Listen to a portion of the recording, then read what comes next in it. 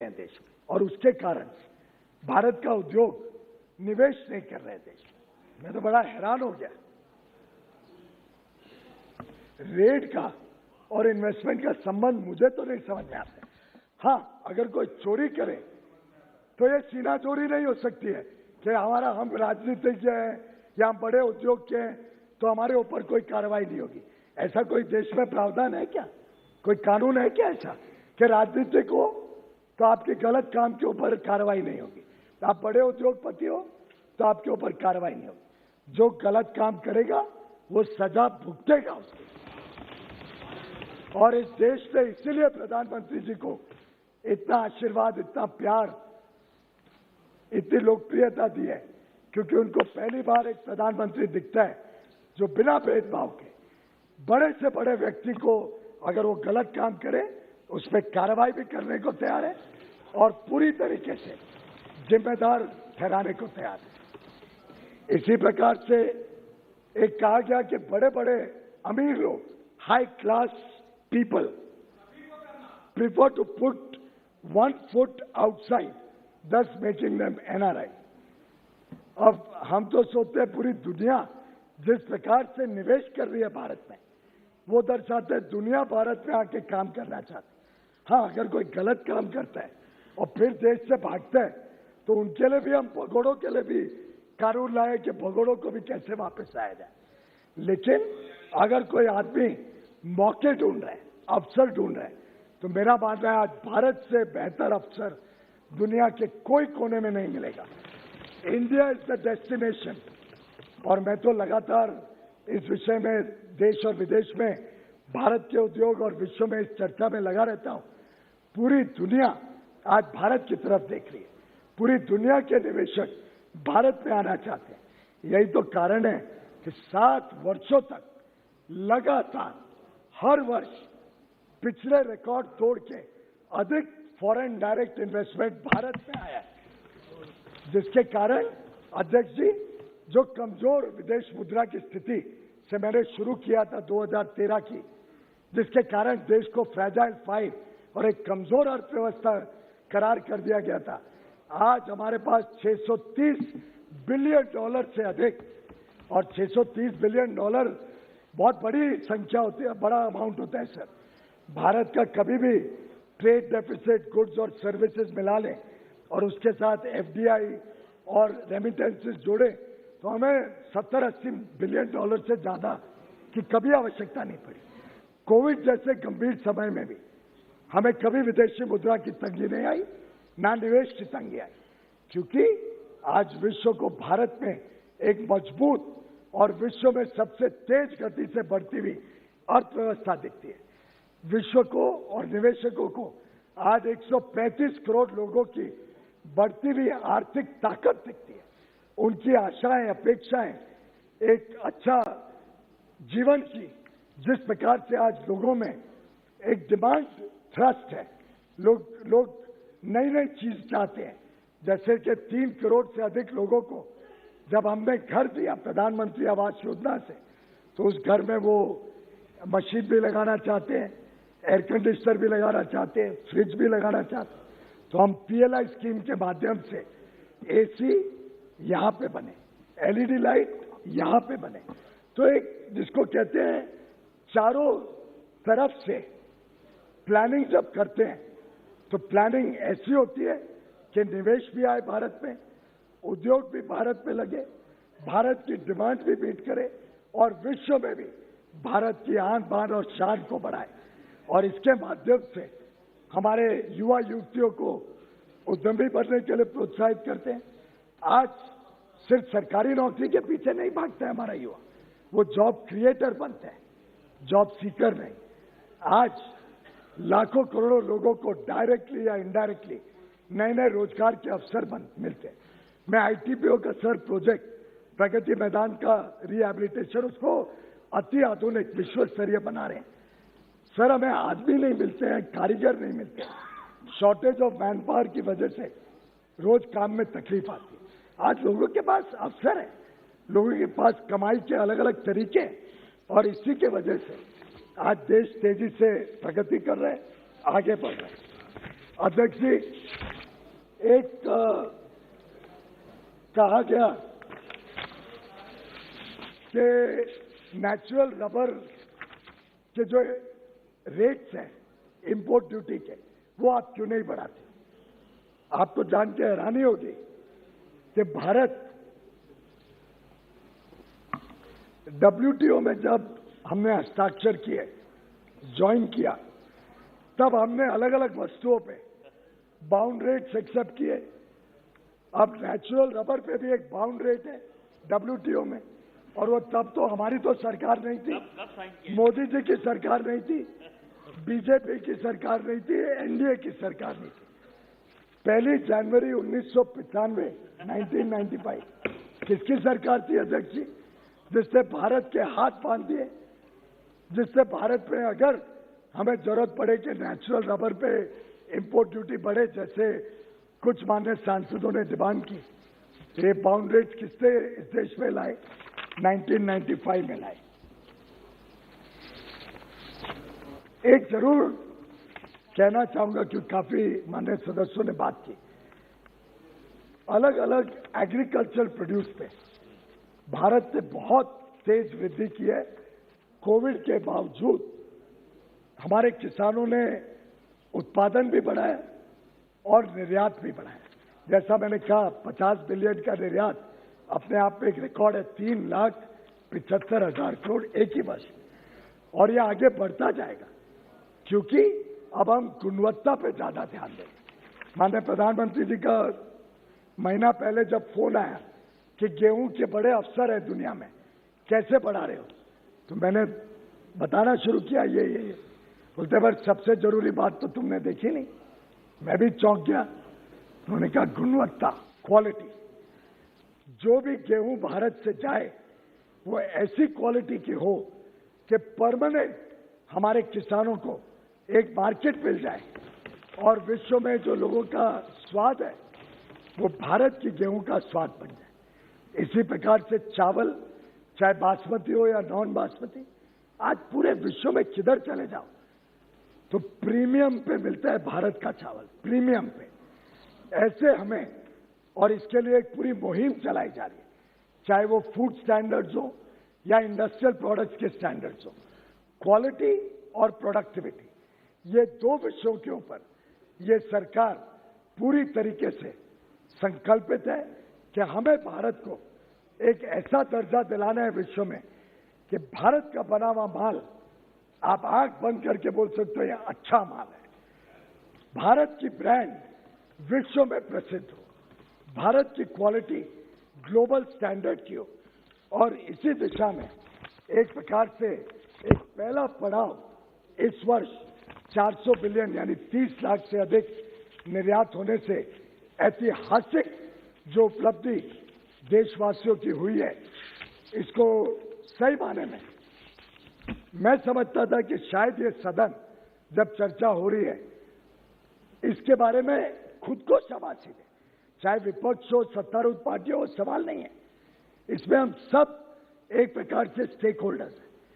जो चीजें अच्छी होती हैं उसमें राजनीति क्यों करनी? उसमें तो हम सब मिलके हमारे किसानों को, हमारे MSME उद्यमियों को, हमारे छोटे बड़े उद्योगपतियों को, हमारे जो स्टार्टअप्स में काम करते हैं, हमारे टेक्नोलॉजी सेक्टर्स, चाहे सॉफ्टवेयर हो, IT हो, BPO, इन सबको हम क्यों नहीं शाबाशी दें? क्यों नहीं ये पूरा सदन मिलके थपथपाए अपने टेबल को और देश में एक संदेश दे कि बिना भेदभाव के कोई भी राजनीतिक दल हो, हम सब गर्व करते हैं हमारे निर्यातकों पे, उनका भी उत्साह बढ़ेगा, उनको भी भविष्य में और ताकत आएगी। वो भी हिम्मत से हम सबके पास आएंगे कि भाई कुछ दिक्कत होती है तो कोई भी हमारा माननीय सांसद उसको लेके आ सकता है। तो मैं समझता हूं अब समय आया है कि जिस प्रकार से विश्व देश की तरफ उत्साह और पॉजिटिविटी के साथ देख रहे हैं, हम भी थोड़ा एक ओपन माइंड से अपने देश की उपलब्धियों पर गर्व करें, अपने देश की तेज गति से जो बढ़त हो रही है उस पर गर्व करें। जो भी क्षेत्र भारत में अच्छा काम कर रहा है मैं समझता हूं राजनीति से उठकर हम सभी ने, पूरे सदन ने इसकी प्रशंसा, जिससे देश में एक उत्साह बढ़े और इसका उत्साह का लाभ राज्यों को भी मिलेगा। उससे जीएसटी कलेक्शन जो ऑलरेडी महीने के बाद महीने रिकॉर्ड क्रिएट कर रहे हैं वो और ज्यादा बढ़ेगा। लोगों को अच्छा सामान, अच्छी गुणवत्ता का सस्ते दाम पे मिलेगा। हर प्रकार से ये हर देशवासी का सपना पूरा करने के एक माध्यम है। मैं समझता हूं नेशन फर्स्ट, हमारा देश पहले, ये जो प्रधानमंत्री मोदी जी की सोच है, इस सोच के साथ हम सब अगर जुड़ते हैं तो ये देश और अधिक ऊंचाइयों तक पहुंचेगा। इस अटल विश्वास के साथ हम अपने काम में निरंतर लगे रहेंगे। बहुत बहुत धन्यवाद। क्या है? No I raise a very serious concern. The government is trying hard to grant BS to Kaplam. Kaplam is unprocessed rubber. The BIS is needed to import the Kaplam. In our neighboring rubber producing countries, 25 rupees only per kg for Kaplam. If the government gives BIS to the Kaplam, the Kaplam is imported to our country. A very serious issue. 10 years back, 240 6 घंटे चर्चा करने के लिए समय दिया था, 4 घंटे तय था।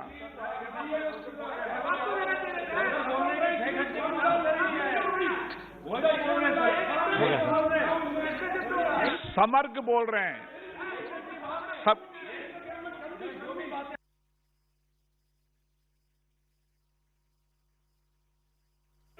माननीय अध्यक्ष जी, मैंने शुरुआत में ही अपनी बात शुरू करने के पहले आप सबको कहा, आश्वस्त किया, सबका लिखित में जवाब देंगे। सबने विषय उठाए। मेरे पास तो आखिर विभाग का तो काम है, इतने सारे पेपर्स, हर एक व्यक्ति का जवाब है, लेकिन क्या मैं उससे देश का मनोबल और उत्साह बढ़ा पाऊंगा? क्या उससे आपको परिप्रेक्ष्य आएगा किस प्रकार से देश आगे बढ़ रहा है? मैं समझता हूँ उद्योग और वाणिज्य को राजनीति में ना घेरे, इसको देश के समृद्धि का ध्यान बनाए। आपके सब विषयों का हम आपको जरूर जवाब देंगे।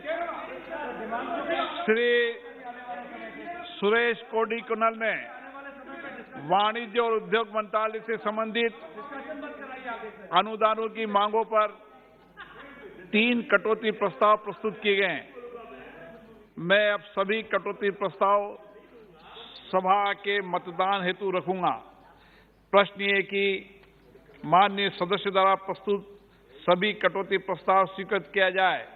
जो सदस्य इस पक्ष में आ गए, जो सदस्य इस विरोध में ना गए, मेरे विचार में निर्णय ना वालों के पक्ष में कटौती प्रस्ताव अस्वीकृत हुए। अब मैं वाणिज्य और उद्योग मंत्रालय से संबंधित अनुदानों की मांगों को सभा के मतदान के लिए रखता हूं। प्रश्न है कि अनुदान की मांगों की सूची के स्तंभ 2 से वाणिज्य और उद्योग मंत्रालय से संबंधित मांग संख्या 10 और 11 के सामने दर्शाए गए मार्क्स शीर्ष के संबंध में 31 मार्च 2023 को समाप्त होने वाले वर्ष में संधाय के दौरान होने वाले खर्चों की अदायगी करने हेतु अनुदान की मांगों की सूची के स्तंभ 3 में दर्शाई गई राजस्व लेखा तथा पूंजी लेखा संबंधी राशियों से अनधिक संबंधी राशियां भारत की संचित निधि में से राष्ट्रपति को दी जाए। जो सदस्य इसके पक्ष में हाँ कहें, जो सदस्य विरोध में ना कहें, मेरे विचार में निर्णय हाँ वालों के पक्ष में वाणिज्य उद्योग मंत्रालय से संबंधित अनुदान की मांगे पारित हुई। गौरव गोगोई जी, क्या कहते हैं आप? अध्यक्ष महोदय, बहुत ही धन्यवाद आपका, आपने मुझे ये मौका दिया है। बहुत ही संक्षेप में अपनी बात रखना चाहूँगा। हमारे आदरणीय लीडर ऑफ जो पार्टी श्री अधीर रंजन चौधरी जी, उनका जो दायित्व बनता है, हम सभी का दायित्व बनता है कि जब देश के किसी भी कोने में अगर किसी के साथ नाइंसाफी हुआ है, जुल्म हुआ है, तो जुल्म के समय उनके साथ जाके हम अपनी संवेदना प्रकट करें। यही उनकी मंशा थी कि वो रामपुर हाट में जाके वहाँ पे जो पीड़ित परिवार है पश्चिम बंगाल में, उनको वो सहानुभूति देने के लिए गए हैं। लेकिन वहाँ की राज्य सरकार की जो पुलिस है 90 किलोमीटर दूर बोलपुर में उनको बांध करके रखा है। ये क्यों? वहाँ की राज्य सरकार हम अपनी संवेदना प्रकट करने जा रहे हैं, ताकत देने जा रहे हैं, इंसाफ देने जा रहे हैं, क्यों उनको रोका जा रहा है? सर, ये बहुत ही आज के तारीख में बहुत ही गलत हम चाहते, लोकतंत्र पे ये एक प्रहार है।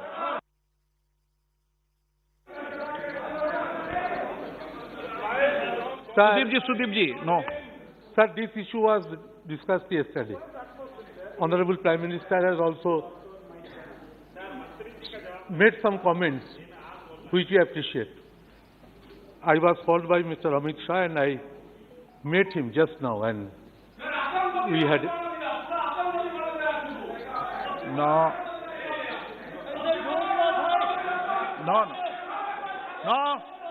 please, no. सुदीप जी आप बोलिए। सुदीप जी, आप कुछ कहना चाहते हैं? Item number 20। Sir, I had a talk with Amit Shah ji just आप now. मेंशन कर देना। And he categorically gave us a hearing. He also responded that ये विषय पर कोई राजनीति नहीं है. He agreed to this. And उन्होंने बताया कि दोषी व्यक्तियों को गिरफ्तार करना होगा, firm punishment to be given. Item number 20। Time sir, एक उस व्यक्ति अरेस्ट हुआ, पतन पोत परिवहन एवं जलमार्ग मंत्री से संबंधित अनुदान की मांगा। आप सभा में पतन और पोत एवं परिवहन जलमार्ग से संबंधी अनुदान की मांग संख्या 78 को चर्चा तथा मतदान के लिए लिया जाएगा। अब मैं उपस्थित जिन मान्य सदस्यों ने पतन पोत परिवहन एवं जलमार्ग संबंधित मांगों पर कटौती प्रस्ताव प्रचारित किए गए, यदि वे अपने कटौती प्रस्ताव प्रस्तुत करना चाहते हैं तो 15 मिनट के भीतर सभा पटल पर पर्चा भेज दे, जिससे कि उन कटौती प्रस्तावों की संख्या लिखी हो, वे प्रस्तुत करना है। इस प्रकार प्रस्तुत किए गए कटौती प्रस्ताव की क्रम संख्याओं में दर्शाए गए वाली सूची कुछ समय पश्चात सूचना पट पर प्रदर्शित कर दी जाएगी। यदि सदस्यों को सूची में कोई विसंगति मिले तो उसकी सूचना तत्काल सभा पटल पर रखा जाए। TN प्रतापन जी, प्लीज जाइए अपनी सीट पे, बैठ जाइए प्लीज, अपनी सीट पे जाइए प्लीज। ये सदन है, प्लीज जाइए अपनी सीट पे।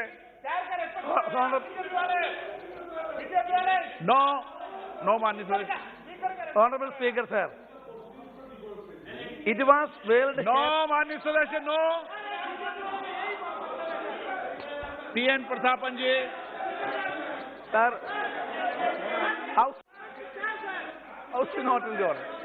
आपको जो करना है यहाँ सदन के अंदर TN प्रतापन जी बोलेंगे, आप आपस में चर्चा न करें। नो, कोई रिकॉर्ड में नहीं हुआ, आप आपस में बात करते रहो। No. Honorable Speaker, sir, it was World Happiness Day on 20th March last Sunday.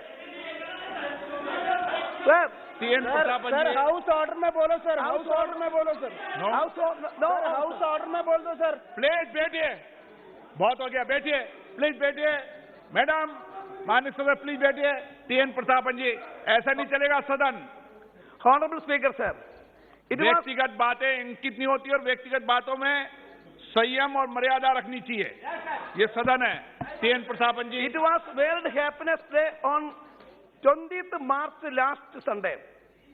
As per United Nations Sustainable Development Reports, there is a global happiness index of 146 countries. Sir, our rank is 136. We are in the last 10 countries with happiness. Our neighboring countries are performing better than us. Nepal is at 85. Bangladesh come at 99. One second, Pradhanji, one second. Let the House be in order, please. One second.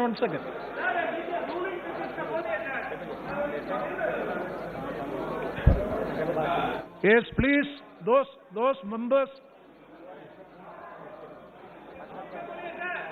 Yes, Pradhanji. Let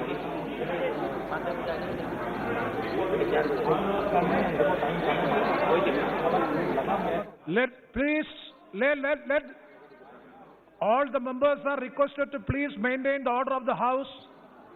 Please. Those who wish to go out, please go out, please. Minister sir. Yes.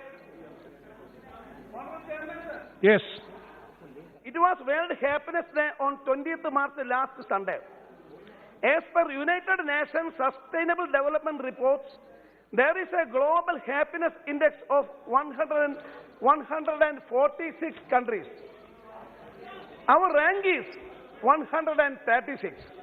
We are in the last 10 countries with happiness.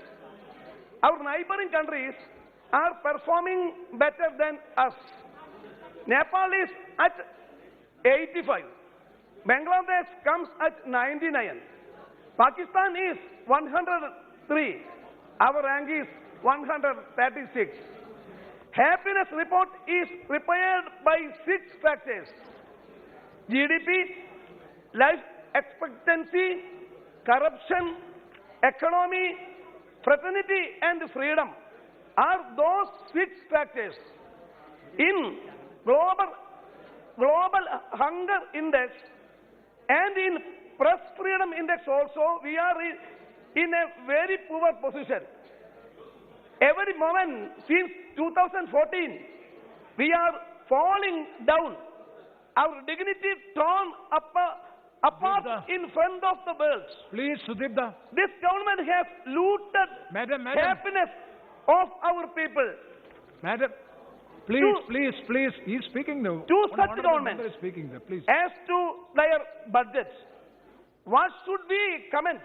Yes, I have something to register, and I would like to speak in my mother tongue, Malayalam. Sir, നമ്മുടെ തുറമുഖങ്ങൾ കോർപ്പറേറ്റുകൾക്ക് എഴുതി കൊടുക്കുകയാണ്. ഇന്ത്യയിലെ പ്രധാനപ്പെട്ട 11 തുറമുഖങ്ങൾ അദാനിയുടെ കയ്യിലാണ് sir.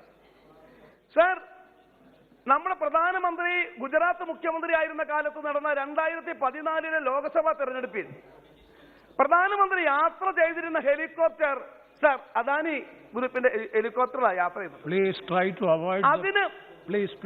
avoid the names, please. അതിന്റെ പ്രതിഫലമായി സാർ ഈ അദാനിക്ക് എയർപോർട്ടുകൾ കൊടുത്തു sir. No, please, you cannot make an allegation like No, this. sir, allegation. No, please. No, sir. Pradhapan, if you want to make any allegation against the Prime Minister or against any minister, please wait. Please give it in writing in advance. Notice should be given. Without that, it cannot be. That it will not be there on the records. Please. Sir, നമ്മുടെ പ്രധാനപ്പെട്ട പോർട്ടുകൾ 11 സാറിന് അദാനി ഗ്രൂപ്പിന്റെ കയ്യിലാണ്. Sir, ഈ അടുത്ത കാലത്ത് അദാനി ഗ്രൂപ്പിന്റെ കയ്യിലുണ്ടായിരുന്ന മന്ത്രി പോർട്ടിൽ 7100 സാർ 21,000 കോടി രൂപയുടെ ഹെറോയിൻ, 7,900 കിലോ ഹെറോയിൻ ഇറക്കുകയുണ്ടായി. സാർ, ഈ അതിർത്തിയിലുള്ള നമ്മുടെ സമുദ്രാതിർത്തിയുള്ള പോർട്ടുകൾ ഈ വ്യക്തികൾക്കും ഗ്രൂപ്പുകൾക്കും അദാനി ഗ്രൂപ്പ് ഉൾപ്പെടെയുള്ള ആളുകൾക്ക്, കോർപ്പറേറ്റുകൾക്ക് കൊടുത്താൽ നമ്മുടെ രാജ്യത്തിന്റെ സുരക്ഷയെ അത് ഗുരുതരമായി ബാധിക്കും. സാർ, അതുകൊണ്ട് ബഹുമാനപ്പെട്ട പോർട്ട് മിനിസ്റ്ററോട് പറയാനുള്ളത്, പോർട്ടുകൾ ഈ സ്വകാര്യ വ്യക്തികൾക്കും കോർപ്പറേറ്റ് മുതലാളിമാർക്കും കൊടുക്കുന്ന നടപടി അവസാനിപ്പിക്കണമെന്ന് അഭ്യർത്ഥിക്കുകയാണ്. സാർ, വളരെ പ്രധാനപ്പെട്ട ഒരു കാര്യം, പോർട്ടുകൾ പലതും ഈ കോർപ്പറേറ്റ് മുതലാളിമാർക്ക് കൊടുക്കുന്ന സന്ദർഭത്തിൽ ഈ പോർട്ടുകളുമായി ബന്ധപ്പെട്ട മത്സ്യത്തൊഴിലാളികളും അതുമായി അനുബന്ധ തൊഴിലാളികളുമൊക്കെ അവിടെ നിന്ന് പുറത്താക്കപ്പെടുകയാണ്. സാർ, നിരവധി ഉദാഹരണങ്ങൾ ഉണ്ട്. സാർ, ഇൻക്ലൂഡിംഗ് വിഴിഞ്ഞം. സാർ, ബഹുമാനപ്പെട്ട ചെയറിന് അറിയാവുന്ന കാര്യമാണ്. അവിടെ മത്സ്യത്തൊഴിലാളികൾ പ്രക്ഷോഭം നടക്കുകയാണ്. ഇന്ത്യയിലെ പ്രധാനപ്പെട്ട പോർട്ടിലെല്ലാം ഇതുപോലെ മത്സ്യത്തൊഴിലാളികൾ അവിടെ നിന്നും അവഗണിക്കപ്പെട്ടതിന്റെ ശക്തമായ പ്രതിഷേധം നടന്നു വരികയാണ്. സാർ, അതുകൊണ്ട് പോർട്ടുകൾ പൊതുമേഖലയിൽ നിലനിർത്തുക, പോർട്ടുകൾ സ്വകാര്യ വ്യക്തികൾക്ക് കൊടുക്കാതിരിക്കുക. Sir, after Adivasi community, traditional fishermen are most unprivileged community in our country. Their life is getting miserable day by day due to many reasons. Repeating natural calamities, unscientific coastal developments and other problems related with climate change are some important issues that our fishers are facing. Going out to the sea for fishing is very risky and dangerous. Sir, I was born in a traditional fisherman family. My father and elder brother were active fishers. I also used to go for fishing in the sea. Therefore, I know how dangerous every time our fishers are going to sea.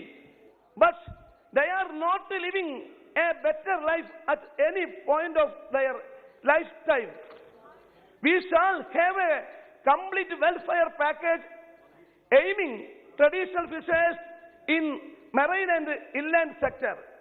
Now our blue economy concept is an exploitation of the efforts of our fisher folk. Our economy will have benefits, but we shall give priority to our traditional fishers first. Hundreds of fishers and boats are detained in Pakistan, Sri Lanka, Indonesia, Seychelles, etc. Government shall interfere diplomatically for their unconditional release. Sir,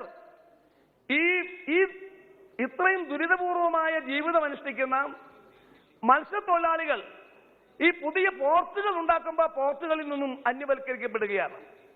അതുകൊണ്ട് പുതിയ പോർട്ടുകൾ develop ചെയ്യുമ്പോഴും പോർട്ടുകളിൽ കൂടുതൽ സൗകര്യങ്ങൾ ഉണ്ടാക്കുമ്പോഴും പരമ്പരാഗത മത്സ്യത്തൊഴിലാളികളെയും മത്സ്യമേഖലയെയും സംരക്ഷിച്ചുകൊണ്ട് വേണം sir പോർട്ടുകൾ develop ചെയ്യാൻ.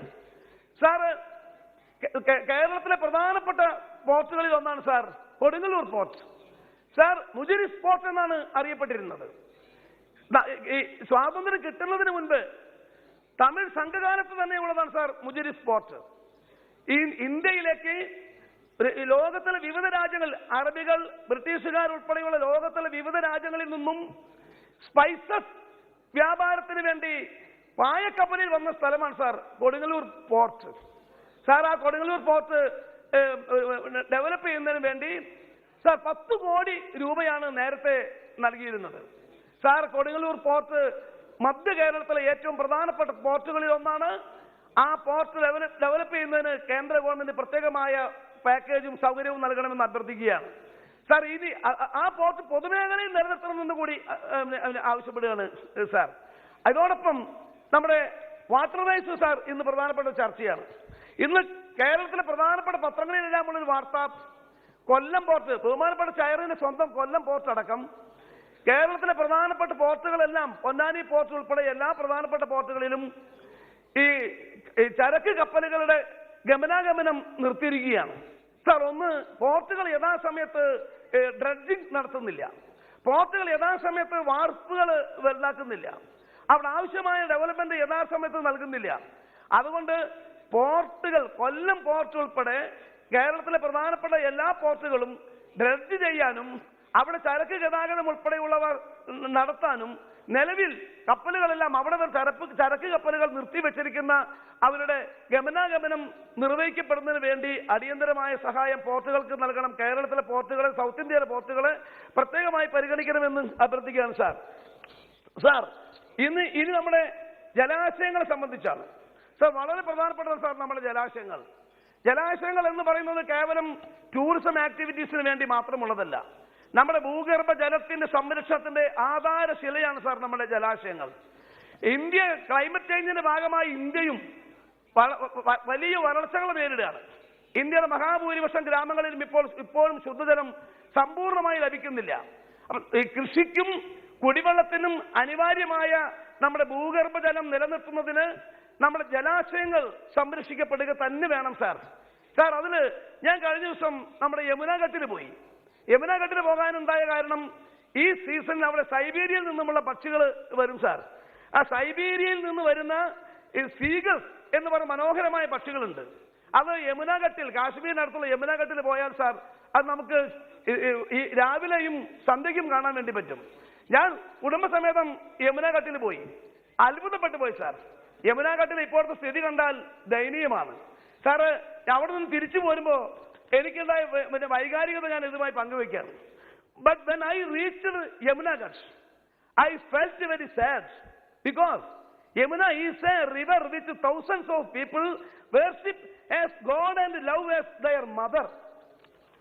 This holy river is filled with toxic waste. The color turned black and any living organism cannot survive. It hardly flows with very bad smell also. This is the same condition of almost all rivers in our country. Millions of rupees spent every year to clean and protect rivers in India.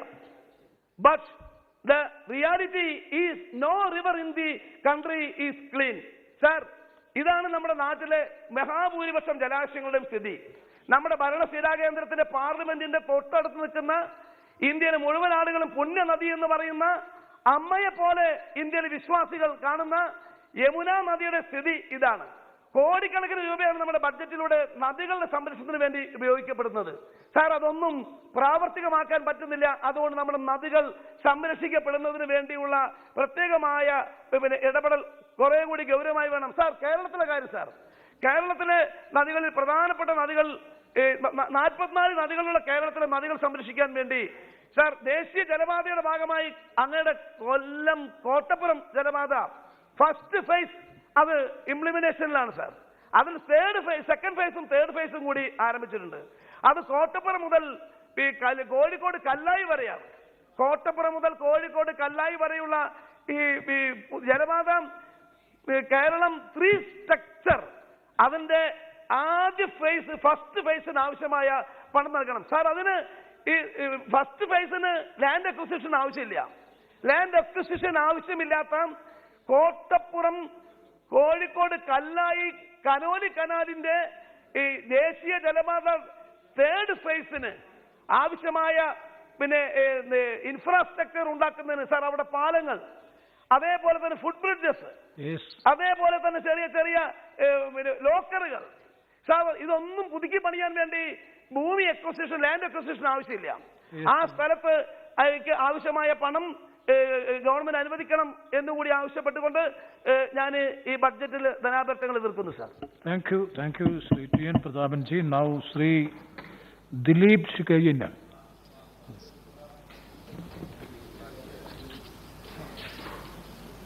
अध्यक्ष महोदय, मैं आपका आभार व्यक्त करता हूँ कि आपने मुझे पोर्ट्स, शिपिंग एंड वाटरवेज इस बजट वेज मंत्रालय की अनुदान की मांगों पर अपना पक्ष रखने का हमको अवसर प्रदान किया।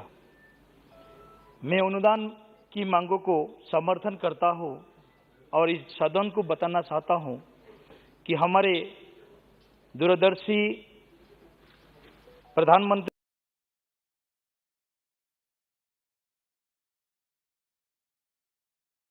आत्मनिर्भर भारत बनाने के हमारे संकल्प को सिद्धि में परिवर्तित किया है। साथ ही में I would like to thanks और honourable union minister for port, shipping and waterways Shri Sarbananda Sonowal ji. Because as the country knows, the country's maritime sector plays a crucial role in its overall trade and growth, with 95% of the country's trade volume and 65% of the trade value being undertaken through maritime transport.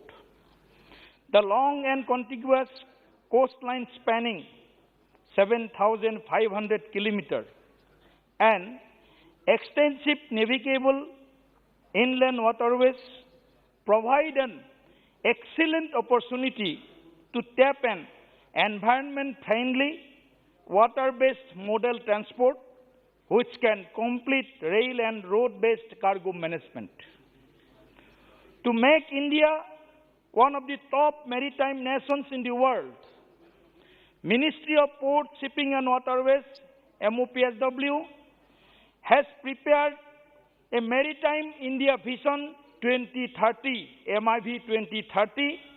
Honorable Prime Minister Shri Narendra Modi ji unveiled and launched the vision document during Maritime India Summit 2021. Maritime India Vision 2021 would involve an investment of over rupees 3 lakh crore and unlock annual revenue potential for major ports immediately. So what are the aims and objectives of MIV 2030? Speaker sir, rupees 1.25 lakh crore investments planned in augmenting the infrastructure of major ports. First, to develop mega capacity ports in high potential areas of Gujarat, Maharashtra, Orissa, West Bengal, northeastern states, and other clusters at an investment of over INR 80,000 crores rupees. Increase the transshipment volumes of Indian cargo at Indian ports from 25% in 2020 to more than 75% by 2030 by operationalization of the port and development of transshipment zone at Galathea Bay in Andaman Nicobar Islands. Sir, the vision is promoting waste to wealth through sustainable dragging and domestic ship recycling. Enhance cruise infrastructure by developing dedicated cruise terminals at 12 selected major ports. Promote development of 5 themes for cruise tourism, that is pilgrim, heritage, Ayurvedic and wellness, island tourism, and regional international circuit, India, Sri Lanka, Myanmar, and Thailand. Sir, facilitate global cruise liners to make India their home port. Strengthening the maritime institutions to enhance India's training and development capabilities at par with global standards. This would also help in increasing India's share of seafarers from 12% to more than 20%, sir. So, this is the major aims and objectives of MIV 2030. So, how we can achieve this goal? What are the parts? What are the vision of our Honorable Prime Minister and what the ministry done in the last 7 years? Sir, we have 3 acts, as you know, the Major Port Authorities Act 2021. That act, ये संशोधन किया गया था अध्यक्ष महोदय, जिसके कारण ये 2020-21 में ये मेजर पोर्ट्स अथॉरिटीज एक्ट 2021 हमने इसको संशोधन किया, जिसके कारण अध्यक्ष महोदय, the legislation provides for regulation, operation and planning of major ports in India to face their administrative control and management upon the boards of major ports authorities. Next, the legislation ensures that the major ports transit from present service model to landlord model, whereby the ports would provide basic facilities which would be run by PPP on design, build, finance, operate and transfer DBFOT model, sir. The legislation empowers major ports to perform with greater efficiency on account of increased autonomy in decision making and by modernizing their institutional framework. The legislation also provides authority to abolish tariff authority for major ports, TAMP, and empowers the board of each major port authority to fix its own tariff. It is to be noted, sir, the port authority will fix its own tariff scale of rates for usage of port assets and services by the users. Similarly, PPP concessionaires in public-private partnership projects have been given the power to fix tariff based on market conditions and such other conditions as notified.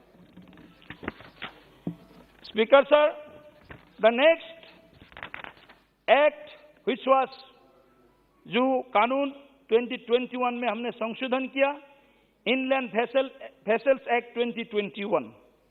इस कानून में भी to promote inland water transport across the country, the government has enacted new Inland Vessels Act 2021. The act replaces the Inland Vessels Act of 1917. Noted, sir. The act was enacted in 1917 and will promote, among others, development of trade, commerce through seamless movement of vessels across the country. The 1917 Act had provisions for restrictive movement of mechanically propelled vessels within the jurisdiction of the state government, requirement of endorsements, limited applicability and validity of certificates, non-uniform standards and regulations that varied from one state to another led to hindrances and hurdles in seamless navigation across states' development of the sector. The new legislation will cater to modern and contemporary needs and development of the inland water transport sector.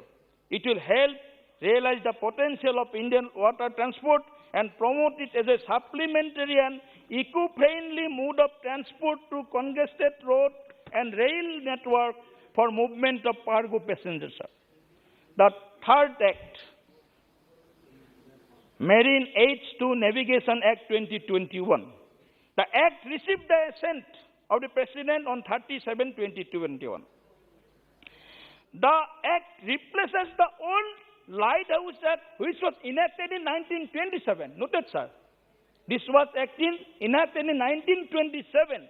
After 6 years, हमने ये संशोधन किया.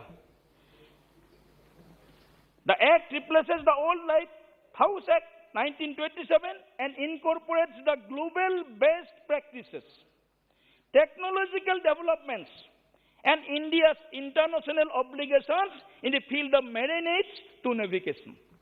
The new act will facilitate harmonized and effective functioning of aids to marine navigation and vessels traffic services along the Indian coastline. Sir, this is 3 act which was enacted and which was जिसके कारण हम सब लोगों ने आज Yes, Dilip Sakya, yes, sir. No, sir. हमने पास किया, no. All these legislations are passed by this house. So, I would share some few achievements.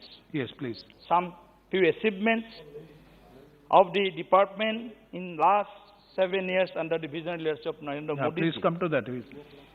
The competitive strength. I want, किसी को मिर्ची लग सकता है, लेकिन मैं अनुरोध कर सकता हूँ, किसी को मिर्ची न लगे. जो काम हुआ है 7 साल में, उसको सुनने का भी एक उनका भी धैर्य होना चाहिए. Sir, the competitive statement I am laying before also in the table. Due to various interventions for ease of doing business made by the ports under the ministry, India's ranking in trading across borders improved from 132 in 2014 to 86 in 2020, sir. Next, the cargo handling capacity of the major ports doubled to 1,560 million metric tons per annum MMTPA from 800 million metric tons per annum in 2014. Mind, sir. 800 MMTPA in 2014, and we have achieved in last 7 years 1,560, almost doubled and more than doubled, sir. The cargo handling capacity of the non-major ports also increased to 1,000 million metric tons per annum MMTPA from 689 MMTPA in 2014, sir. In 2014, it was 689, and in our regime, it is increased to 1,000 million metric tons per annum, sir. Turnaround time of vessels container reduced substantially to 27.38 hours in 2021 as compared to 41.76 hours in 2014, sir. Next, average draft in various ports also improved from 12.5 meters in 2014 to 14.5 meters in 2021. The plan is afoot to increase it to 18 meters by 2030 to enable the ports to handle cap-size and bigger vessels. The dragging cost per annum, which was 2,500 crore, has been substantially reduced to rupees 819 crore per annum due to several policy interventions for improving business practice and transparency in administration, sir. Total operational income of the major ports also increased, sir. It is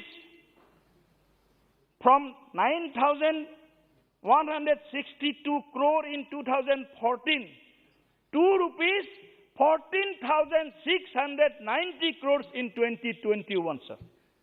It was 9,000 crores, and in our regime, in our leadership of Prime Minister Narendra Modi ji, it increased to 14,700 crores in 2021. The number of cruise passengers also increased manifold since 2014 from 1 lakh to 4,68,000 in 2020. Inland waterways, sir. The total number of inland waterways increased from 5. It was 5 in 2014, sir. It is increased to 111 in 2021, sir. An amount of rupees INR 1,619 crores was spent, 58 crores per annum, sir, for the development of national waterways since financial year 1986 to 2013-14. However, with growing focus towards inland water transport sector, expenditure of approx INR 4,644 crores has been incurred during last 8 years. That is since financial year 2014-15 until financial year 2021-22. The multi-modal terminals on national waterways increased from just 1 to 2014. It was in 1. 2014, the multi-modal terminals, 1. Only 1 in UPS regime. It is increased to 4 in 2022. The inland water cargo increased manifold in these 8 years, sir, from 16 million metric ton in 2013-14 to 96 million metric ton till February 2022 during 2021-22, sir. Leaves the KG, how much more time required? 5 minutes, sir. 5 minutes? Okay, sir. Please. Please conclude within 3 minutes, please. Okay, sir. Ports of call under Indo-Bangladesh Protocol route increased from 5 in 2014. It was only 5 in 2014. Indo-Bangladesh Protocol road ports of call. It is increased to 13 in 2020, sir. This is the achievement, sir. This is the success story of our shipping, port and inland waterways department, sir, under the leadership of Narendra Modi ji, sir. Sir north east में क्या हुआ? मैं north east से belong करता हूँ. थोड़ा सा north east 95% of the north east is surrounded by the foreign countries, neighbouring countries. हमारे पहाड़ है, जंगल है, सब है, लेकिन हमारे संपद भी है, संभावनाएं भी है. हमारे पास गंगा से लेकर ब्रह्मपुत्र, बराक से लेकर इधर सारे बांग्लादेश के हमारे जल हमारे पास में है, लेकिन हमारे पास में वो साधन नहीं था, वो हमारे प्लानिंग नहीं था, परिकल्पना नहीं था, विजन नहीं था हमारे सामने, जिसके कारण हमने कुछ नहीं कर पाया था. Shipping, waterways, ports, opening speaker from Assam. Yes. Because Northeast get a major in this success story. Sir, inland waterways की जो कनेक्टिविटी इसके माध्यम से, जो जल परिवहन विभाग के माध्यम से हमारे साथ पूरे पूर्वोत्तर को जोड़ने के लिए मोदी जी ने जो हमको जो उत्साहित किया है, हमको जो सपोर्ट किया है, ये काबिल तारीफ है सर। मोदी जी केवल भारत का प्रधानमंत्री है ऐसा नहीं है, अभी वो विश्व के नेता भी बन गए हैं और पूर्वोत्तर के एकमात्र अभिभावक के रूप में पिछले 70-75 साल में मोदी जी ने अपना भूमिका निर्वाह किया है सर। पिछले 7 सालों में हमारे प्रधानमंत्री नरेंद्र मोदी जी के दूरगामी प्रयासों के कई नतीजा है कि आज देश के 24 राज्यों में फैले 111 वाटरवेज को नेशनल वाटरवेज घोषित किया गया है, जिसका उद्देश्य भारत के लिए लॉजिस्टिक कॉस्ट को कम करना है और देश भर में लॉजिस्टिक कॉस्ट को एक मजबूती प्रदान, इकोनॉमिक सिस्टम में एक मजबूत करना है। महोदय, मैं आपके माध्यम से सदन को अवगत करना चाहता हूँ, इनलैंड वाटरवेज की संख्या 19 वो तो हम बोल दिया है। देश में वाटरवेज कार्गो मूवमेंट में सबसे ज्यादा लाभ किस क्षेत्र में हो रहा है? Low costing, eco friendly, fuel efficient, reduction of road and rail cognition and time saving, ये सबसे बड़ा हमारे फायदेमंद विषय है। आज नॉर्थ ईस्ट में महोदय मैं सदन को बताना चाहूंगा कि आजादी के बाद चित्तगंग पोर्ट जो बांग्लादेश में स्थित है, आजादी के पहले भारत में ही था। चित्तगंग पोर्ट बांग्लादेश में चला गया, पाकिस्तान में चला गया, मतलब जो नहीं जाना चाहिए था। हम भारत के विभाजन को भी हम दिल से हमने सपोर्ट भी नहीं किया था, फिर भी करना पड़ा। कुछ ऐतिहासिक इसका भूल है, वो बाद में हम चर्चा करेंगे। आपका 5 मिनट हो गया ना, समाप्त कीजिए। मैं महोदय मैं सदन को बताना चाहता हूं कि आजादी के बाद चित्तगंग पोर्ट भारत सरकार के अधीनस्थ नहीं था, लेकिन हमारे प्रधानमंत्री जी के कुशल कूटनीतिक प्रयासों से भारत बांग्लादेश के बीच समझौता हुआ और पहली बार कार्गो शिप हल्दिया कोलकाता होकर सोनामुरा त्रिपुरा तक पहुंचा, जो हमारे लिए बहुत ही गौरव की बात है, बहुत ही बड़ा उपलब्धि है सर। ब्रह्मपुत्र नदी पर असम के सदिया से बांग्लादेश सीमा पर 891 किलोमीटर 891 किलोमीटर वाटरवेज 2 का राष्ट्रीय जलमार्ग 2 का निर्माण भी अपने अंतिम चरण में है, जिसकी घोषणा 1988 में हुई थी। इसमें 2025 तक हमने इसको पूरा करेंगे। 90% काम हमारा पूरा हो गया है अध्यक्ष महोदय, ये भी हम बताने के लिए हम आज गौरव महसूस कर रहा हूं।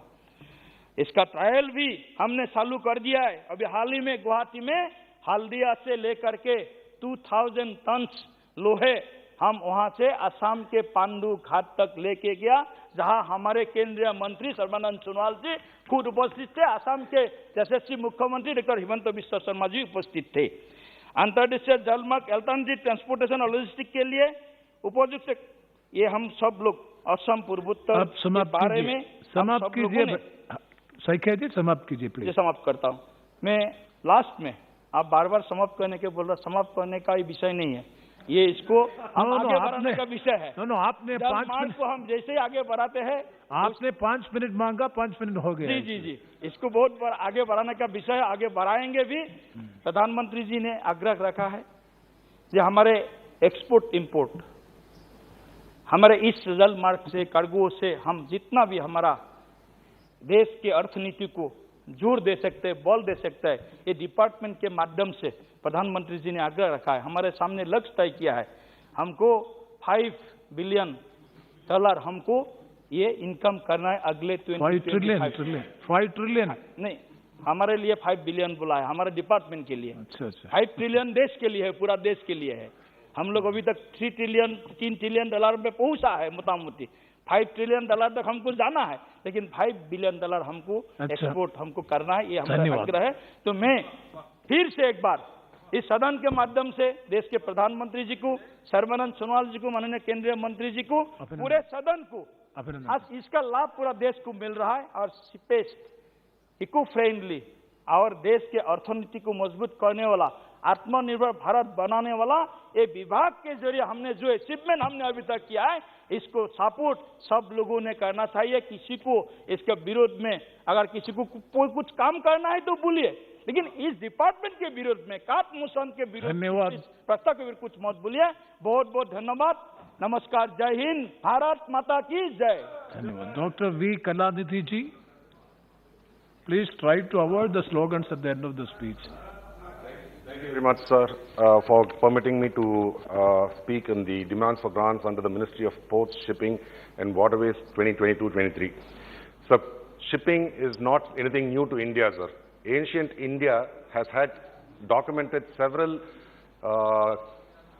kingdoms which have had trade routes where they have traveled to seas, through the seas. They have traveled to several countries abroad, like countries like Indonesia, China and Rome. And from the ports of Pumbuhar and Arikamedu in Tamil Nadu, we have had so much of trade relationships. And these trade relationships have been exemplified by the visit of two Chinese premiers, sir, who had visited Mahabalipuram. This shows the relationship that the ports of the southern state of Tamil Nadu, which have had in the past. The Premier Zhou Enlai and Xi Jinping, they both have visited Mahabalipuram and they show the ties which they have had during the ancient period, sir. So even during the British India, there was a British India shipping company, sir, and that was playing a monopoly. And in 1906, a freedom fighter from Tamil Nadu, Vavu Chidambaram, he had started his own Swadeshi shipping company where he got two ships, and these were having trade routes from Tamil Nadu and Sri Lanka. But the British government did their best to close down the company, got him arrested, and he was sentenced to 2 life terms. And he was sadly forgotten by probably most of the people. And luckily, the Thoothukudi port has been named after him, sir, which is doing an extremely good job of doing their port activities. In fact, during the Republic Day parade in India over here, the last January, Tamil Nadu government had proposed to send a vehicle to portray all these leaders, sir. Vavu Chidambaram, Subramania Bharatiar, Velu Nachiyar. But sadly, the government did not permit that. But probably taking advantage of this, our Honorable Chief Minister, he has made these vehicles go all over Tamil Nadu and exemplifying their role in the freedom struggle, sir. In fact, Subramania Bharati, regarding the shipping, he has even sung a song where he has said, Velli Pani Malayin Meedu Lavuvom, Adi Melai Kadal Murudum Kappal Viduvom. It translates to, we'll stroll on the snow-clad mountains and seafare on the high seas. So he has been another freedom fighter who, through his poems, has kindled the interest right from children to adults about the freedom struggle, sir. So the earlier speaker was talking about the amount of growth which has been happening in the ports. He was saying that the amount of development which has happened in the last 7 years, I probably have to agree with him. But the question I have is, how much of these are happening through the government ports and how much of these are happening through private ports? In fact, if you take the statistics and see, you will find that the Adani Port Special Economic Zone is the one which is having the highest amount of growth. So all the statistics, the earlier honorable member from Mangaldoi, he had spoken. I would like to really question how much of that has come to the Indian government. Because if you see the amount of money which is being spent for the Sagar Mala project, the proposed expenditure is almost 6 lakh crores. And they have claimed that there are so many projects which are going to be implemented, but sadly, the ports which are there in Chennai, there are 2 government ports. One is the Madras port and the other is the Ennur port, Kamarajar Ennur port. So both these ports are operating only in the range of about 40 to 60% capacity. And just a few kilometers away from this port, we have Krishnapatnam Adani port. So for this port, they have given a proposal to the government of India where they want to increase it to 3 times. So this is a project which involves acquiring about 6,000 acres of land. 6,000 acres, they are going to acquire 2,000 acres from reclaiming from the sea, 2,000 acres from the marshland, and 2,000 acres which belongs to the private people. So they are planning to acquire this and give it to one particular person. And there are so many issues in expanding this port because adjacent to this Krishnapatnam port, there is a Pulikat lake. So environmental clearances cannot be provided for this, but somehow this project is being proposed and mooted by the government to benefit a single individual, sir.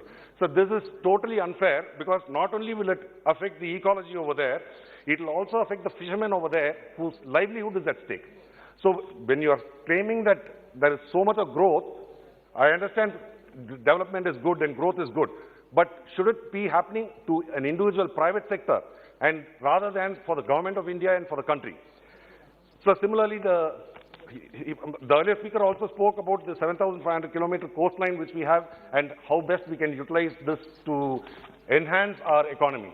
No doubt we can do that, but how many new ports major ports have been constructed in the past? Because this project has been implemented from 2015 to 2035.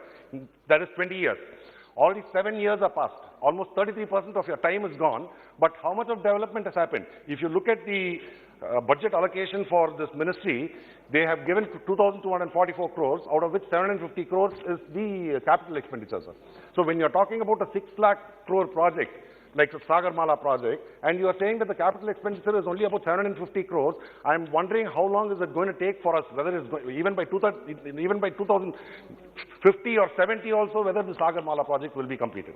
So I would like to urge the government to take steps to ensure that the Sagar project be taken up in this current year itself with a lot bigger allocation. The reason why I say that is, after a pandemic, whenever there is a pandemic or whenever there is a recession, it is ancient traditions, or even kings those days, they used to build roadways and temples and all those things during recession or during a drought so that the people can be employed and probably your labor also can come out much cheaper. So taking up all these projects, be it road project or railway project or shipping projects, all these things, if the government can give a little bit of push, the huge unemployment which is being faced in this country can be mitigated to a certain extent. So I hope that the government will look into that and ensure that the port activity are taken up at a fast-track pace. And also talking about the waterways, 14,500 kilometers of inland waterways we have. And the previous speaker had said that the previous government had only 5 national waterways, whereas now there are 111 national waterways which have been announced. I would like to say that the National Waterways 4, which connects Andhra, Tamil Nadu and Pondicherry, it is running for about 1,000 odd kilometers, sir. But even a DPR, I don't think has been made ready for the project yet.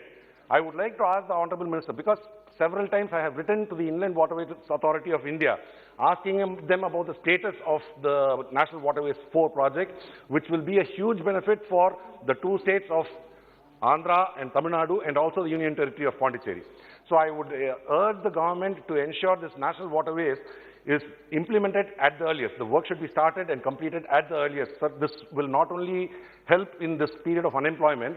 The other thing, the main reason why we want this is, whenever you're talking about transportation, it is a known fact that shipping is the cheapest mode of transport. If it costs you, say, roughly 50 paise to transport a ship, the cost of transporting it by road or rail is twice or even 4 times higher.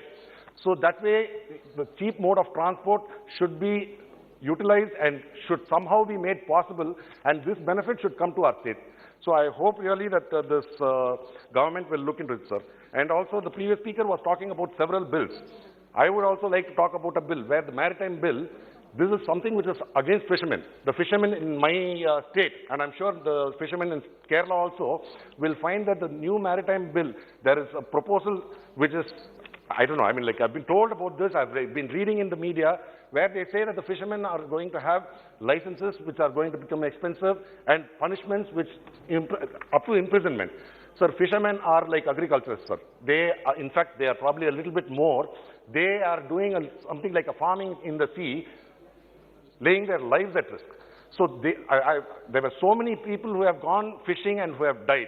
And even recently there was an incident where Tamil Nadu fishermen had gone and they were stranded in Burma during the cyclone, and we had to bring them back, and they had gone through such a horrible period in the sea. And they are the ones who have put India on the map, being the 2nd largest fishing nation in the world. So when they have done so much, I don't think it is fair that the government is proposing to bring in a bill where they are going to be making their jobs and lives more difficult by passing this bill. So I hope that the government will look into this and ensure that the fishermen are taken into consideration, sir. And regarding this Adani port, this Kattupalli port, sir, the reason why they are expanding to such an extent when adjacent ports, Madras port and Ennur port, both are operating only at 40 or 50% capacity. So when the capacity is so low, why is it that a private enterprise is being promoted to grow to 3 times, 300% growth, with giving about 6,000 acres of land, 4,000 of which is government? Why is the government giving the land?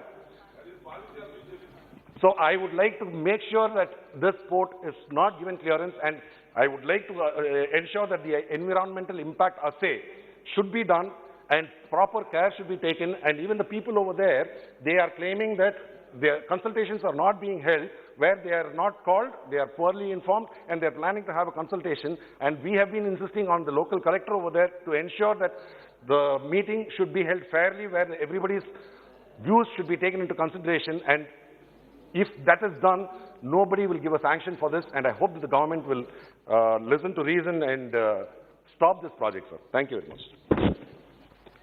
Honorable Member Dr. Pratima Mandal ji. Sir, I rise to participate in the... Just a minute. Honorable members, those who want to give written speech may hand it over at the table of the House. Yes, please. Ma'am. Sir, I rise to participate in the discussion on the demand for grants under the Ministry of Ports, Shipping and Waterways for 2022-23. Sir, India is strategically located on the world shipping route with a coastline of approximately 7,517 kilometers. Maritime transport handles around 70% of India's trading in terms of value. It has 12 major and 200 non-major ports. As compared with other ports across the world, the numbers are not encouraging in India. Due to the lack of a deep sea port with 20 meters draft, mother vessels coming to India from anywhere in the world has to unload its cargo at transshipment ports like Colombo or Port of Singapore to load them into small ships and then sell it to Indian ports. This puts an extra burden of around rupees 16,000 per TEU. Not just these, all the ports are saturated, and this leads to poor functioning. Sir, there have been a sharp indication that the design of existing ports is inadequate to meet the current requirement for quick turnaround and handling of increased volumes. This causes delay in the feeding and evacuation of cargo and productivity of vessels. So there are around 14 institutions providing naval architecture degree to about 700 graduates per year in India, whereas the current country needs about 10 times more naval architecture and shipbuilding engineers per year. It is also predicted that there will be an 8% increase in the demand every year, with many of the students leaving India. The shortage of skilled architects will affect the industry. The intake capacity must be increased and women must be protected in the field. So instead of modernizing the ports, the government's 8 lakh crore Sagar project is causing some irreversible damage. Environmental effects on the coast with issues like coastal erosion as well as severe problems of degradation are being noticed. So governments are projecting or highlighting about the Sagar project, but the drawbacks should not be overlooked. Sir, around 352 ports had been identified to be implemented as major ports. A target of 3,200 million tons of port capacity to handle 3,000 million tons of cargo was set to be reached by 2020. But in 2021, the total capacity stood at 2,562.85 MTPA. Not only this, the development of road network, electricity, and overall infrastructural development is also the need of the hour. The port productivity and efficiency also depend upon the quality and reliability of road and rail connectivity and adequate shortage and handling facilities.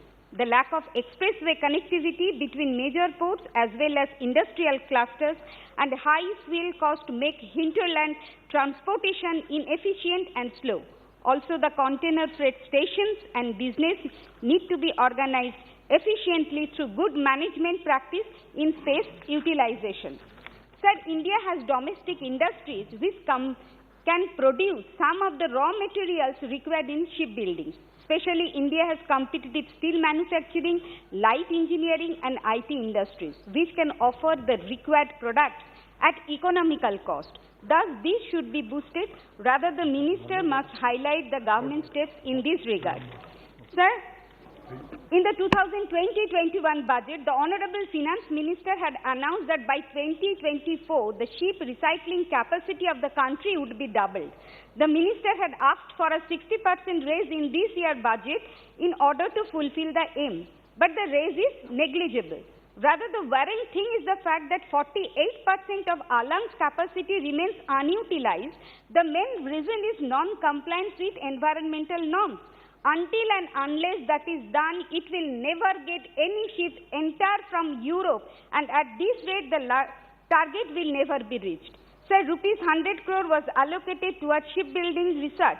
What has been the outcome of the project? And there has been no mention since.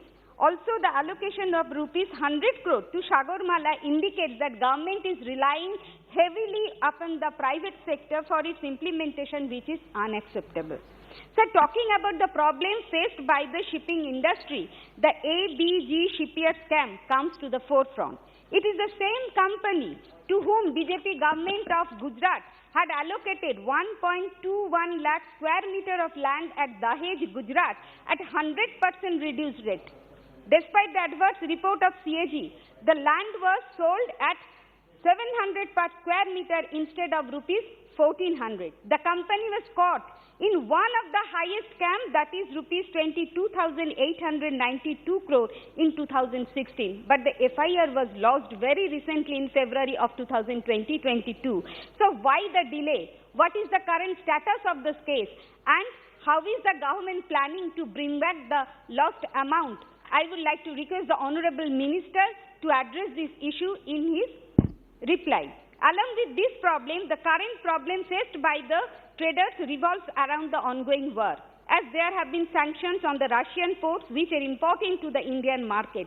Not only that, huge number of obtaining containers are stuck in Russia, leading to a dearth of the same. Freight rates have gone high. Perishable items of export like fruits such as grapes are getting destroyed. In such a scenario, the traders as well as farmers are severely affected. I would like to request the Honorable Minister to look into the matter and also enlighten the House on the steps taken by the government to combat the effects of war on the shipping and its dependent industries. Over here, I would also like to ask the Honorable Minister whether 21 standard sailors near the Black Sea were rescued or no. This I say so because I didn't get any updates regarding the same matter. Sir, the shipping and port industry is plagued with regulatory and permission-related obstacles. Here, I would like to take the opportunity to mention that Government of West Bengal has created a single window channel for all the works related to the non-major ports. Even the Tajpur port, which will be completed within 3 years, due to the sincere effort of our Honorable Chief Minister Mamata Bandyopadhyay, will boost the economy of the state. Sir, similar steps should be taken for the major ports falling under the responsibility of the central government. Sir, Waterways Authority of India has found 25 out of 111 national waterways fit for cargo or passenger movement. National Waterways 44 on River Ichamoti is one of these. I would like to know from the Honorable Minister about the current status of the construction work of the said. According to the detailed project report, it should have been completed within 24 months since the beginning of the construction. Moreover, there are ferries already running in the areas along Boshirhat and Itinda. So what will be the future of these ferries once Waterways is constructed? And once the cargo transportation becomes operational, there is bound to be water pollution. How will that be taken care of? Sir, in 2020-21, share of major ports declined to 54%, while that of non-major ports increased to 46%. In the upcoming future, the major ports will be handling more cargo, and the government in its 2021 bill is centralizing the power even more. Need of the hour is to decentralize and give the state governments their due share of power for a better future. Sir, with this, I am concluding my speech, and with a thanks to the Chair for allowing me to complete my speech, and I hope that Honourable Minister will address my questions which I have raised here. Thank you, sir. Honourable Member Sri Rao Sri Krishnan. Thank you, sir. Thank you very much. We should all be happy that our economy is in the top 5 across the world, sir. But we should be really concerned with regards to the position of ports and maritime industry, which is standing at 18th in the world, sir. It needs a lot of improvement, because Government of India is talking about 5 trillion economy, PLI scheme, Atmanirbhar Bharat, manufacturing hub. If all these things has to happen, this position of ours has to increase, sir, and our facilities in the seaports and marine industry has to increase, sir. Ministry has been allocated 33% less budget, sir, when compared to last year. So when we are saying that this infrastructure has to be increased, I don't know how it is going to be achieved, sir. Even for the Sagar Mala projects, which is a flagship of this government, it was only provided 360 crores, sir, while which is a mere 52% of its projected requirements, sir. For the development of minor ports, there is a huge shortfall, sir. Demand by the ministry was 128 crores. Allocation was only 52.79 crores, sir. India has around 12 major ports and almost 200 minor ports, sir, with combined capacity of 2,400 million tons of cargo, sir. GOA is planning to develop major ports in AP, Telangana, West Bengal and Maharashtra, but it has been planning for so many years, sir, but nothing has been happening, sir. If we want to make world-class logistics, we cannot dump all the responsibility on the private players, sir. It's easy to dump everything on them and wash our hands off, but GOA, Government of India, needs to hold handhold if we are planning to for the ports of the future, sir. Coming to the some of the suggestions, because I'm coming from Andhra Pradesh, which has a huge coastline, and some of the suggestions I have, some of the clarifications I need, sir.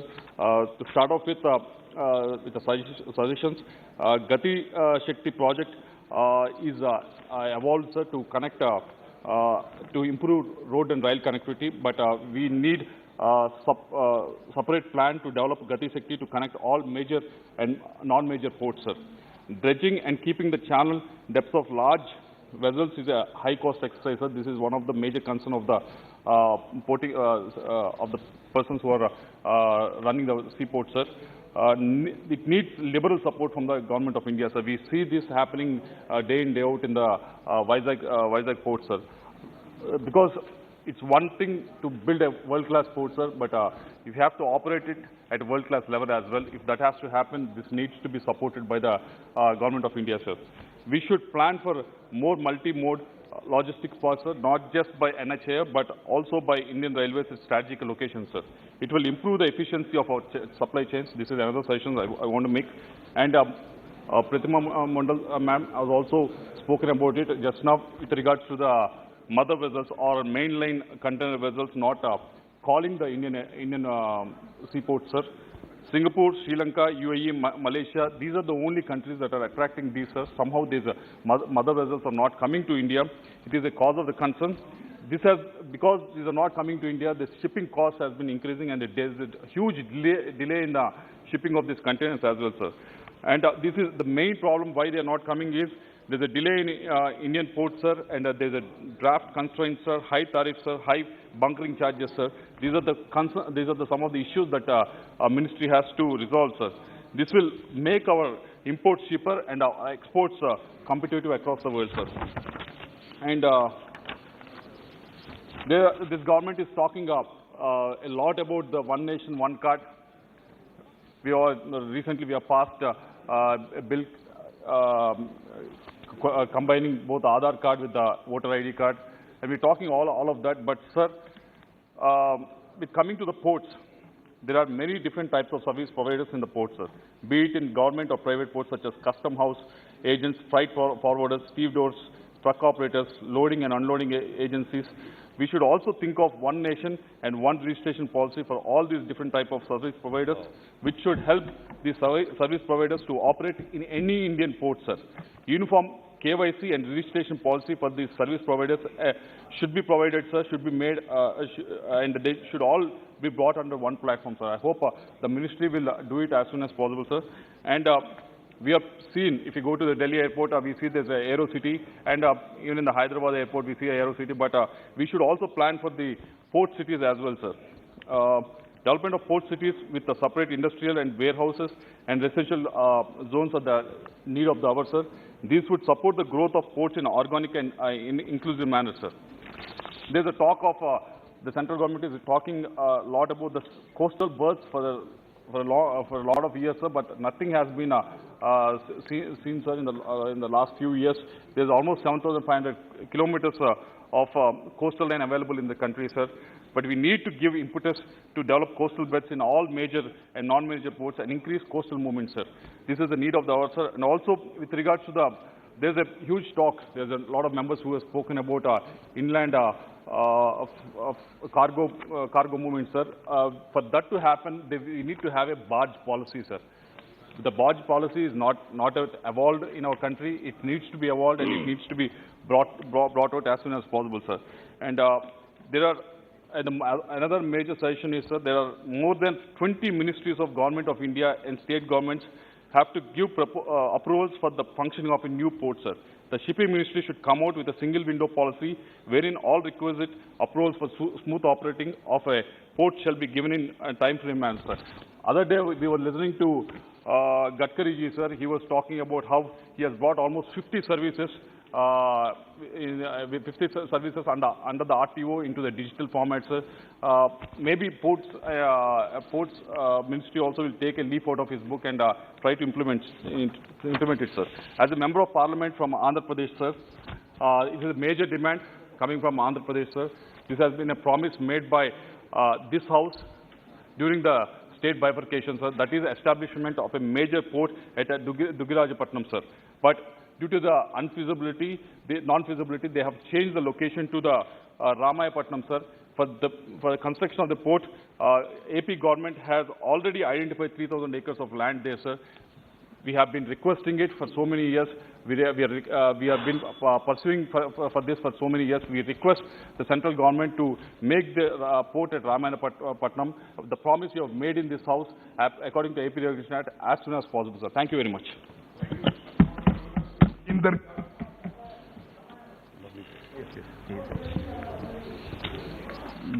धन्यवाद अध्यक्ष महोदय, आपने मुझे पतन, पोता, परिवहन एवं जलमार्ग मंत्रालय के नियंत्रणाधीन अनुदानों की मांगों पर बोलने का मौका दिया है। अध्यक्ष महोदय, मैं आपके माध्यम से सदन को बताना चाहूँगा कि जल यातायात लंबी और छोटी दूरियों के सबसे सस्ता साधन है। प्राचीन समय में समुद्री जहाज भारत का एक बड़ा उद्योग माना जाता है, जिसे पूर्वी समुद्रों को रानी कहा जाता था।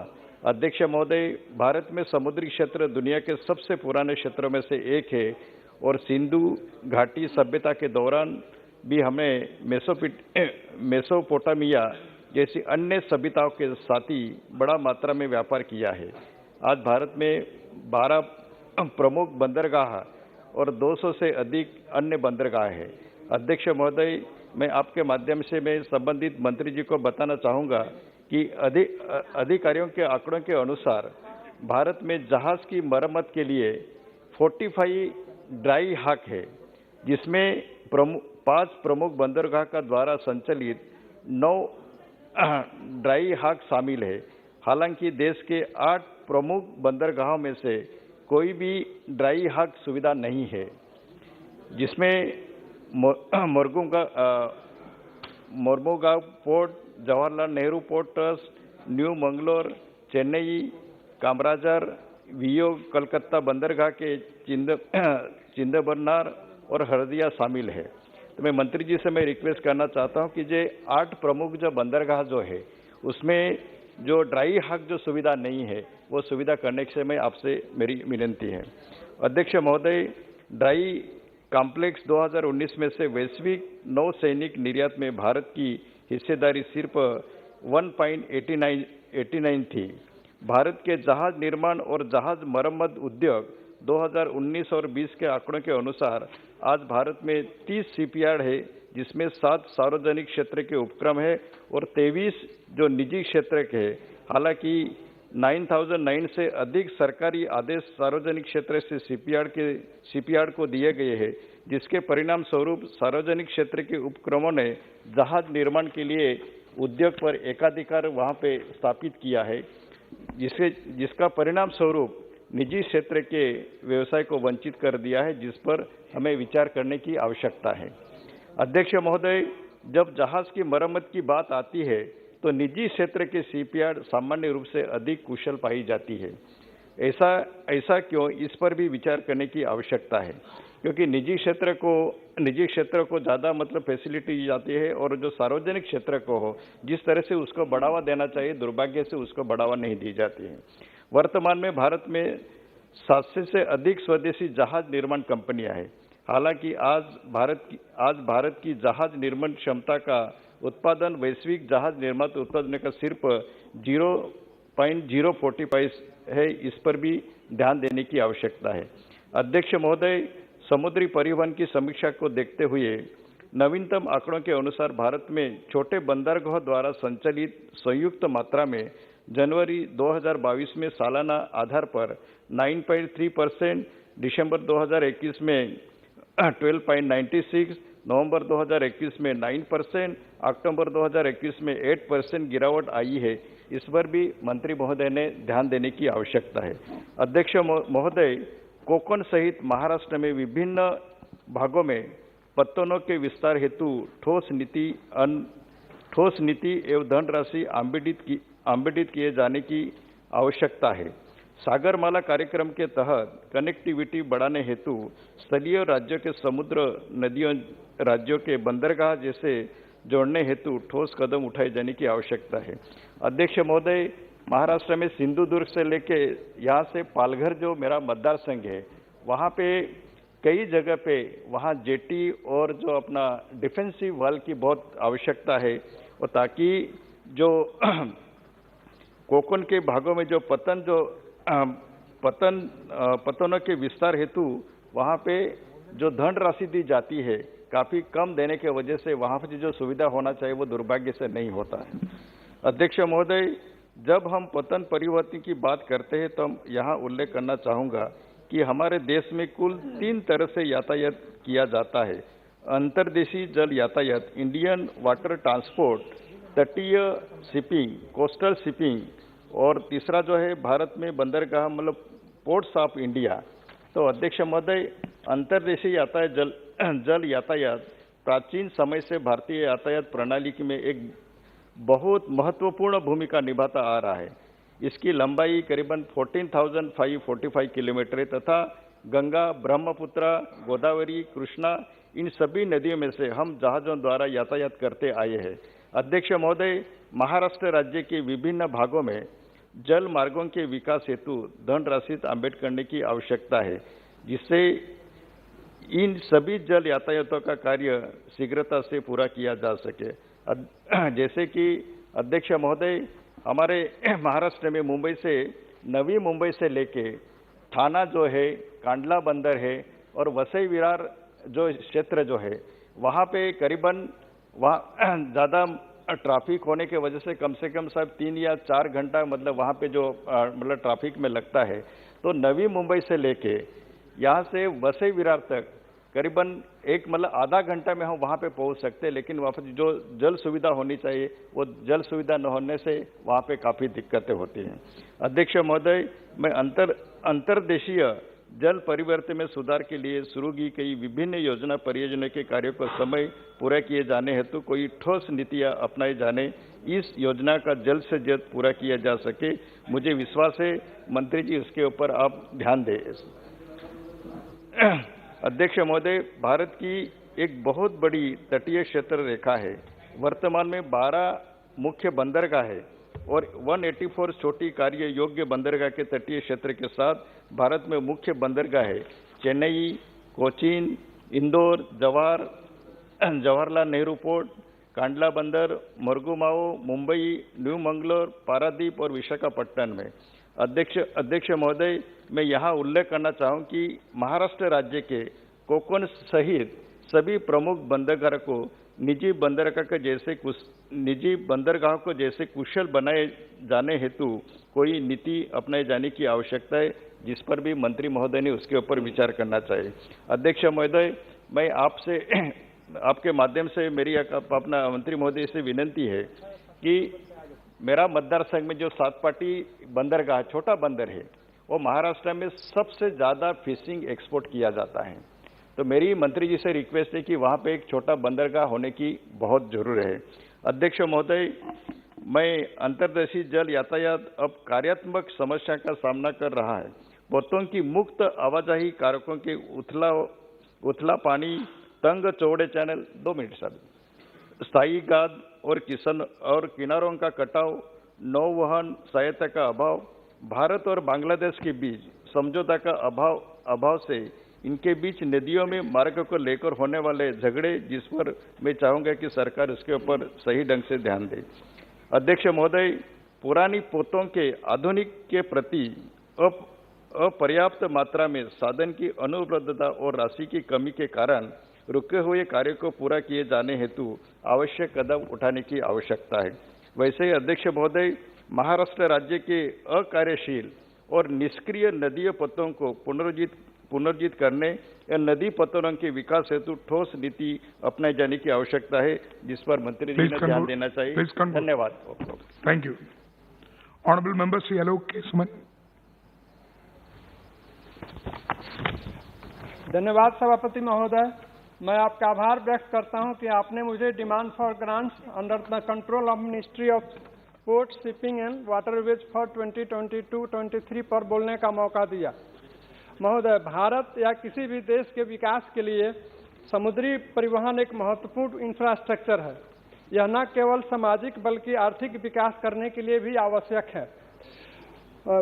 महोदय, पोर्ट, शिपिंग और जलवायु मंत्रालय के कार्य क्षेत्र में ship building, ship repair, ship ports तथा राष्ट्रीय एवं अंतर्राष्ट्रीय वाटरवेज शामिल है। महोदय, भारतीय बंदरगाह बुनियादी ढांचा संरचना के विकास और माल ढुलाई आवाजाही के मामले में काफी पीछे है।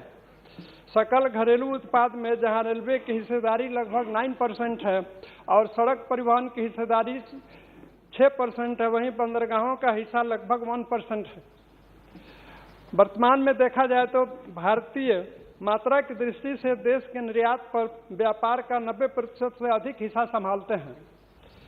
इसलिए इन सब बातों को ध्यान में रखते हुए बंदरगाहों के बुनियादी ढांचे को विकसित करने के लिए सरकार ने वर्ष 2017 में सागर माला परियोजना की शुरुआत की। सागर माला परियोजना देश की 7500 किलोमीटर लंबी समुद्री तट रेखा के आसपास बंदरगाहों के इर्द गिर्द प्रत्यक्ष या अप्रत्यक्ष विकास को बढ़ावा देता है। साथ साथ 14,500 किलोमीटर जल मार्ग के ट्रेड रूट को भी सभी कठिनाइयों को दूर करने में अहम रोल निभाता है। माननीय महोदय, सागर माला प्रोग्राम के 500 प्रोजेक्ट को पूरा करने का लक्ष्य रखा गया था, जिसमें से 143 प्रोजेक्ट पूरा हो चुका है और 190 प्रोजेक्ट्स का काम प्रोग्रेस में है तथा 167 प्रोजेक्ट्स को वर्ष 2035 तक पूरा करने का लक्ष्य है। अतः महोदय, demand for grants for ministry of port and shipping and waterways का अनुमोदन इस सदन से आवश्यक है। जैसा कि हम सब जानते हैं, आज देश के सभी क्षेत्रों में मजबूती के साथ विकास हो रहा है। आज हम fisheries, shipping, tourism, deep sea mining, offshore energy resources, marine research, ocean conservation और ओशियन साइंस के क्षेत्र में एक बहुत बड़ी अपॉर्चुनिटी सामने खड़ी है, जिसके विकास हम देश को आगे बढ़ा सकते हैं विकास करके। महोदय,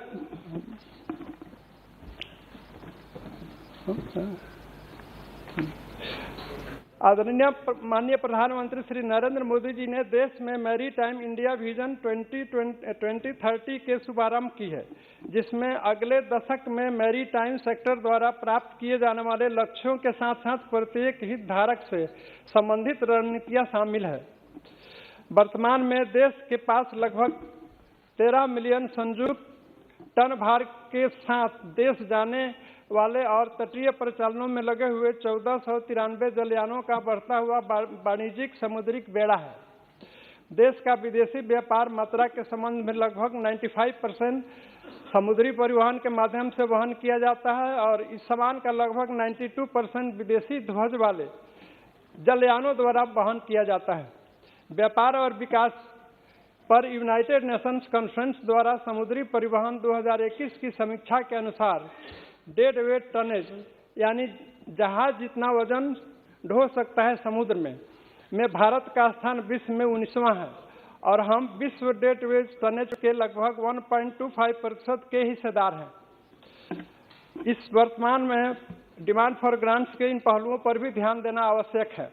महोदय, भारतीय पोत निर्माण उद्योग को बढ़ावा देने के लिए और अंतर्राष्ट्रीय बाजार में प्रतिस्पर्धा के लिए सरकार ने कई बड़े बड़े कदम उठाए हैं।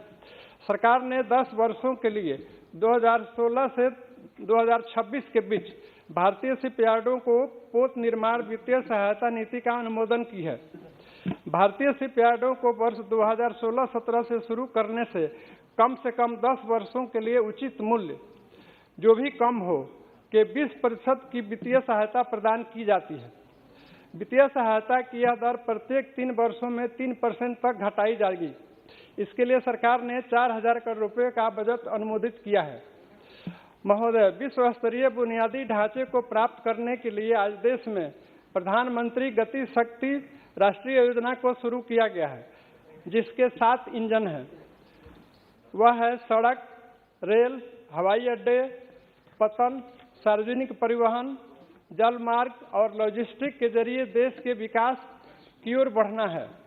प्रधानमंत्री गति शक्ति लोगों, किसानों, मछुआरों की सहायता और भारत की अर्थव्यवस्था को मजबूती देगा। माननीय सभापति महोदय, मैं इस सदन के माध्यम से माननीय मंत्री जी से पोर्ट, शिपिंग और वाटरवेज का ध्यान अपने संसदीय क्षेत्र गोपालगंज के नारायणी रिवर फ्रंट की ओर आकृष्ट करना चाहता हूं, जो गंडक नदी के किनारे डुमरिया घाट पर है।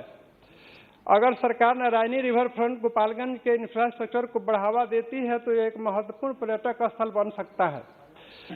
अध्यक्ष, माननीय महोदय, मैं माननीय मंत्री जी से यह भी आग्रह करता हूं कि बिहार की पटना में मां गंगा से संबंधित सभी लंबित परियोजनाओं को टाइम बाउंड मैनर में पूरा किया जाए।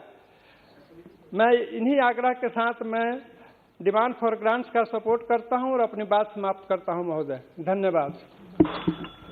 Honorable Member C.T. Mohammed Bashir. Sir, thank you very much. Sir, this maritime transport, ports, shipping and waterways, inland navigation and all these things are foremost pillars of the socio-economic infrastructure of this nation. That's why I am quite happy in participating in this discussion. Sir, with regard to port, Vinyam port is in our state. It is coming up. Work is in progress. Of course, there was some problem with connectivity with the NH.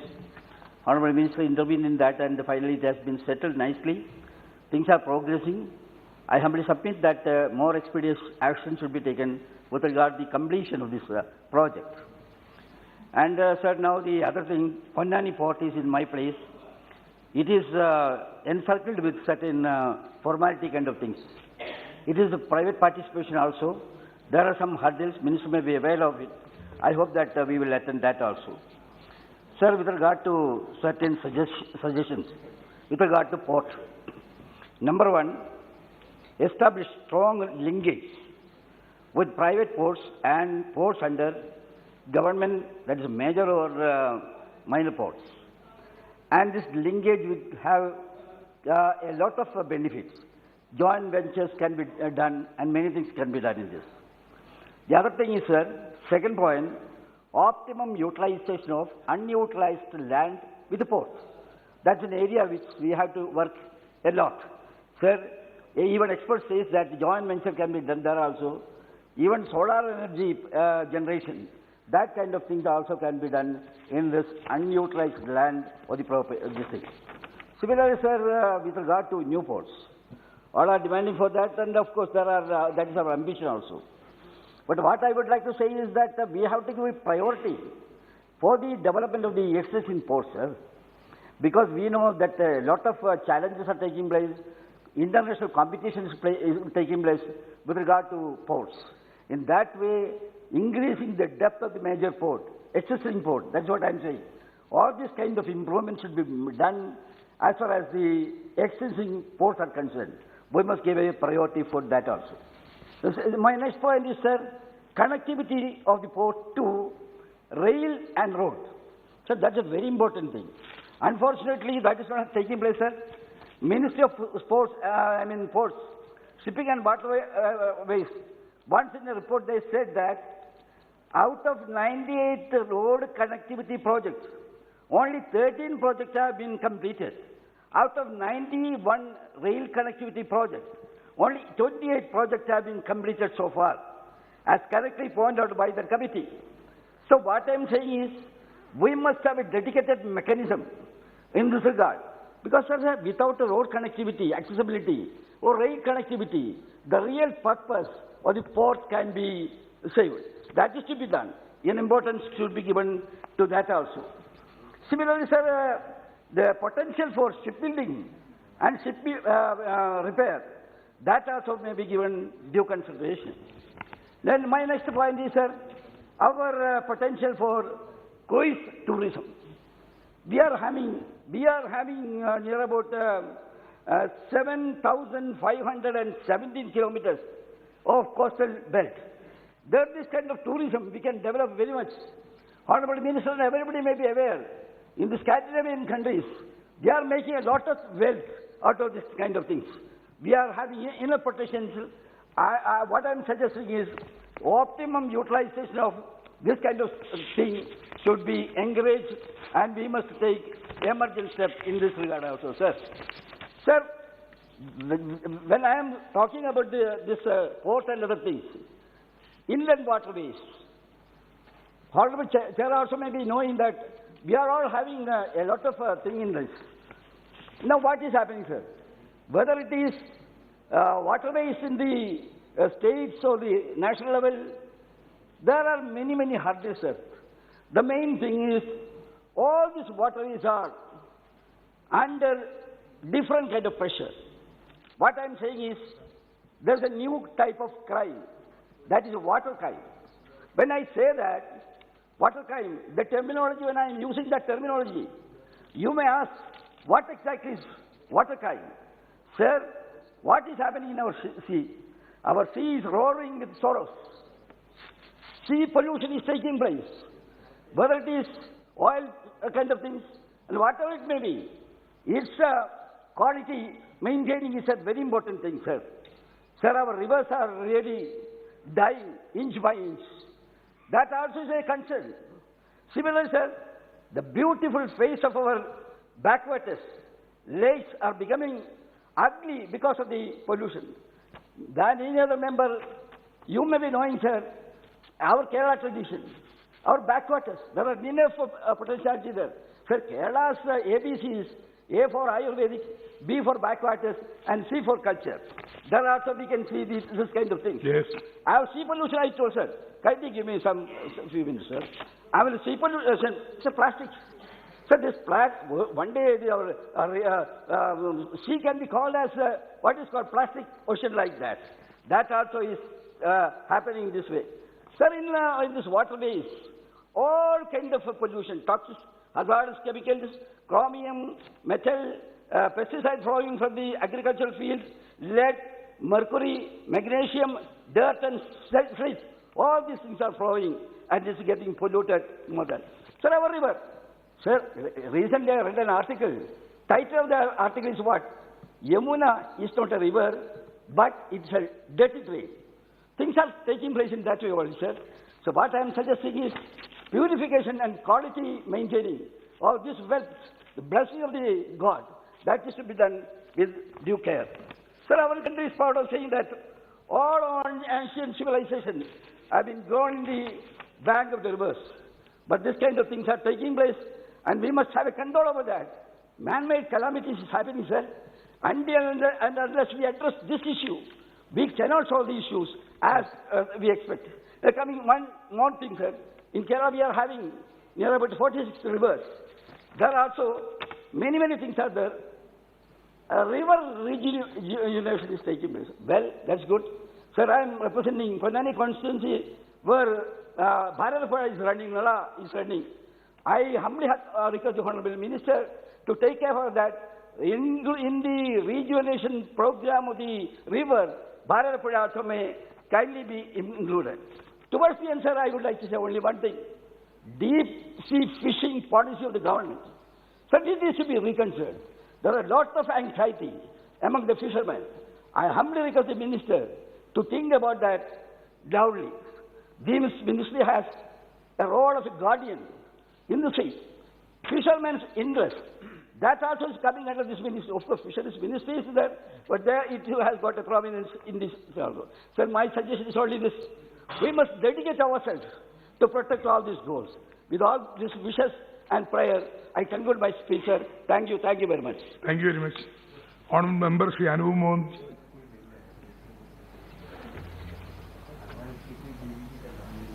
Thank you, sir. So on behalf of my party, Biju Janata Dal, I would like to appreciate the innovations and interventions in the field of shipping, ports and waterways and their need for their continuous development as they play a pivotal role in economic development of a nation that has a coastline of about 7,500 kilometers, sir. I would like to go back in history and highlight how old our maritime roots are. It dates back to the Harappan civilization, sir. Vedic texts have several references to naval and commercial expeditions and sea voyages which our ancestors undertook. Indian ships in the ancient times and sea voyages which our ancestors undertook. Indian ships in the ancient times sailed to the distant shores of Africa and Arabia in the west and harbors of Southeast Asia in the east. In fact, sir, that ancient eastern coast trade route is still celebrated in the form of Bali Yatra in my state, Odisha, sir. I would like to highlight a few important issues and bring them to the notice of the ministry so that sustainable growth, inclusive development, productivity, enhancement, increased logistical connectivity and financing of investments is taken care of.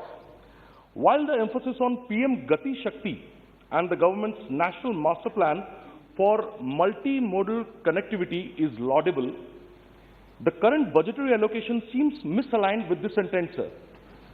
The demand for grants for this year has not grown much from the last year's allocation, a tepid increase of just ₹7 crore overall from the 1,702 crores in the budget estimates last year to the 1,709 crores this year.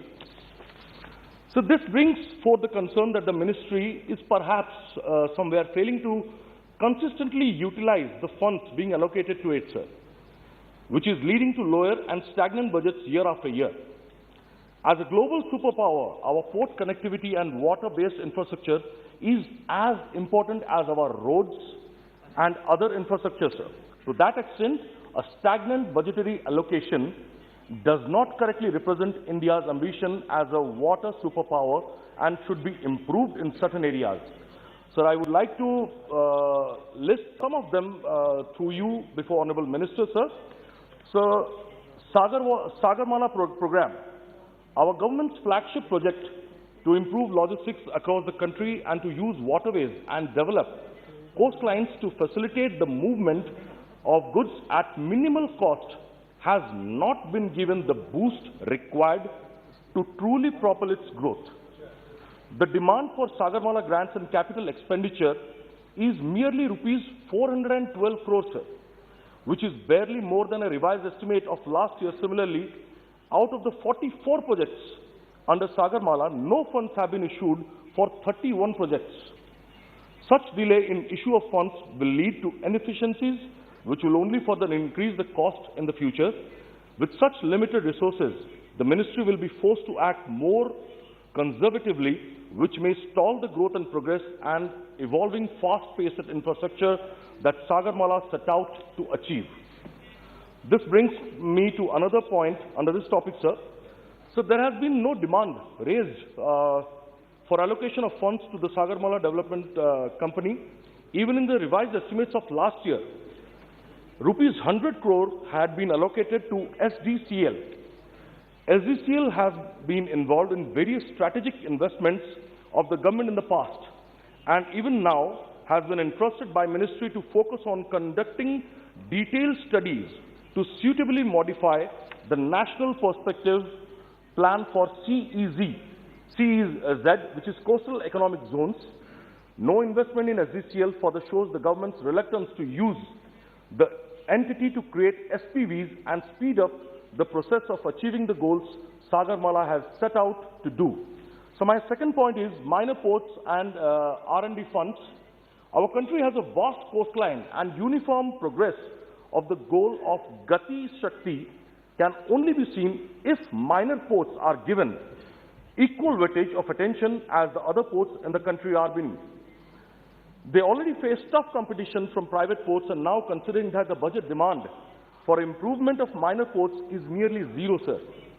A sharp drop from last year's allocation. Where the BE was nearly rupees 134 crore, minor ports are likely to come under considerable hardship, sir. The budget could have been used to further modernize these ports and make them important logistical bases in the connectivity scheme. Earlier little piece masters in the jigsaw and ignoring our minor ports may be a crucial miss by the government. This problem is intensified by only a token demand of rupees 1 crore for research and development of ports, while we all know that investing in cutting-edge research and best practices is the hallmark of any growing economy. This problem is echoed in the case of shipbuilding R&D, as while BE 2022-23 is 11 crore higher than the RE 2021-22, yet still 38 crores less in comparison to the actual expenditure in 2020-21, sir. I hope more funds are allocated under these headings, as it will only bolster the system and keep us modern and in line with global development. The government needs to ramp up finance for research and development across the industry, sir. So decrease in IEBR for Paradip Port Trust. So for the last few years, Paradip Port has given the authority, the Arch Port has given the authority to raise their own capital resources from the market through IEBR, which is internal and extra budgetary resources. However, the allocations for this, especially in the case of Paradip Port, has decreased from rupees 206 crore under actual expenditure of 2021-22 to only rupees 162 crores under the current demand, sir. Paradip is one of the best and most functional and active ports in the entire country.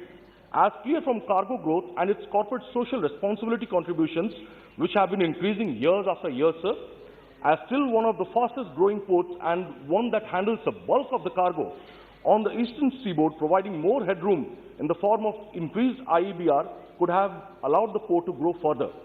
So my next point is delay in obtaining environmental clearance. This is very, very crucial, sir. A vast number of projects sanctioned in 2018 are still awaiting EC.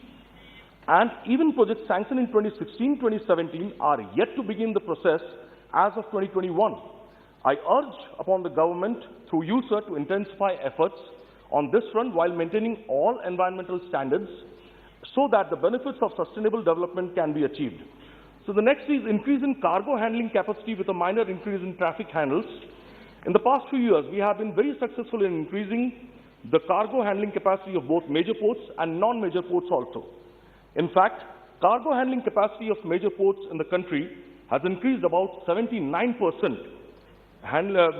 between the years 2014, 2015 and 2020 and 21, with an annual growth rate of 10.2%, while non-major ports have increased by about 52%. However, this rapid increase in the cargo handling capacity has not been reflected in the actual traffic being handled at the ports. There has been only a minor increase in traffic handles. For instance, in major ports, only 16% between 2015-2016 and 2019-2020, and in non-major ports, around 30% between 2015-16 and 2019-20.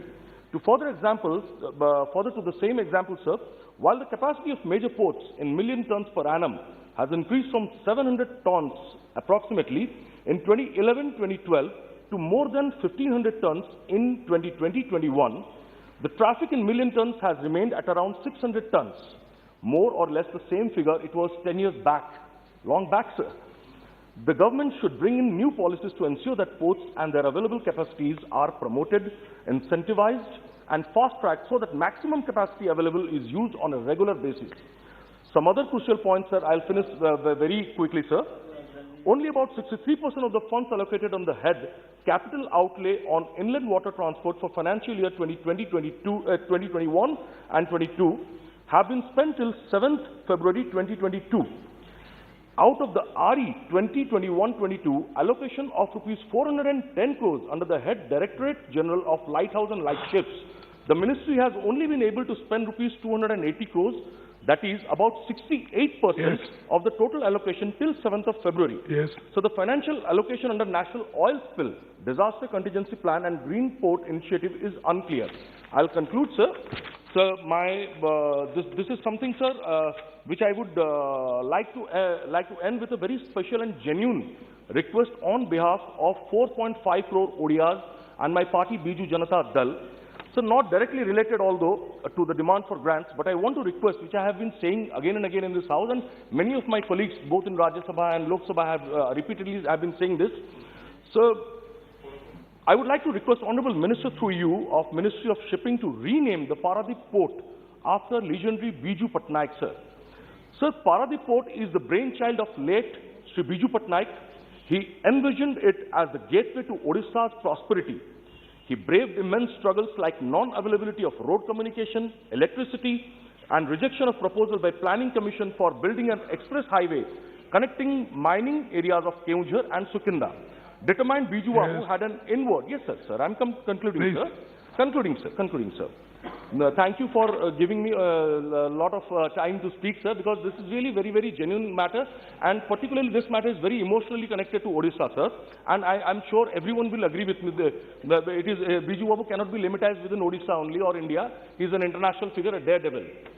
So, he braved immense struggles like non-availability of road communication, electricity, rejection of proposal by Planning Commission, and determined Biju Babu had an inward impelling faith that once the construction of the port and expressway was completed, he could influence the center to convert them into central projects. That it did and could. Such was the daredevil spirit of our legendary Biju Babu. He has immensely contributed to the freedom struggle and ushering in development through industrialization in India. As a chief architect of modern Odisha, he has founded many innovative projects, including Paradip Port, which has become one of the largest ports in the country and #1 handling cargo in 2020. From 2008, we have been requesting the Union Ministry for this tribute. Against all odds, Biju Babu created the Paradip Port. Renaming it after him would be a befitting tribute to him. Odisha's rich maritime history and honor sentiments of 4.5 crore ODI. So please, it's an humble request through you with folded hands, sir. Kindly let us not delay this request. We have been demanding for Bharat Ratna for Biju Babu. We have been demanding for the renaming of Paradip Port in the name of Biju Babu since many years. I request Honourable Minister would really feel comfortable to answer this on this while he is replying. Thank you so much, sir. Jai Hind, Jai Jagannath, Vande Utkal Janani. Sir, I must thank you in the first place that you gave me an opportunity to take part in this important debate. Sir, Goa is a small state, and there are 4 important rivers. Out of that, 2 rivers come in my constituency. We have got one major port, which is out of the 12, that is Marmagoa Port, and we have got Panaji, a minor port out of those 200 minor ports we have in India. Sir, my colleagues have raised various points on these issues. I would like to confine only to my state of Goa. What I find of late is astonishing. Centre is usurping the powers of the states and local bodies. Centre should not encroach upon the powers of the local bodies. In fact, Centre has created a state within the state of Goa. Sir, to cite an example, the Union government has recently constituted a new board of Major Port Authority for Marmagoa Port. No consultation whatsoever has been made with Goa government. This shows the authoritarian streak of the central government. This is certainly not acceptable. This is a blatant move to diminish the powers of the state and the Marmagao port. This process is aimed at ensuring local laws redundant within its jurisdiction. How can a state forego its domain and powers that are there under its domain and discretion? This act of the Union government also aimed at renaming and replacing the Port Trust of 1963. Sir, most of our rivers are navigable to the point they rise. Goa being a small state, Port Trust or Marmagao port is very important for us. Earlier, all our iron ore used to be exported to that. And today, though iron ore is not there, a lot of passenger boats used to come to the harbor. Also after COVID-19, the passenger boats are not there. Today, we are mostly exporting our pharmaceutical goods that are normally manufactured in the state. But what happened is, there are so many jetties in the Marmagao port. And these jetties have been given to the private sector. Today, what is happening? We are importing a lot of coal in the state, which people don't want. And I, as a member of parliament, I am also against, because right now we know in the world, India has got 35 out of the 50 most polluted cities, and we don't want to add one more. We don't want Vasco, which is totally populated. We don't want that to be the 36th polluted town or state or city in the world. So we want coal not to be stopped, but we don't want our Marmagao port or Goa to be a coal hub. Because Goa is a touristic place. A lot of tourists come and visit Goa. And because of this pollution, I'm sure it will tell on the tourism of the state. Sir, what is totally bad for the state is that the jurisdiction of the port has been increased from the port to one Betul. All our beaches in the south, nothing can come up there without the permission of the Port Trust. Normally what happens in Goa, soon after rains, people are given shacks on the shore, little inside, for tourism. So this time, when the government gave them permission, the Port Trust or the authority objected, and then it was delayed. Then government came forward and didn't refer it to them, and it went ahead and the shacks permission were given. What I want to tell is, so this thing just started, it will continue. So my request, again in the interior, from the port, there is one about 10 kilometers inside, there is San Jacinto Island, which is totally populated. Now the jurisdiction of the port goes from the port to, on the eastern side, to the San Jacinto Island. And on the southern side, it goes up to Betul. In between, there are so many beaches that come.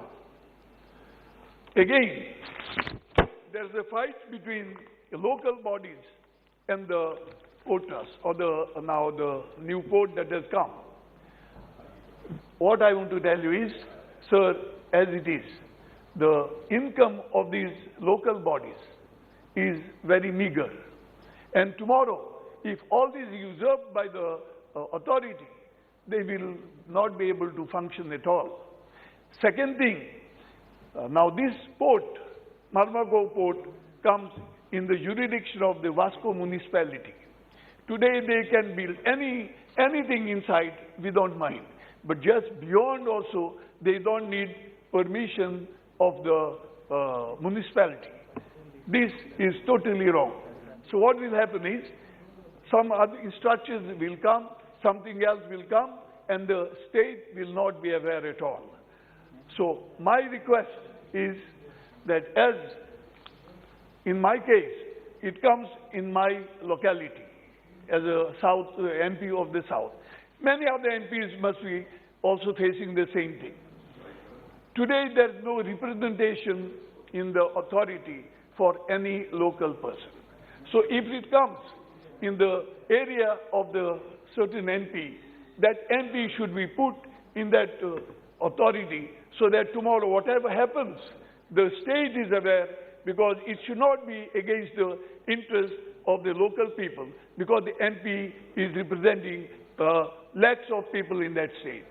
Second thing, also 2 members of the state should be included there, because whatever is happening, the state should be aware, so that they also safeguard the interests of the state in whatever expansion that is taking place. And third thing is, when Porters was there, a lot of local people were getting employment. Now with this authority, and also, sir, with this authority, and after so many jetties have been privatized, there will not be employment for the locals. So I will request the Honorable Minister to take this into cognizance, and please see that the interests of the local people are maintained. Thank you, sir, for giving me this opportunity. Thank you. Honorable Member Shri Janardhan Singh. माननीय सभापति महोदय, मैं सबसे पहले आपको बधाई देना चाहता हूं कि आपने मुझे पतन पोत परिवहन और जल मार्ग मंत्रालय के अनुदानों के मांगों पर बोलने का आपने अवसर दिया।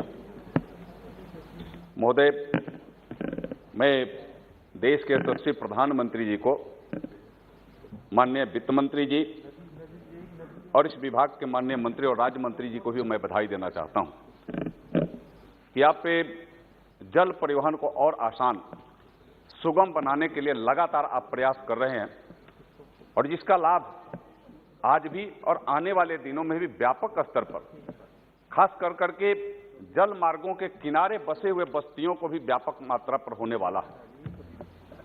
सभापति महोदय,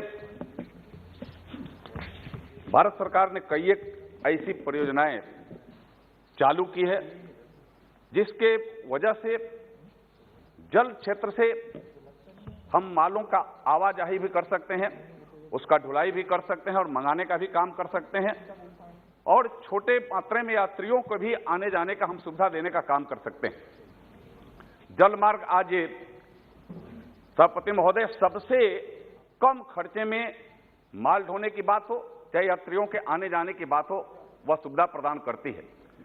लेकिन अभी हमें और इस पर प्रयास करने की आवश्यकता है, क्योंकि अभी हमारे देश में इसे जल मार्ग, जल यातायात को और बढ़ाने के लिए भारत सरकार ने और माननीय प्रधानमंत्री जी ने सागर माला परियोजना, एक महत्वपूर्ण योजना को चालू करने का काम किया है, और जिसका एक बड़ा लाभ इस देश को आने वाले दिनों में होने वाला है। सभापति महोदय, मैं आपको और आपके माध्यम से मैं सदन को बताना चाहता हूं, मैरीटाइम में इंडिया शिखर सम्मेलन जो 2021 में आयोजित किया गया था, स्वयं प्रधानमंत्री जी ने वर्चुअल उसमें सम्मिलित हुए, और उसमें लगभग 1,90,000 प्रतिनिधियों ने अपना रजिस्ट्रेशन भी कराया, जिसमें 11 देशों के से लोगों ने उस सम्मेलन में भाग लेने का काम किया, और इसका एक बड़ा व्यापक असर रहा। और प्रधानमंत्री जी ने स्वयं कहा कि इस सम्मेलन के उद्घाटन के अवसर पर उन्होंने कि हम 15 साल के दौरान समुद्री नौवहन क्षेत्र में 82 अरब डॉलर यानी 6 लाख करोड़ रुपए का निवेश हम बंदरगाहों के उत्थान के लिए और विकास के लिए करने का काम करेंगे। और आपने सभापति महोदय, इस सदन में ही वित्त मंत्री जी ने अपने बजट पेश करते हुए बंदरगाहों के उत्थान और विकास के लिए जो अलग एक बड़ा लक्ष्य रखने का काम किया है। और इसका लाभ मैं आपको बताऊं कि भारत के तटीय सीमा के साथ 18 उनके विकास के साथ 18 प्रकाश स्तंभ भी इस क्षेत्र में लगाने का काम किया जा रहा है, जिसमें खास करके वैसे मछुआरे हमारे जो मछली मारने के लिए दिन में तो निकल जाते हैं, रात में उन्हें वापस आने में लिए कोई ट्रेस नहीं मिलता है। और ये बड़े ऊंचे स्तंभ यह बनाए जा रहे हैं, प्रकाश स्तंभ, जिसका उन मछुआरों को आने जाने में भी व्यापक स्तर पर लाभ मिलेगा। और इसके लिए विभाग और सरकार ने एक बृहद योजना, विस्तृत योजना बनाई है और 15 से लेकर के भारतमाला परियोजना चालू किया, उससे लेकर के और आगे तक के दशकों तक की योजना बनाई है और जिसका लाभ आज पूरे देश में दिख रहा है। आज सभापति महोदय, मैं आपको यह बताऊं कि चाहे इसमें आत्मनिर्भर भारत की बात हो, आत्मनिर्भरता भी व्यापक के इसमें जल परिवहन के माध्यम से हो रहा है। हमें अलग से काम करने का, छोटे या बड़े, जो बगल में उससे बड़े जहाज हमारे आते हैं, उसके आसपास के लोगों को इसका व्यापक स्तर पर लाभ मिलता है।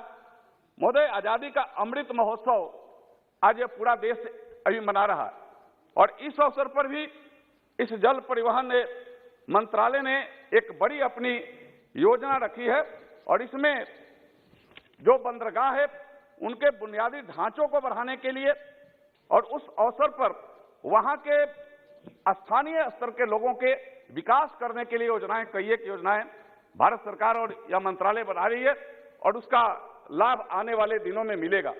यह सागर माला परियोजना के द्वारा हम बंदरगाहों को आधुनिकीकरण भी करने का काम कर रहे हैं। सभापति महोदय, यह पहले संभव नहीं था, पहले नहीं हो रहा था, लेकिन आज यह पूरा का पूरा यह संभव हो रहा है और इसका लाभ हम इस माध्यम से भी ले रहे हैं। हमें जल परिवहन के माध्यम से हमें लागत भी कम होता है, पॉल्यूशन भी कम होता है और हमें ढुलाई भी ज्यादा से ज्यादा करने का हम काम कर सकते हैं, करने का काम हम करते हैं। महोदय, मैं आपको बताऊं कि अभी इधर नए कितने बंदरगाहों का अभी शुभारंभ भी हुआ है। मैं पटना में भी एक बंदरगाह अभी जो पटना से लेकर के गुवाहाटी तक 200 मीट्रिक टन खाद्यान्न चावल लेकर के गया है, वह 25 दिनों में यात्रा पूरी करेगी और उसमें लागत जोड़ा गया तो जिसने रेल से, रोड मार्ग से जो लागत होता उससे बहुत कम लागत में वह सामान वहां पहुंचेगा, सही तरीका से पहुंचेगा और पोल्यूशन भी उसका कम होगा। स्वयं विभागीय मंत्री वहां जाकर के इससे पूरे परियोजना का उद्घाटन करने का काम उन्होंने किया है। महोदय, मैं आपको बताऊं कि इतना ही नहीं, आगे मैंने अभी आपको शिपिंग स्तर पर शिपिंग टैक्सी भी चलाने का काम अभी बंबई में अभी माननीय हमारे मंत्री ने जाकर के वहां शुरू किया है और उसका लाभ भी वहां के लोगों को, जिसका एक बड़े दिनों से जिसके इंतजार था, उस इंतजार को पूरा करने का काम इस सरकार ने करने का काम किया है। हम बंदरगाहों को जिस तरीका से हम विकसित भी कर रहे हैं, उस तरीका से लोगों के सुविधा को भी देने का हम काम कर रहे हैं। महोदय, पटना में कालू घाट एक अंतर्राष्ट्रीय बंदरगाह जिसका शिलान्यास माननीय मंत्री जी ने पिछले महीनों में किया है, वो आगे आने वाले दिनों में वह करेगा। वह पूर्वी भारत को, मैं कहूं कि वहां से बिहार से लेकर के पूरब के सारे राज्यों को, वह बंगाल होकर करके गुवाहाटी तक जाएगा, जो समुद्र तट से जुड़े हुए राज्य है, वहां से माल ढुलाई के साथ साथ वहां बांग्लादेश तक के भी वहां के पूरे जो उनकी आवश्यकता है उनको पूरा करने का काम, उनको चाहे ढुलाई की बात हो और चाहे उनके यातायात, छोटे यातायात है, उनको पूरा करने का काम यह कालू घाट जो अंतर्राष्ट्रीय बंदरगाह बन रहा है वहां से लेकर के और जो गुवाहाटी तक जाएगी वह पूरा करने का वह काम करेगी। यह बंदरगाह 900 किलोमीटर की यात्रा तय करेगी और इसमें मैं बताऊं कि इसके माध्यम से हम अलग से भी लोगों को उसका लाभ देने का हम काम कर सकते हैं। महोदय, मैरीटाइम इंडिया शिखर सम्मेलन में स्वयं प्रधानमंत्री जी ने कहा है कि इसमें हम ज्यादा से ज्यादा दिलचस्पी लेकर के और देश के लोगों को इस जल मार्ग से जो आज तक विकसित नहीं हुआ था उसको विकास करने के दिशा में हम हर पहलू पर काम करने का काम करेंगे और इसका लाभ हमें लगता है कि देश में पर्यावरण को भी कंट्रोल करने में सभापति महोदय मिलेगा। यात्रा को भी पूरा करने में मिलेगा और इसके साथ यह हमें पूरा का पूरा माल भी सुरक्षित तरीके से, सुगम तरीके से वहां पहुंचने का भी काम होगा। हमने प्रधानमंत्री जी ने इस माध्यम से वह तटीय क्षेत्रों में, जहां तटीय क्षेत्र के लोग हैं, उनके कॉरिडोर में भी वह, आपको मैं बताऊं, कॉरिडोर के भी किसानों को अलग से खेती करने के लिए, उनके लिए अलग से प्रोत्साहन करने का काम किया है और छोटे छोटे भी किसान उससे लाभान्वित होंगे और उनके माल भी, वह छोटे स्तर पर भी उनके माल एक जगह से दूसरे जगह तक जाने का वह काम करेगा। यह आपको मैं, यह सदन को मैं बताना चाहता हूं आपके माध्यम से। सभापति महोदय, मैं एक आध बातें मैं अपने क्षेत्र के लिए, जिसे माननीय विभाग के मंत्री जी ने जिसकी मंजूरी देने का काम किया है, उसको मैं आपके सामने मैं सिर्फ रखना चाहता हूं। राष्ट्रीय जल राजमार्ग 40 के विकास करने के लिए वह सैद्धांतिक रूप से विकास विभाग ने स्वीकृत कर लिया है। जो आपके घाघरा नदी से जो बलिया और सारण को जोड़ती है, वह मांझी से वह शुरू होकर करके अयोध्या तक वह जल मार्ग से यात्रा और छोटे कार्गो टर्मिनल की स्थापना के लिए विभाग ने स्वीकृति दी है और उसका हमें लगता है कि मैं माननीय मंत्री से मैं आग्रह करूंगा कि आप उसको जल्द से जल्द पूरा करने का आप काम करें, जिससे कि वहां के लोगों को इसका लाभ मिल सके। क्योंकि इसके लिए आपने स्वीकृति भी दी है, उसके राज्य मार्गों के जो चिन्हित किया है उसको भी करने का काम किया है और इसका लाभ है पूरे बिहार के और बलिया उत्तर प्रदेश के भी लगभग 335 किलोमीटर की यात्रा होगी।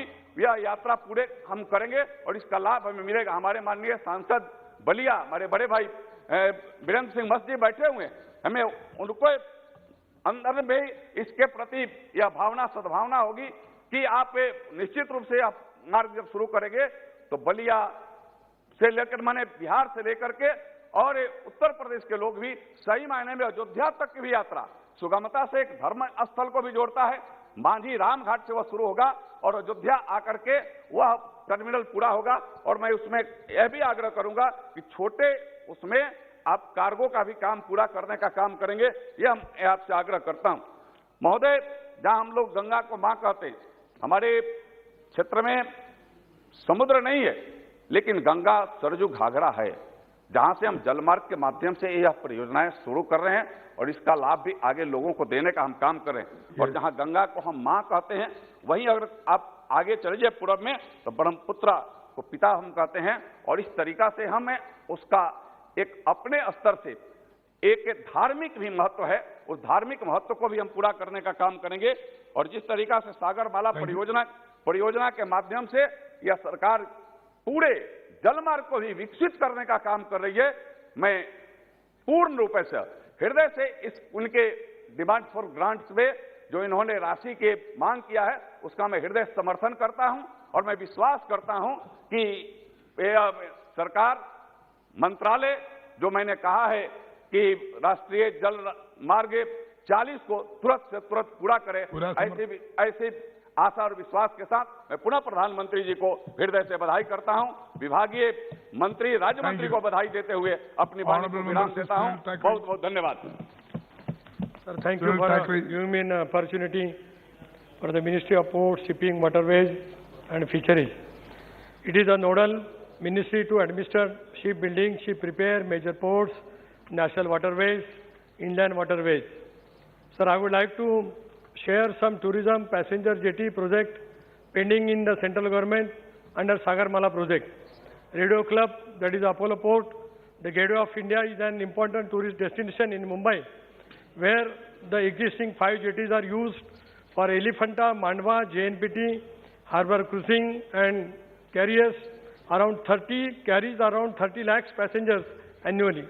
The existing jetty facilities at the gateway is inadequate for the passengers and cause a lot of problem to the passengers, especially the elderly, women and children. For the convenience of the passenger, construction of the new passenger jetty related to the facility at Radio Club near Gateway of India is proposed under Sagar Mala scheme, for which 163 crores is required. The central government in the funds of this current year. The Janjira, the historical port, which is partly submerged in the sea, is in my Raigad district, is an important tourist destination and is visited by 7 to 8 lakhs tourists every year from the Rajpuri, Dighi, Murud, Khora, Bandar. There is no jetty equipped for the boat landing at the Janjira port. Therefore, tourists need a jetty to get off the boat safely at Janjira port. For this, 111 crores, it is being submitted, the project is being submitted to the central government for the available of the funds in year 2022. Padma Durga Fort in the Raigad district is an important tourist destination and visited by 20,000 tourists every year.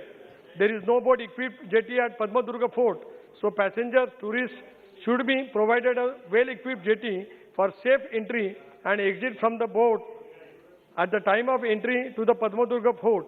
Accordingly, 20 crores budget estimate is submitted to the central government by date 6/10/2021 for the consideration and the approval. I request Honorable Minister to kindly direct concerned official to release the grant at earliest. Suvarnadurga Fort is an historical site in Dapoli, in my parliamentary constituency in Ratnagiri district. This fort was built during the Silhar dynasty, was captured by Chhatrapati Shivaji Maharaj in 1660 by defeating Ali Adil Shah. Shivaji Maharaj later rebuilt and strengthened the fort.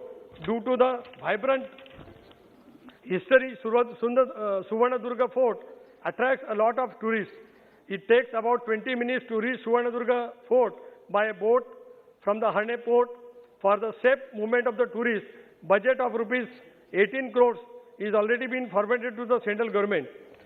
Mandwa to Alibag, passenger travel from Mumbai to Alibag in my Raigad district, various other the place, and make use of their private vehicles through the Ro-Ro service from Bhauta Dhaka, that is Mumbai to Mandwa. This has led to the increased traffic congestion in existing 2-lane road from Mandwa to Alibag. This needs to be made 4-lane for there should not be no traffic jam. Vijayadurga Fort, which falls in the Sindhudurga district, needs to be upgraded. The existing road from Vijayadurga Fort to Mumbai-Goa highways is a need of the hour. Fishing and harbors, fish landing centers under the Sagarmala, a part of the coastal community development under the Sagarmala, the Ministry of the Shipping will provide central finance assistance to the government of the Maharashtra for the development of the modernization of the 9 fishing harbors, 16 fishing landing centers in the Maharashtra. As a project, our approval are proposed to take program in 2 phases. Out of these 9 harbors, I would like to kindly consider Harne, that falls in Ratnagiri, Jumna, that falls in Sivadan, Agardanda, that falls in also Alibag. Both are in the Raigad district. The total cost is about 560 crores. I would like to suggest to set up marine food park, seafood restaurant, art gallery in the premises of the proposed Sasundak area, providing gas for the infrastructure facility for the Bodni, especially in the Alibag Taluka in my Raigad district under Bhu Liberation Scheme.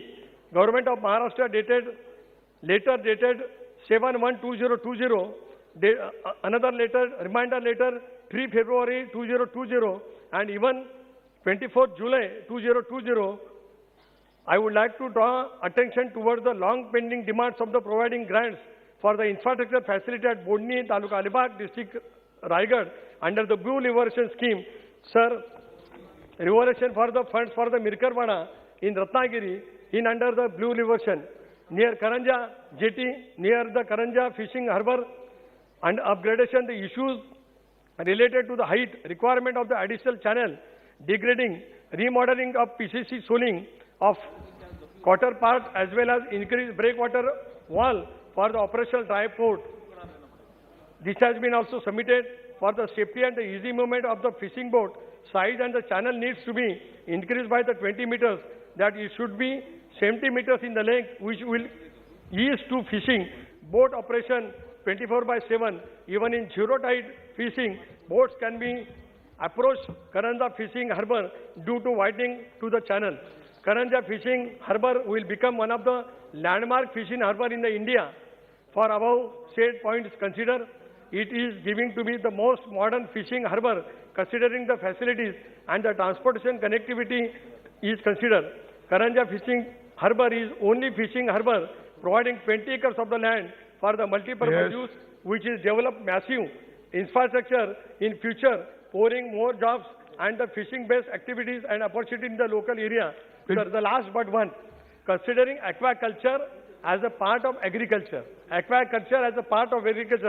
would like to apprise the August House, the government of Maharashtra through multiple communications and the central government Ministry of the Fisheries Animal Husbandry have raised subject considering aquaculture as per the agriculture to promote aquaculture in the country to make aquaculture activity more profitable, sustainable. However, nothing has been reported by the central government so far. So I would like to emphasize through you to the government of India, whatever the proposal given by the government of the Maharashtra for under the Sagar project, liberation and for the fishing, if that should be sanctioned at earliest. Thank you very much, sir, for giving me an opportunity. Jai Hind, Jai Maharashtra. Thank you, honorable members.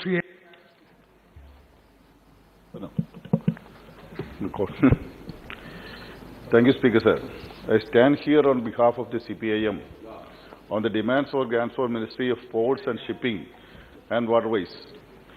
Sir, the ministry has an important role in handling the cargo traffic in and out of the country. But unfortunately, this government has not succeeded in implementing the vision of making India a preferred investment destination. Sir, it has been 7 years now after launching the Sagarmala project in 2015. And even now, nothing sustainable has been changed in India's ports. Sir, this government has claimed that 574 projects would be implemented at a cost of rupees 6.01 lakh crore as part of Sagarmala project. Sir, for this, the government is patterning with the corporate giants like Adani Ports, and already major ports have been transferred to them. And result is that public institutions like Cochin Port are struggling for their existence. So Cochin Port has been badly affected by the skewed vision of the government to hand over the management of International Container Transshipment Terminal at Vallarpadam to the DP World on BOT basis. So not only that, this government unable to transform ICTT in Vallarpadam as a transshipment hub, but the finances for the functioning of Cochin Port are also not made available as per the license agreements. So I request that the agreement with the DP World is terminated at the earliest so as to save both ICTT and the Cochin Port. Sir, another issue I want to bring to the notice of this House is that the acute shortage of containers for exports. Everyday news reports are coming out on how our ports are choking the supply of containers by poor planning.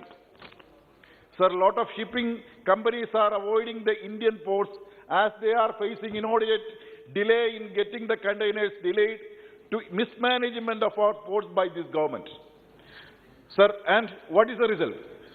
Sir, the shipping companies have hiked their charges by whooping 400 to 500%, and goods and products are piling up in our ports due to the mishandling of the situation by the ministry.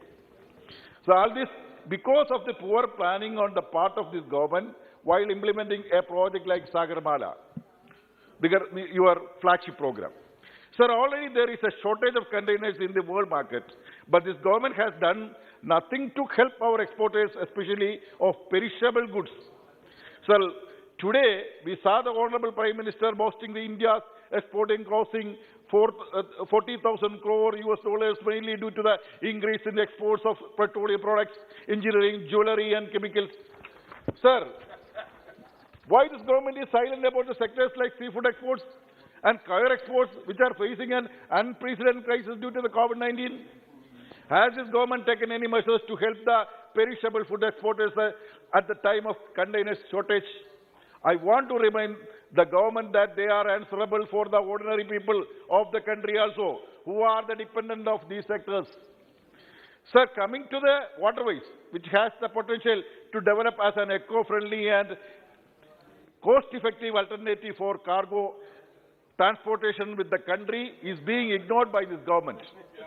Sir, our LDF government in Kerala had requested way back in 2018 to extend the National Waterway 3 to the south of Kollam up to Kovalam and to the south of Kozhikode up to Bekal, so that entire stretch of 620 kilometers from south to north could be covered by it. But even now, this government has not approved by the request, and the state government is developing these routes from their own funds. Sir, proposal worth almost 1,300 crores is under consideration for funding from Kerala Infrastructure Investment Fund Board, and soon it would become a reality. Instead of helping the Kerala government by approving the extension of national waterway, what this government is doing to destroy the Bhopal ports by shifting of officials to Mangalore ports. Sir, this government has the hidden agenda of snatching the traditional link between Bhopal and Lakshadweep. And that's why even the existing facilities in Bhopal are curtailed. Sir, is this way to develop the ports and waterways in the country? Why this government showing political vendetta in matters of development? I request the Honorable Minister to shoot narrow political compulsion and forward to help the state government and develop the ports and waterways in Kerala. By these words, I conclude my speech. Thank you, sir. Thank you. Honorable Member Sri Ravindranath Kumarji. So thank you for allowing me to speak on the demand for grants for the Minister of Ports, Shipping and Waterways 22-23. So first, let me appreciate our Honorable Minister of Ports, Shipping and Waterways, Sri Sarbananda Sonawalji, for fast-pacing the initiatives towards implementing the Green Port Policy. At this juncture, I wish to appreciate the initiatives of our government aimed at reducing the logistic cost in India to 10% of GDP within the next 3 years. Sir, our Honorable Prime Minister, Sri Narendra Modi ji, envisaged the Maritime India Vision 2030, a 10-year blueprint with the aim of overhauling the Indian maritime sector, an amount of 3 lakh crore investment in port projects that in turn promises to generate employment for 20 lakh persons have been envisaged to further boost performance and productivity of our maritime sector. Sir, at this time, I also wish to place a few recommendations concerning certain specific projects and initiatives with regard to the ministry. Sir, manning of ships with trained, capable and certified seafarers is a rising challenge. We have only one approved pre-sea maritime training institute and one post-sea maritime training institute. The allocation of ₹1 crore for research and development is grossly inadequate, which I recommend to be enhanced. Sir, I am the member of the Court of Indian Maritime University. Honorable Minister, Sri Sarbanji was kind enough to personally inaugurate the Merit workshop in Chennai in last year December. Sir, this key institution importing maritime training and R&D is faced with severe shortage of funds. Students lack hostel facilities. There is shortage of industrial experts in training, and students' placement opportunities also need further boost. Sir, the institution is managing its annual shortage of nearly 20 crore from the available balance, which will be exhausted in another year. A special request for grants under Standing Financial Committee 3-2 amounting to 495.27 crore is now pending clearance from concerned authority. I wish to request through you, sir, to the Minister to kindly expedite the release of this SFC fund and also to ensure that IMU receives continuous endowment of funds. Sir, a state of the art cruise terminal was inaugurated in Chennai port in 2017. However, the terminal remains underutilized. Sir, I request the Office of Minister to extend focused intervention into the proper utilization of the cruise terminal, especially with the Maritime Vision 2030, aspiring to transform India as a global hub for cruise liner.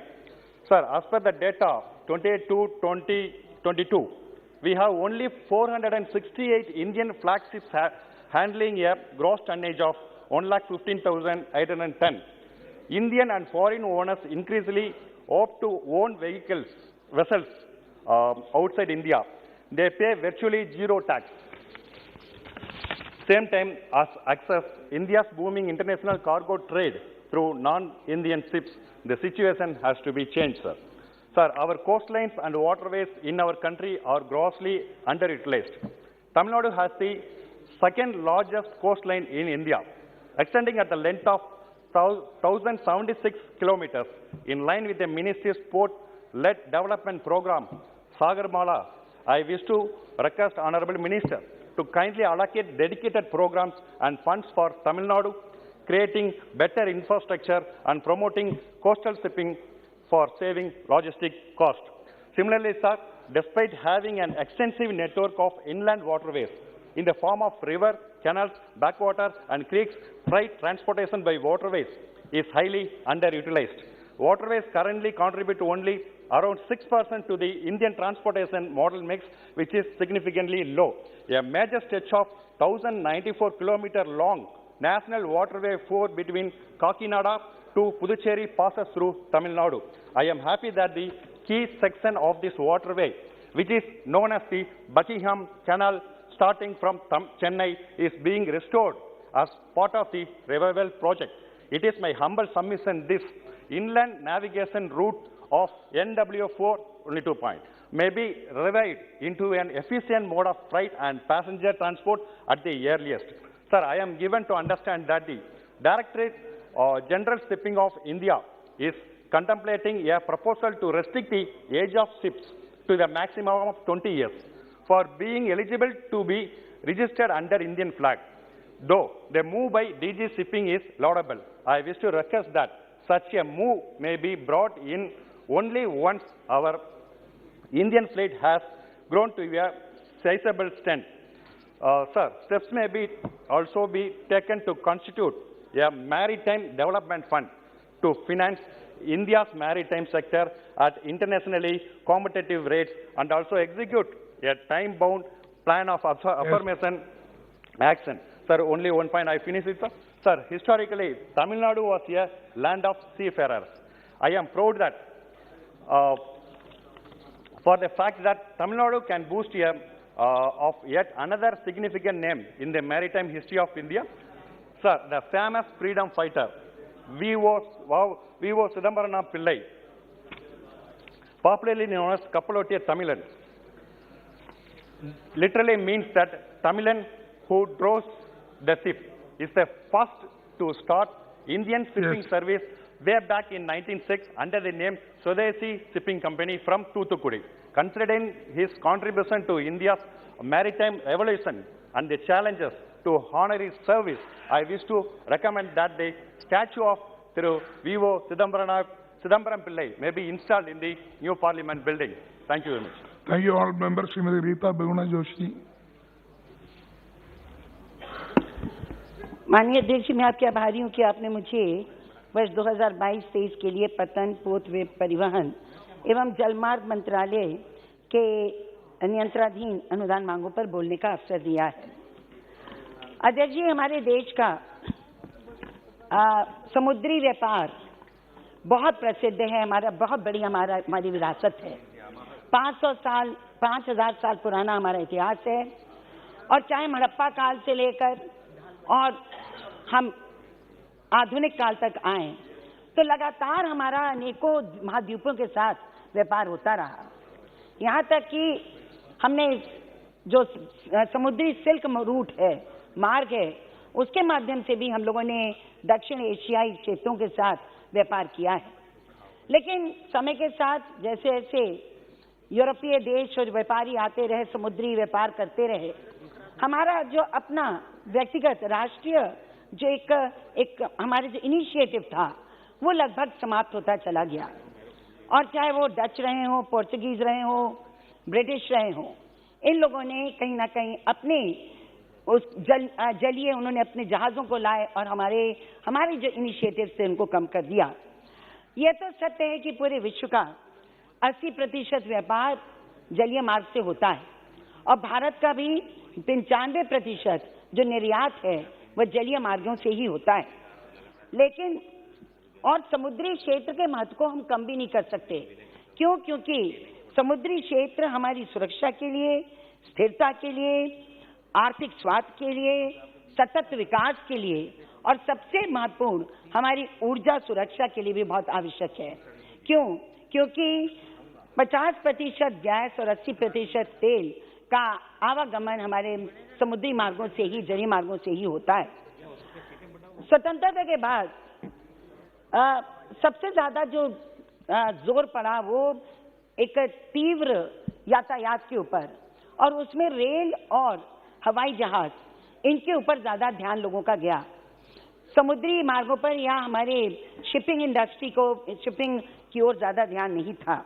जबकि बड़ा दिलचस्प है और ये भी दिलचस्प है कि इतने वर्ष हो जाने के बाद भी 75 साल से को हम पहुंच रहे हैं, लेकिन जो रेलवे का जीडीपी में शेयर है वो 9% है, एविएशन का 6% है, लेकिन हमारे बंदरगाहों का केवल 1% है।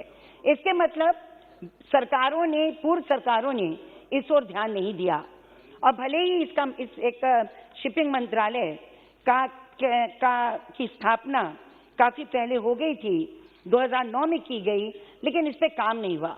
2014 के बाद जब प्रधानमंत्री नरेंद्र मोदी जी आए तो उन्होंने एक चिंतन में पैराडाइम शिफ्ट किया और इसमें उन्होंने निश्चित किया कि समग्र विकास तब तक संभव नहीं है जब तक सारे सेक्टर्स बराबर से आगे ना बढ़ें। और इसीलिए उन्होंने पहले आत्मनिर्भर भारत की बात कही, फिर उन्होंने मेक इन इंडिया की बात करी और अब गति शक्ति को आगे बढ़ाया है। ये जो परिकल्पना है गति शक्ति की, इसके अंतर्गत 7 इंजन्स को या 7 माध्यमों को चिन्हित किया गया है विकास के लिए। इसमें सड़क है, रेल है, इसमें ये ट्रांसपोर्ट पतन है, सामान्य ट्रांसपोर्ट, सार्वजनिक परिवहन है, जल मार्ग है और लॉजिस्टिक अवस्थापना है। उन्होंने का ये विचार है प्रधानमंत्री जी का कि जिस तरह से जैम ने जनाधार, ये जनधन योजना, आधार और मोबाइल ने, जैम ने जिस तरह से क्रांति करी और सामान्य क्षेत्र में, सोशल सेक्टर में, सामाजिक क्षेत्र में करोड़ों भारतवासियों को जो जन कल्याणकारी योजना थी उनको प्राप्त करने का अवसर दिया, उसी तरह से जन गति शक्ति भी भारत के इंफ्रास्ट्रक्चर को इतना स्ट्रांग कर देगा, इतना मजबूत कर देगा कि विश्व स्तरीय हमारे पास यातायात के साधन होंगे, जिससे व्यापार बढ़ेगा और देश की शक्ति बढ़ेगी। यहाँ इसीलिए उन्होंने मल्टी मोडल कनेक्टिविटी की बात की और मुझे बड़ी प्रसन्नता है कि एक इतना बड़ा डैशबोर्ड बनाया गया है इसके लिए, जैसा विश्व में कहीं नहीं है। बहुत बड़ा डैशबोर्ड बना है, विश्व का सबसे बड़ा। मेरी जो सरकार है, हमारे जो प्रधानमंत्री हैं, उनका बहुत स्पष्ट विचार है। उनका विचार है कि मशीनीकरण, डिजिटाइजेशन और कानूनों में बदलाव के माध्यम से प्रक्रियाओं का सरलीकरण होना चाहिए और इसीलिए, और जब ये होगा तभी इन्वेस्टमेंट आएगा और जब ये होगा तभी सस्टेनेबल डेवलपमेंट भी होगा। और इसी के अंतर्गत उन्होंने अब सागर माला परियोजना, नेशनल पर्सपेक्टिव प्लान, राष्ट्रीय परिप्रेक्ष्य अपनी योजना का उन्होंने संचालन किया, उसको स्थापित किया है। फ्लैगशिप प्रोग्राम के अंतर्गत इसके जो फ्लैगशिप प्रोग्राम है सागरमाला के, वो पूरी तरह से पोर्टलेट डेवलपमेंट की बात करता है, पोत आधारित विकास की बात करता है और हमारी जो नेविगेबल वाटरवेज हैं, जहाज चलने वाले जो योग्य मार्ग हैं, जो पानी है, जल है, वो 14,500 किलोमीटर है, 14,500 नेविगेबल वाटरवेज। अटल जी ने 2003 में प्रारंभ किया था, शुरुआत की थी कि यहाँ पर प्रांतीय कुछ परिवर्तन होना चाहिए, आधुनिकीकरण होना चाहिए और अब जाकर 2015 में जब सागरमाला आई तो उनके परिकल्पना को यथार्थ रूप देने का काम नरेंद्र मोदी जी कर रहे हैं। भारत नरेंद्र मोदी जी का विजन क्या है। वो चाहते हैं भारत में विश्व स्तरीय पोर्ट्स हो, पोर्ट हो, जहाज का निर्माण यही हो, हम हब बने मरम्मत के, रिपेयरिंग के भी और जहाज निर्माण के भी, व्यापार में बढ़ोतरी हो और तटीय क्षेत्रों में प्रत्यक्ष और अप्रत्यक्ष विकास भी हो, क्योंकि हम समाज को छोड़कर आगे नहीं चल सकते। तो इसलिए जो लोग तटीय जीवन बिताते हैं उनके लिए भी रोजगार और विकास की संभावनाएं मजबूत होनी चाहिए। इन्होंने अनेक कानूनों में ईज ऑफ डूइंग बिजनेस से करते हैं शुरू। ईज ऑफ डूइंग बिजनेस के अंतर्गत जैसे हर क्षेत्र में सरलीकरण किया जा रहा है, वैसे यहाँ भी हुआ। यहाँ पे जो अब हमारी सरकार ने पिछले 7-8 सालों में करीब 1500 से ज्यादा जो ऑब्सोलीट हमारे कानून हैं, जो अनुपयोगी कानून हैं, उनको समाप्त किया। 25,000 से ज्यादा नियमों को बदला और इसी के अंतर्गत ईज ऑफ डूइंग बिजनेस को बढ़ाने के लिए उन्होंने अनेकों एक्ट्स को दिया है। अभी तो 5 ही मिनट हुआ होगा, प्लीज। 1963 में पोर्ट ट्रस्ट को हटाकर मेजर पोर्ट अथॉरिटी एक्ट को लाया गया। प्रबंधन, नियंत्रण, व्यापार निर्णय, कॉम्पिटिटिव बिजनेस को आगे बढ़ाया गया। मॉडल कंसेशन एग्रीमेंट 2021 व्यापारिक विवादों को समाप्त करने के लिए, त्वरित समाप्त करने के लिए आर्बिट्रेशन का राइट और मुआवजा, शुल्क राहत, लाइसेंस शुल्क में कटौती करने का अधिकार भी पोर्ट अथॉरिटीज को दिया गया। शिप रिसाइकलिंग एक्ट 2019, आज शिप रिसाइकलिंग में भारत इंटरनेशनल हब बन चुका है और शिप बिल्डिंग में भी उन्होंने ये जहाजों के निर्माण में भी यह नियम बन गया है कि right to recall Indian shipyard को होगा। जब वो मना करेंगे तभी आप कहीं और इसको दे सकते हैं। तो इस प्रकार सिंगल विंडो के माध्यम से, डिजिटाइजेशन के माध्यम से, ई कॉमर्स के माध्यम से, ई पेमेंट, ई इनवॉइसिंग, कागज विहीन व्यवस्था स्थापित करने के ओर हमारी शिपिंग मिनिस्ट्री बहुत तेजी से आगे बढ़ रही है। इन सब का असर ये है कि आज स्मार्ट टाउन्स बन रहे हैं, पोर्ट्स बन रहे हैं और साथ ही साथ खर्चे भी कम हो रहे हैं। अब एक बहुत महत्वपूर्ण काम जो हमारी सरकार कर रही है वो 1,19,000 करोड़ की लागत से ये स्पेशल इकोनॉमिक जोन्स और CECs यानी कोस्टल इकोनॉमिक जोन को भी स्थापित कर रही है और फोकस है गुजरात, महाराष्ट्र, गोवा, केरला, तमिलनाडु, आंध्र प्रदेश और वेस्ट बंगाल के बंदरगाहों पर। यहाँ पर कोशिश है कि जो प्रोडक्शन होता है, इंडस्ट्रियलाइजेशन है, औद्योगिकरण, वो पोर्ट्स के आसपास, पोतों के आसपास हो ताकि लोगों को रोजगार मिल सके और इसलिए इससे बहुत फायदा हुआ है, रोजगार बढ़ा है। लास्ट माइल कनेक्टिविटी में भी सरकार बहुत काम कर रही है। 1,36,000 करोड़ बंदरगाहों के इसको सड़कों से जोड़ने का काम हो रहा है। आज 5 लाख करोड़ की लागत से 802 प्रोजेक्ट्स 2035 तक समुद्री व्यापार को नई ऊंचाई प्रदान करेंगे, जो चल रहा है। कंटेनर सर्विसेज परियोजना अगर लागू हो गई तो 35,000 करोड़ रुपया प्रतिवर्ष बचेगा। बस आपका 2 मिनट और लूंगी, मेरा समाप्त है। जलमार्ग विकास प्रोजेक्ट यानी नेशनल वाटरवेज, ये बहुत बड़ी बात है और मैंने जो आज इस मिनिस्ट्री पे बोलने के लिए स्वतः मांग की थी वो इसलिए भी क्योंकि हम लोग जो समुद्रों से दूर रहते हैं उनको अंदाज नहीं है कि हम क्या खो रहे हैं और इसका पोटेंशियल कितना और हमको कितना आगे बढ़ाना चाहिए। ब्लू रेवोल्यूशन कैसे होगा जब तक यहाँ पर ये काम नहीं होंगे।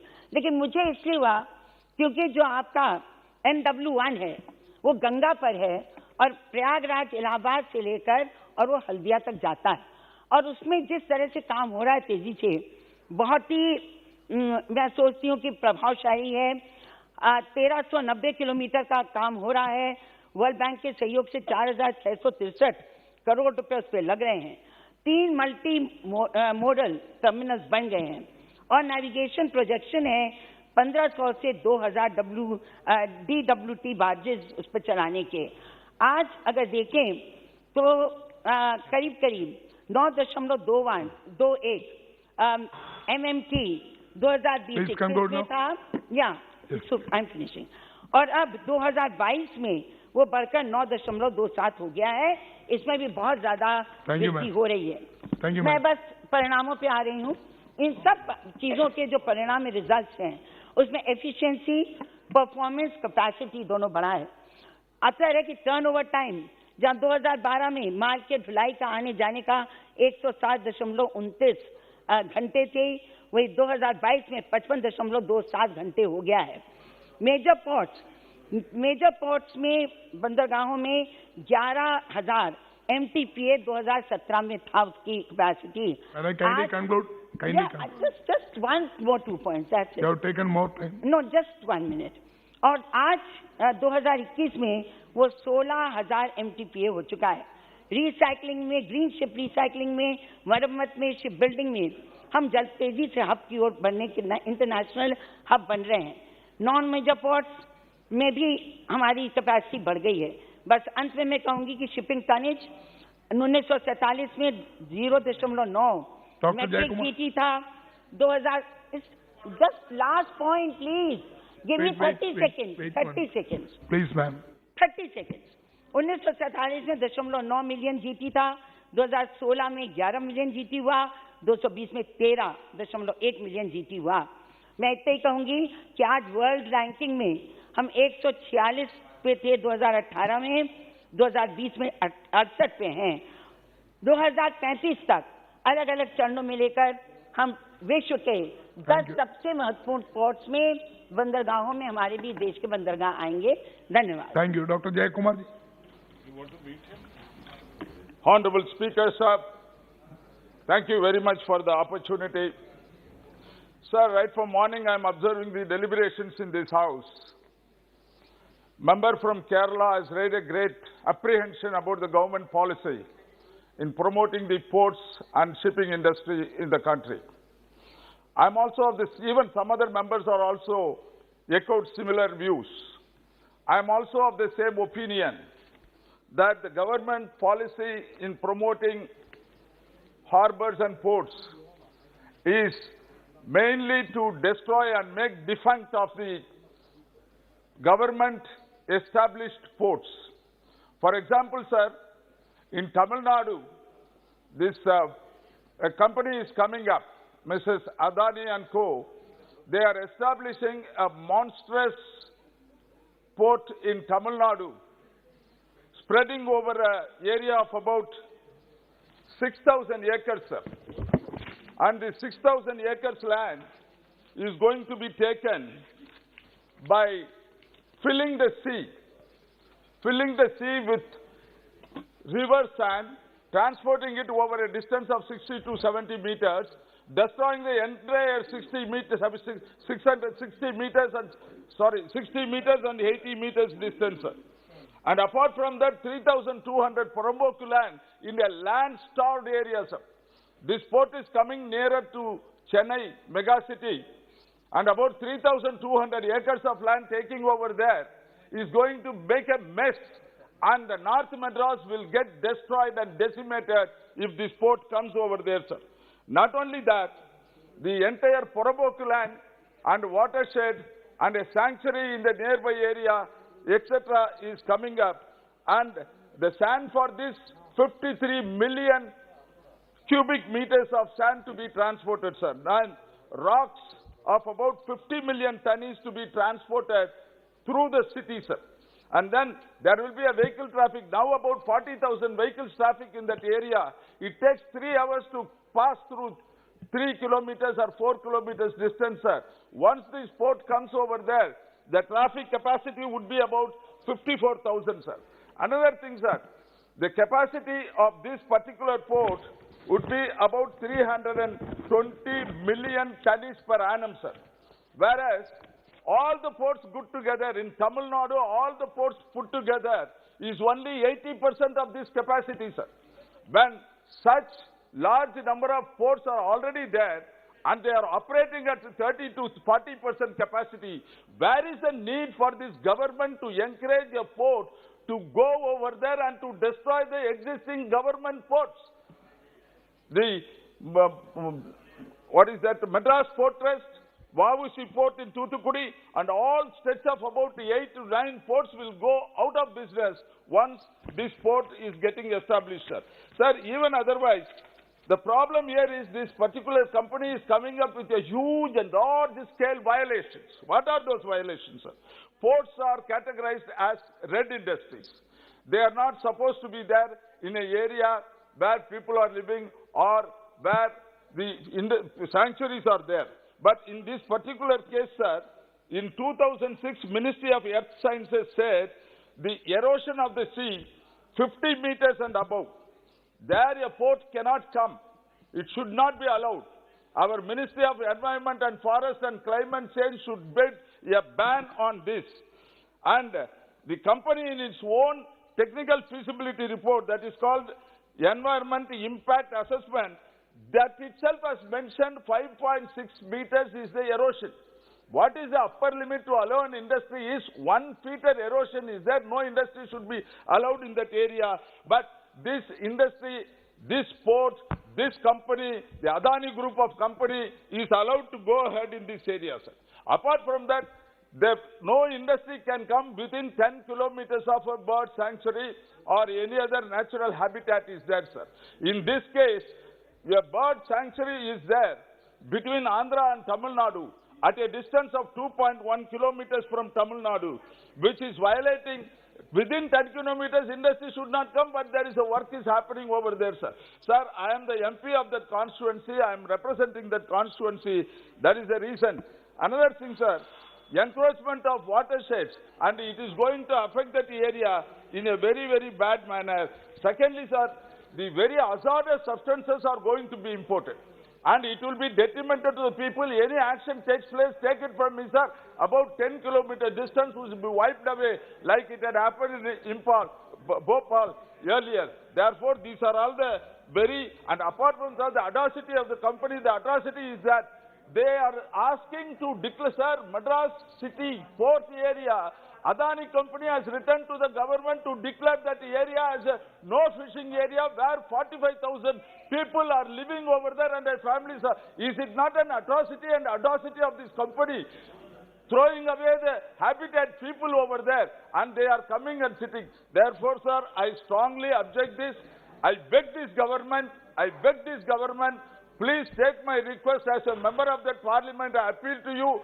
This is not an industry to be done. Take it to Gujarat. I am not against anyone this government helping. Take it to Gujarat. Take it to many other coastal areas. There it can be promoted, sir. Thank you. Shri Badruddin Ajmal जी। सभापति जी, मैं आपका बहुत बहुत शुक्रगुजार हूं कि आपने मुझे इस पोर्ट्स एंड शिपिंग मिनिस्ट्री के बजट के ऊपर बोलने का मौका दिया। चूंकि हमारे सर्बानंद सोनोवाल जी मिनिस्टर वो हमारे इलाके से है, उसी इलाके से मैं एमपी बन के आता हूं, इसलिए उनके बजट में तो मैं खिलाफ कर ही नहीं सकता। इसलिए जो भी बजट है, जैसा भी है, अच्छा है या बुरा है, पूरा का पूरा मुझे उसका सपोर्ट है। जी, आप ही तारीफ कर रहे हैं, बोलिए। जी जी, शुक्रिया, बहुत बहुत शुक्रिया, बहुत बहुत शुक्रिया। तो मैं मिनिस्टर साहब से आपके माध्यम से ये कहना चाहता हूं कि आज़ादी से पहले धुबड़ी पोर्ट, जहां से मैं जीत के आता हूं सर, ये 3rd टाइम है मेरा इस हाउस में, और मैं बहुत ही अहमियत रखता था क्योंकि वहां से इलाके के लोग अपना प्रोडक्ट दूसरे सूबों और दूसरे मुल्क में भी एक्सपोर्ट इंपोर्ट करते थे। सर, आसाम के लोग धुबरी पोर्ट से स्टोन्स, वेजिटेबल, जूट, राइस वगैरह का एक्सपोर्ट का काम करते थे। इसकी वजह से इलाके में बड़ी खुशहाली थी, चहल पहल थी। वहाँ के लोग माली एतबार से बहुत मजबूत थे, फाइनेंशियल एतबार से। मगर सर, मैं आपके माध्यम से ये कहना चाहता हूँ, मुल्क की तकसीम के बाद, पार्टीशन के बाद, धुबड़ी और कोलकाता के बीच में शिप्स का रास्ता बंद हो गया, जो कि इम्पोर्टेंट पॉइंट था, क्योंकि वाटरवे का कुछ हिस्सा दूसरे मुल्क में चला गया। उसके बाद धुबड़ी पोर्ट बिल्कुल बेकार हो गया और वो बंद हो गया।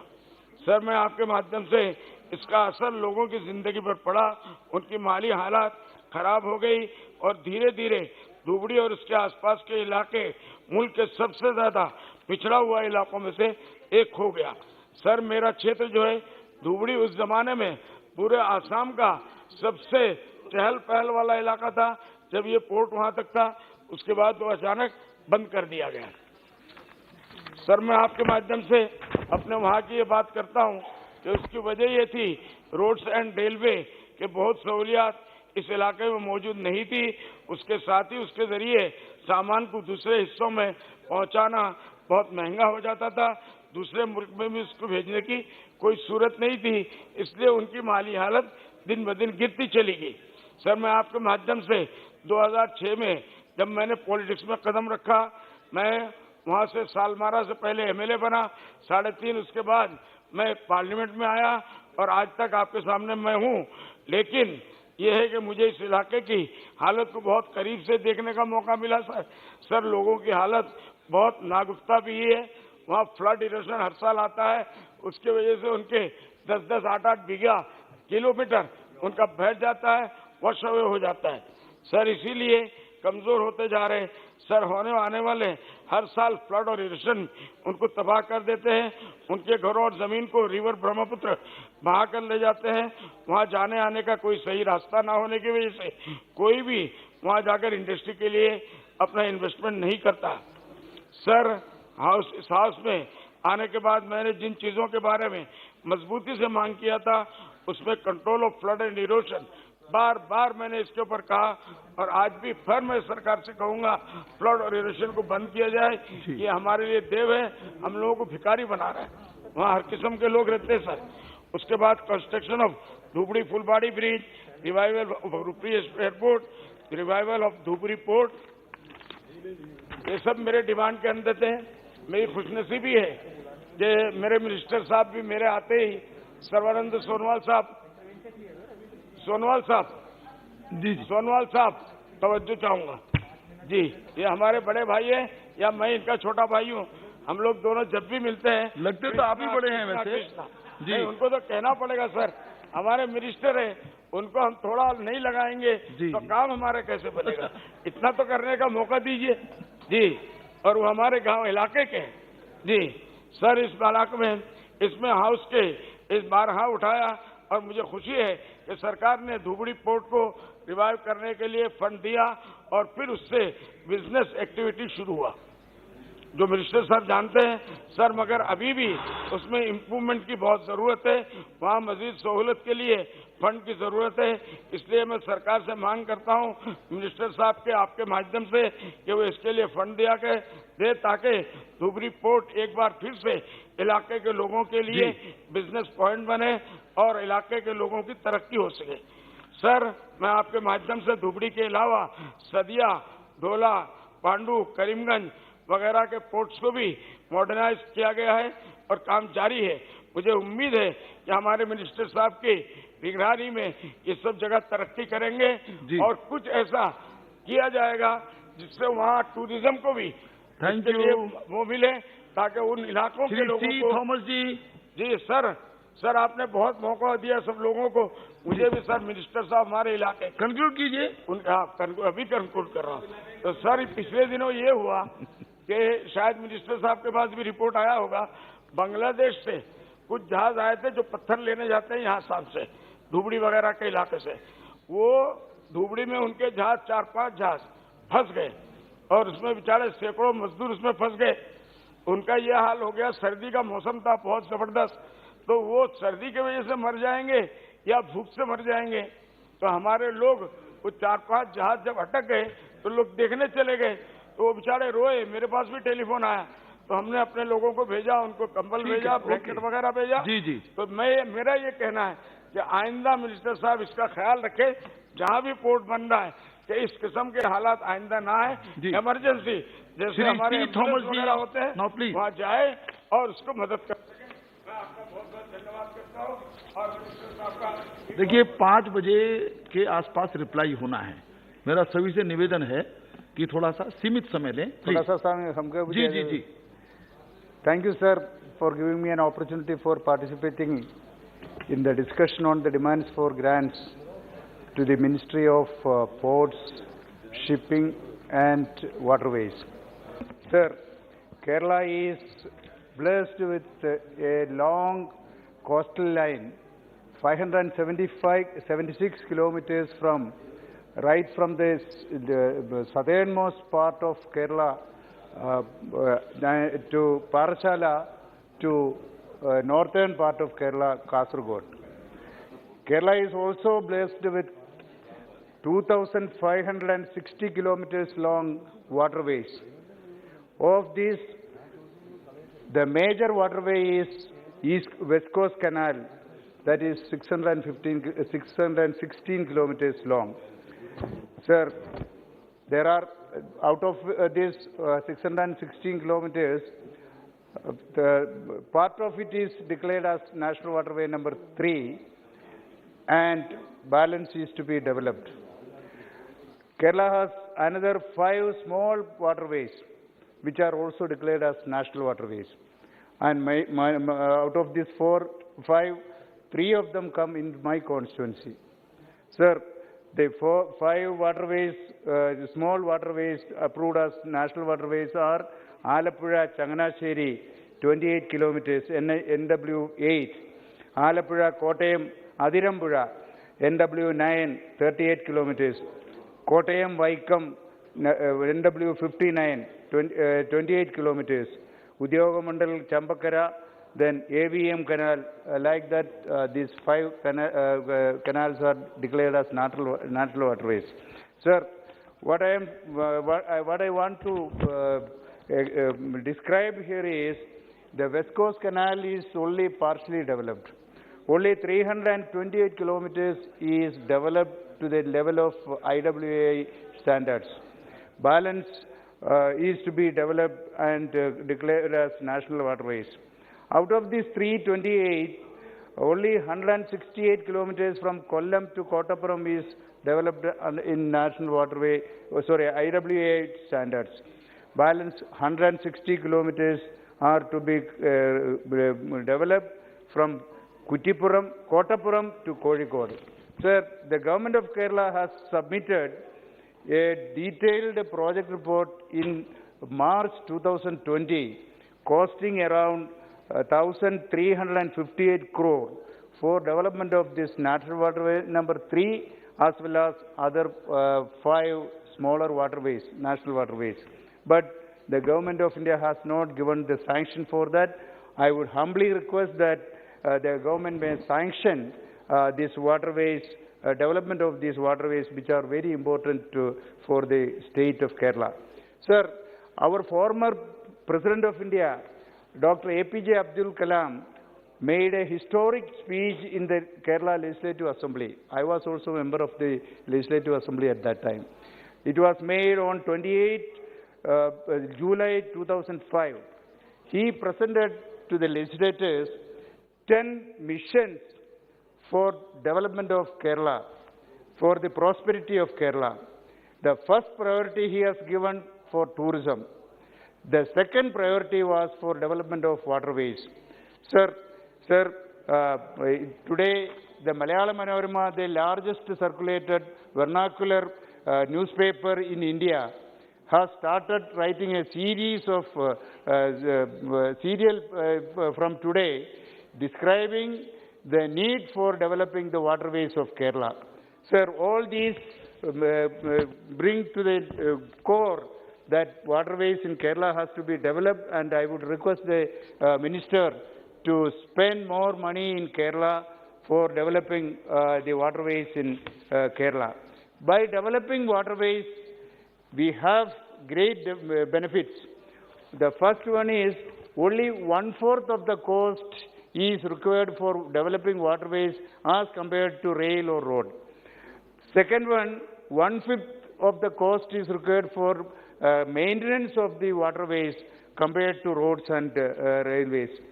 Third, the cost of cargo movement by road is 1 rupees per ton, whereas by rail it is 50 paise. Sir, one more point only. 37, it is only 37 paise per ton by waterways. Sir, there is no carbon emission, and this is best for the tourism development also. Only one point, sir. You should give me permission. The Kottayam port, that is just 15 kilometers away from my own house. It is the first port container Kottayam Port and Container Terminal Services is the first joint venture minor port and inland container terminal in India. This is the only multi-modal ICD, inland container depot, using inland water navigation. This port is situated by the side of National Waterway number 9. The Kottayam port is using facilities of National Waterway 9, 3 and also 59.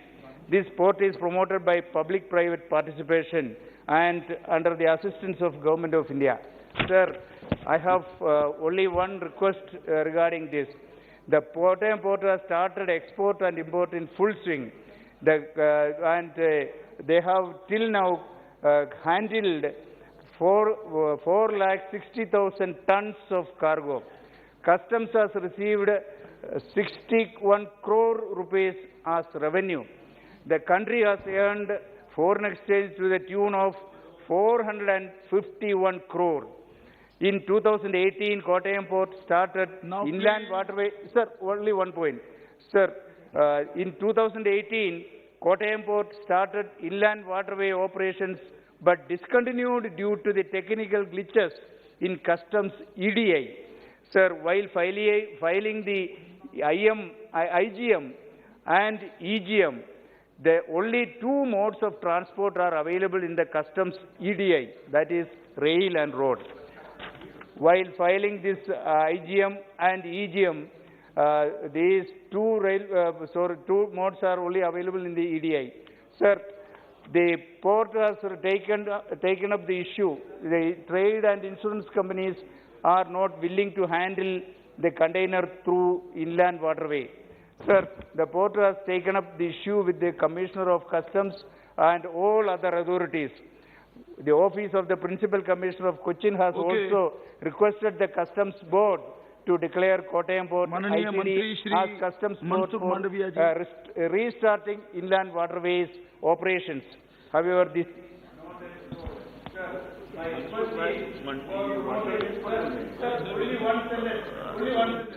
please. Sir, for promoting and to restart the inland waterway movement from Kottayam Port, I request to incorporate inland waterways as transportation mode in the electronic data interchange EDI. Thank you, sir. माननीय deputy speaker साहब, port, shipping and waterways के budget demand को समर्थन करने के लिए मैं खड़ा हुआ हूँ। सर, देश में हिंदुस्तान का नाम ही और हिंदुस्तान के नाम से ही हिंद महासागर का नाम बना हुआ है। देश में 7,500 किलोमीटर समुद्र तट है, सदियों से है, और यही समुद्र तट का यातायात के लिए उपयोग करके ये देश समृद्ध हुआ करते थे। ये देश की समृद्धि का द्वार यही समुद्र तट थे, और इसका सबूत आज से 5,000 साल पहले हम समुद्र क्षेत्र में कितना सभ्य थे या तो हम कितना डेवलप्ड थे, उसका बेस्ट एग्जाम्पल आज विश्व में कहाँ भी 5,000 साल पुराना कोई पोर्ट जीवित नहीं है या तो कोई एग्जाम्पल नहीं है। लेकिन आप इंडिया में गुजरात में लोथल में आज भी 5,000 साल पुराना डॉक आज भी मौजूद है।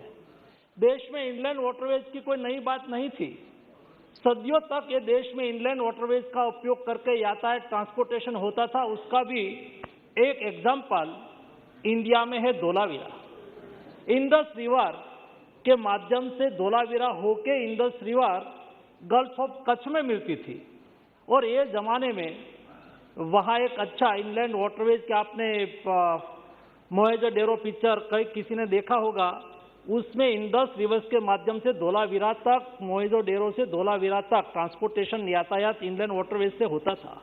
ये हमारी समृद्धि का रीजन था। लेकिन देश की आज़ादी के बाद देश के समुद्र तट, देश के पोर्ट वो ज़्यादातर उपेक्षित रहा। देश में ट्रेन आई, उसका उपयोग होता रहा, रोड उसका उपयोग होता रहा, उसका एक्सपेंशन होता रहा, उसके पर बजट खर्च होता रहा। लेकिन दुनिया का ये भी एक क्रम है, जिन्होंने समुद्र पर राज किया है उन्होंने ही विश्व पर राज किया है, और इतिहास उसका सबूत है। यही रास्ते से सभ्यता एक दूसरे प्रांत में, एक दूसरे क्षेत्र में गई, एक दूसरे क्षेत्र से यहाँ आई।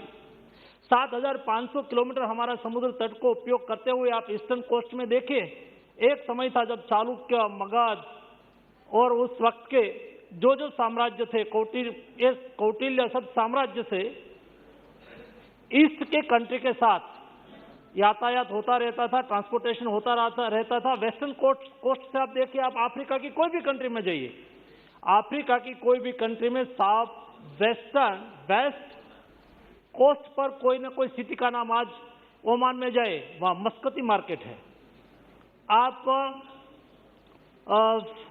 दुबई जाए तो वहां भी सलाया स्ट्रीट है, सलाया गुजरात का छोटा सा पोर्ट है। ये इसलिए है कि क्योंकि यही समुद्र तट से हम दुनिया में ट्रांसपोर्टेशन करते थे, दुनिया में जाते थे, और हमारा बिजनेस और ट्रेड यही समुद्र तट से समृद्ध होता था। लेकिन ये समुद्र तट की उपेक्षा के बाद जब 2014 में हमारी सरकार बनी, तब ये पोर्ट सेक्टर की क्या स्थिति थी, और उसके बाद 2014 के बाद 2016 में MOS शिपिंग बना था। मैंने उस समय देखा, अध्ययन किया, तब पता चला कि समय के साथ हमारा पोर्ट नहीं बदलने से हमें क्या क्या दिक्कतें हो रही है, क्या क्या मुश्किलें आई। देश में महंगाई बढ़ने, या तो देश में की कमोडिटी, देश का सारा यूनिवर्सल दुनिया का लॉजिस्टिक कॉस्ट अपने विश्व की जीडीपी के सापेक्ष में 9% है। इंडिया का जीडीपी कॉस्ट अपनी जीडीपी के सापेक्ष में इंडिया में 40% है। क्यों है? जब उसका एनालिसिस होता है तब पता चलता है कि देश में पोर्ट सेक्टर में जो मॉडर्नाइजेशन और डेवलपमेंट होना था वो नहीं हो पाया। देश में हमारे बाहर मेजर पोर्ट है और अदर पोर्ट है। ये पोर्ट की ड्राफ्ट 10 मीटर, 12 मीटर, 10-12 मीटर, और समय बदल गया। दुनिया में 20-20, 18-18, 19-19 मीटर ड्राफ्ट वाला वेसल, और उसको ध्यान में रखते हुए जब शिप की डिजाइन होती है, जो नए शिप बनते हैं, नए वेसल बनते हैं, तो वो अपने सारे दुनिया का एवरेज ड्राफ्ट क्या है पोर्ट का, उसको ध्यान में रखते हुए ये लोग डिजाइन बनाते थे। तो बड़े बड़े 18-16 मीटर ड्राफ्ट में चलने वाला दुनिया में शिप बनने लगा, और हमारा ड्राफ्ट, हमारा पोर्ट में 10 मीटर हो तो स्थिति क्या होती थी माननीय अध्यक्ष महोदय? उसको बड़ा शिप दूर रखना पड़ता था, वहां से कार्गो छोटे शिप में डालते थे, ये छोटे शिप फिर पोर्ट में आते थे। पोर्ट में भी मैकेनाइज्ड इक्विपमेंट होना चाहिए, वो नहीं होता था, इसलिए फिर उसको दिक्कत होती थी। ऐसा करके जब इंपोर्ट कार्गो इंडिया में इतना महंगा हो जाता था और हमारा एक्सपोर्ट कार्गो भी इस दृष्टि से महंगा होता था, तो देश में पोर्ट में ड्राफ्ट ये सबसे बड़ी रिक्वायरमेंट थी। और मैं ये भी सुनता था, और मैं मंत्री बना था उस वक्त, मुझे पता है, मैं यही न्यूज़पेपर बंगाल में जाता था, या तो बंगाल के एम्प्लॉइज का मेरे पास रिप्रेजेंटेशन आता था। लोग आके कहते थे ये कलकत्ता पोर्ट जिंदा तो रहेगा ना, पोर्ट चलेगा ना? घाटा में चल रहा है। मुंबई पोर्ट घाटा में चल रहा है, हमारा कोची पोर्ट घाटा में चल रहा है, सभी पोर्ट घाटा में चल रहे थे। वहां हजारों की संख्या में एम्प्लॉइज थे, उसकी सैलरी का क्या, उसका भविष्य का क्या। लेकिन माननीय अध्यक्ष महोदय, मुझे बताते हुए खुशी हो रही है कि प्रधानमंत्री मोदी जी ने निर्देश किया कि हमें पोर्ट सेक्टर में तुरंत ही डेवलपमेंट हाथ में लेने की आवश्यकता है, पोर्ट को बचाना है। आज मुझे बताते हुए खुशी हो रही है, जब कलकत्ता के 150 वर्ष उसके पोर्ट का हुआ और उस वक्त वहाँ कार्यक्रम हुआ था, उस वक्त वहाँ के एम्प्लॉइज एश्योर्ड थे कि हमारा पोर्ट आज प्रॉफिट में है। प्रॉफिट में इतना ही नहीं, लेकिन हमारे पोर्ट के सभी एम्प्लॉइज 15,000 रिटायर्ड एम्प्लॉइज थे, उसके मन में चिंता थी, बुजुर्ग थे, एजेड थे, क्या हमें पेंशन मिलेगा, नहीं मिलेगा? जी नहीं, LIC में सभी की पेंशन की रकम डिपॉजिट कर दिया और उसको एश्योर कर दिया, सिक्योर कर दिया कि आपको कोई चिंता करने की आवश्यकता नहीं है। हमने नया रास्ता ढूंढा, नई व्यवस्था खड़ी की, पोर्ट में ड्राफ्ट बढ़ाया, ड्राफ्ट बढ़ाने के बाद ज्यादा कार्गो हैंडल कैसे हो, इनलैंड वाटरवेज के साथ उसके साथ जोड़ा। यहाँ केरला की बात हो रही थी, कोची केरला का पोर्ट है और कोची पोर्ट घाटा में चल रहा है। क्या करना चाहिए पोर्ट को? पोर्ट का वहां से कार्गो हैंडलिंग में कैसे सुविधा हो? वहाँ स्टाफ था, वहाँ कई स्किल मैन पावर थे, वहाँ इंजीनियरिंग विंग थी। और उस वक्त हमने सोचा कि ये पोर्ट में ड्रेजिंग करने के लिए खर्च लग रहा है, तो ड्रेजिंग मटेरियल है तो सैंड है, और सैंड का कंस्ट्रक्शन और उसके अलावा कई चीजें में उसका उपयोग हो सकता है। तो उस वक्त हमने एफर्ट लिया कि क्या ये सैंड को बेच के हम इनकम कर सकते हैं क्या। आज देश में सभी पोर्ट में ड्रेजिंग हो रहा है, ये ड्रेजिंग से निकलने वाली सैंड को बेच के 25 से 50 करोड़ रुपया प्रति वर्ष भारत पोर्ट मिनिस्ट्री कमा रही है, ये पोर्ट कमा रहा है। उसकी इनकम ये पोर्ट में जाएगी। आज कोची पोर्ट धीरे धीरे आगे बढ़ने लगा है, उस स्वयं एफर्ट लिया है, मैं उसकी सराहना करता हूं। और उसमें कोई वहां लक्षद्वीप है, वहां का कार्गो हैंडलिंग वहां से होता है, वहां उसका पोर्ट चलाने के लिए क्योंकि यूटी है और यूटी के पास सारी व्यवस्था नहीं है, तो आज कोची पोर्ट उसको सपोर्ट कर रहे हैं और इस सपोर्ट के सापेक्ष में उसको मदद कर रहे हैं, उसका कार्गो हैंडलिंग में मदद कर रहे हैं, उसका पोर्ट मैनेजमेंट में मदद कर रहे हैं, उसकी इनकम कोची पोर्ट को हो रही है। वहां कोची में ही हमारा कोची शिपयार्ड है, शिप बिल्डिंग में आज अच्छा काम कर रहा है, दुनिया में नाम बना रहा है। हमारा विक्रांत ना कोचिन विक्रांत आज इंडिजिनियस आत्मनिर्भर भारत के तहत वो प्लेन हेलीकॉप्टर के साथ समुद्र में जाके देश की सुरक्षा कर सके, ऐसा वेसल्स, ऐसा आयुध वाले शिप हमारे कोची शिपयार्ड बना रहा है। हमारे लिए गौरव की बात है। माननीय अध्यक्ष महोदय, उसके साथ कैसे बदलाव लाने की आवश्यकता थी और क्या क्या हमने किया। एक एडमरिटी एक्ट था, वो 1890 में बना हुआ था, और 1819 में जब अंग्रेज ने एडमरिटी एक्ट बनाया, उस वक्त केवल देश में उसके उस वक्त जो प्रांत होंगे और 4 ही हाईकोर्ट को, देश में 4 ही हाईकोर्ट को एडमरिटी के लिए केस चलाने का अधिकार था। हमने एडमरिटी बिल को 137 इयर्स के बाद रिफॉर्म करके 2017 में उसको रिप्लेस किया और नया बिल लाया। Act to navigation bill, act to navigation lighthouse, वो 1927 का एक्ट था। और लाइट हाउस हमारे लिए बहुत इंपॉर्टेंट है क्योंकि देश के समुद्र तट पर लाइट हाउस सदियों से बना हुआ है और वो यूनिक प्लेस पर बना हुआ है। क्या उसको टूरिज्म के लिए हम उपयोग नहीं कर सकते हैं? ये हमने act to navigation lighthouse act लाके ये सारा हमारा लाइट हाउस है उसको मॉडर्नाइजेशन और ये लाइट हाउस को पीपीपी मोड से हम टूरिज्म प्लेस के रूप में डेवलप करें। आज ऐसे 12 से 13 लाइट हाउस डेवलप हो चुका है। लोग टूरिज्म पर्पज ऑफ व्यू से वहां जाते हैं, एंजॉय करते हैं। इस समय के साथ बदलना आवश्यक होता है। ट्रेडिशनल चीजें समय के साथ हम जब नहीं बदलेंगे तो हम पीछे छूट जाते हैं, हमें पीछे नहीं रहना है। इसलिए जो रिफॉर्म करने की आवश्यकता थी वो हमने रिफॉर्म किया। इनलैंड वेसल एक्ट 1917 का था, उसको भी रिप्लेस किया। पोर्ट अथॉरिटी एक्ट, उसको भी रिप्लेस किया। जितने पुराने एक्ट था वो एक्ट को समय के अनुसार बदलने की आवश्यकता थी। उसको बदल के हम हमारे मैरीटाइम सेक्टर को कैसे आगे बढ़ाए, हम हमारे मैरीटाइम सेक्टर को कैसे आगे ले जाए, इस दिशा में हमने काम किया। इतना ही नहीं माननीय अध्यक्ष महोदय, जब देश में दुनिया में सी फेरर के लिए, सी फेरर एक रोजगारी का सबसे बड़ा माध्यम है।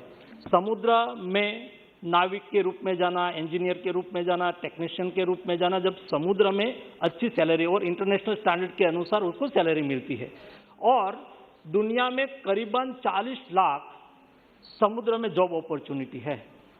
एक छोटा सा फिलीपाइंस कंट्री है, उसका सी फेरर वो है 8 लाख। छोटे छोटे कंट्री 8, 10, 4, 5 लाख सी फेरर है। और एक स्वीपर के रूप में भी समुद्र में जाते हैं तो उसकी मिनिमम सैलरी $2,000 होती है, यानी कि लाख सवा लाख रुपीज होती है।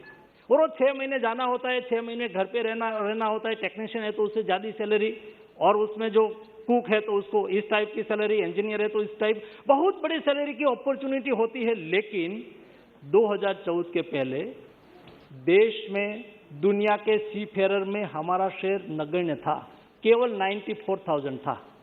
हमने सोचा कि ये सी फेरर के लिए जॉब अपॉर्चुनिटी के लिए क्या कर सकते हैं। उसको बेस्ट ट्रेनिंग मिलनी चाहिए, बेस्ट सर्टिफिकेट मिलना चाहिए, ट्रेनिंग इंस्टीट्यूट हमारी अच्छी होनी चाहिए, हमारी ट्रेनिंग इंस्टीट्यूट का एक मानांक होना चाहिए। इस ट्रेनिंग इंस्टीट्यूट में पास होने के बाद जब समुद्र में जाने के लिए, ये तो 7,500 किलोमीटर समुद्र तट पर रहने वाले सभी लोग ट्रेडिशनल नाविक हैं, उसमें स्किल है ही, लेकिन उसको फॉर्मलाइज करने की आवश्यकता थी। स्विमिंग करना एक उसमें आवश्यक होता है। तो समुद्र तट पर रहने वाले बच्चे, हमारे मछुआरे के परिवार के लोग, वो स्विमिंग जानते ही है, उसको फॉर्मल सर्टिफिकेशन हो जाए, सर्टिफिकेट मिल जाए, उसको जॉब अपॉर्चुनिटी बनेगी। इस टाइप की ट्रेनिंग देना शुरू किया और इंटरनेशनल बेंचमार्क के अनुसार उसका सर्टिफिकेशन किया, और इस सर्टिफिकेशन से आज सम्मानीय सदन में मुझे बताते हुए खुशी हो रही है कि देश में 2,40,000 सी फेयर आज देश में दुनिया में समुद्र के माध्यम से रोजगारी के लिए जा रहे हैं, और ये संख्या आगे बढ़े इस दिशा में प्रयास हो रहा है। वैसे ही कोस्टल शिपिंग, हमारे यहाँ ट्रेन का और रोड का उपयोग होता रहा, लेकिन समुद्र तट पर कोस्टल शिपिंग के माध्यम से हम कार्गो एक जगह से दूसरे जगह पे नहीं ले जा सकते। तो जब हम स्टडी कर रहे थे तो संज्ञान में आया कि क्या है, तो कि कई पुराने ऐसे रूल्स रेगुलेशन है, ये रूल्स रेगुलेशन को हम जो चेंज नहीं करेंगे तो कोस्टल कार्गो नहीं बढ़ेंगे। कोस्टल कार्गो बढ़ाने के लिए हमने कोस्टल शिपिंग बिल के संदर्भ में विचार किया और कई ऐसे रिलैक्सेशन और प्रावधान किया, जैसे इनलैंड वाटरवेज से कोई वेसल आए और उसको कोस्टल मूव करके फिर एक दूसरी जगह से चले जाए। फॉर एग्जाम्पल, माननीय अध्यक्ष महोदय, एक कंटेनर आया, दिल्ली से कंटेनर निकला है, वो गुजरात में कंडला पोर्ट पर पहुंचा, कंडला पोर्ट से वाटरवेज का उपयोग करके वो कोची जा सकता है, वो कालीकट जा सकता है, वहां पहुंचाने के लिए वो कोस्टल शिपिंग का उपयोग करे।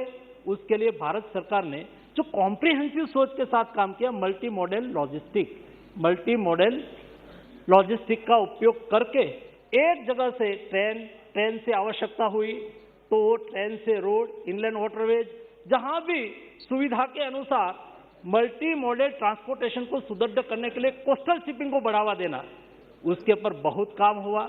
और मुझे बताते एक दूसरे माननीय स्पीकर महोदय, कंटेनर बात छोटी छोटी है लेकिन देश के लिए उसका कितना इंपॉर्टेंस होता है। ये देश में IMO स्टैंडर्ड का कंटेनर ही नहीं बनता था, कंटेनर, और देश में 9 लाख कंटेनर की प्रतिवर्ष डिमांड है। इस बार जब कोविड क्राइसिस के दरमियान कई कंट्री में लॉकडाउन होने से कंटेनर फंस गया, और ऐसी स्थिति में देश में एक्सपोर्ट करना था, कंटेनर नहीं थे, इंपोर्ट करना था, कंटेनर नहीं थे। इंडिया में IMO स्टैंडर्ड का कंटेनर बनता नहीं था, इसलिए वो दूसरे देश में जा नहीं सकता था, और उस वक्त ये देश ने ही एफर्ट लिया और हिंदुस्तान ने एक कंटेनर बनाने, बात छोटी छोटी है लेकिन उसका परिणाम कैसे होता है, हमारा इंपोर्ट एक्सपोर्ट पर कितनी इफेक्ट होती है। माननीय स्पीकर महोदय, देश में आज IMO स्टैंडर्ड का कंटेनर आत्मनिर्भर भारत के तहत बनने लगा है, देश में बिकने लगा है, और 97% शेयर, आज 97% शेयर केवल चाइना से ही दुनिया को लेना पड़ता है। आज इंडिया भी कंपटीशन में आ गया है और इंडिया भी दुनिया को एक कंटेनर बना के आज के दिन में दे पाए, ऐसी स्थिति में भारत पहुंच गया है और आने वाले दिनों में उसका भी उपयोग हो सकता है। दूसरा, ये क्रूज टूरिज्म, समय के अनुसार क्रूज टूरिज्म की बहुत बड़ी डिमांड है।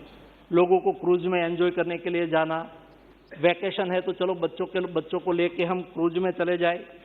दुनिया के लोग क्रूज के माध्यम से एक दूसरे के कंट्री में वो मुलाकात लेते हैं, लेकिन भारत में क्रूज टूरिज्म, विदेश का क्रूज, जब कोई दुनिया से क्रूज आता है, टूरिस्ट आता है, तो स्वाभाविक तौर पे पैसा लेके आता है।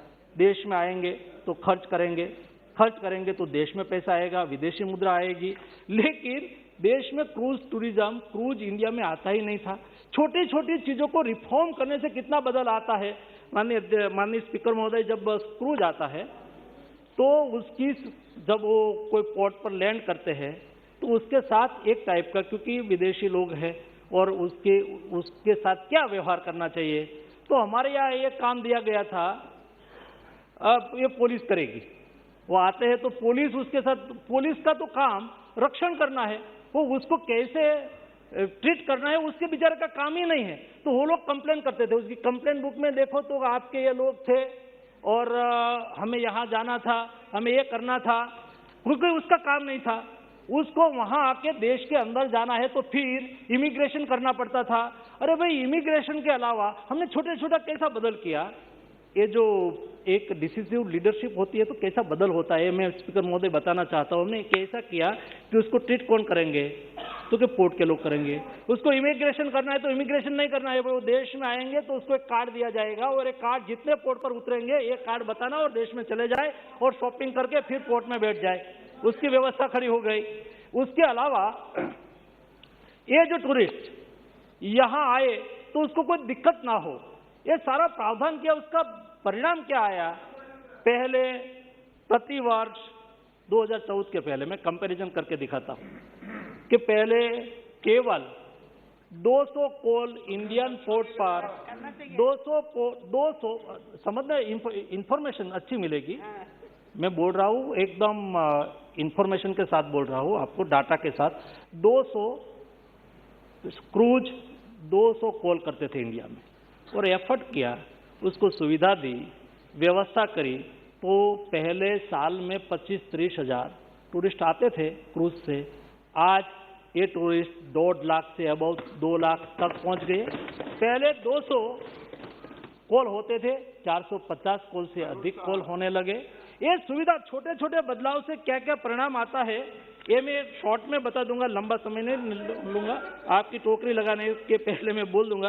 थोड़ा ज्ञानवर्धन करा रहा है। और छोटी चीज माननीय स्पीकर महोदय, देश में शिप बिल्डिंग एक रोजगार का बड़ा अवसर होता है और ट्रेडिशनली ये देश में शिप बनता था। और आज भी आप लंदन के म्यूजियम में जाएंगे तो वहां देखेंगे इंडिया में बना हुआ और 80 इयर्स तक सेल किया हुआ इंडियन मेड शिप उसके म्यूजियम में है।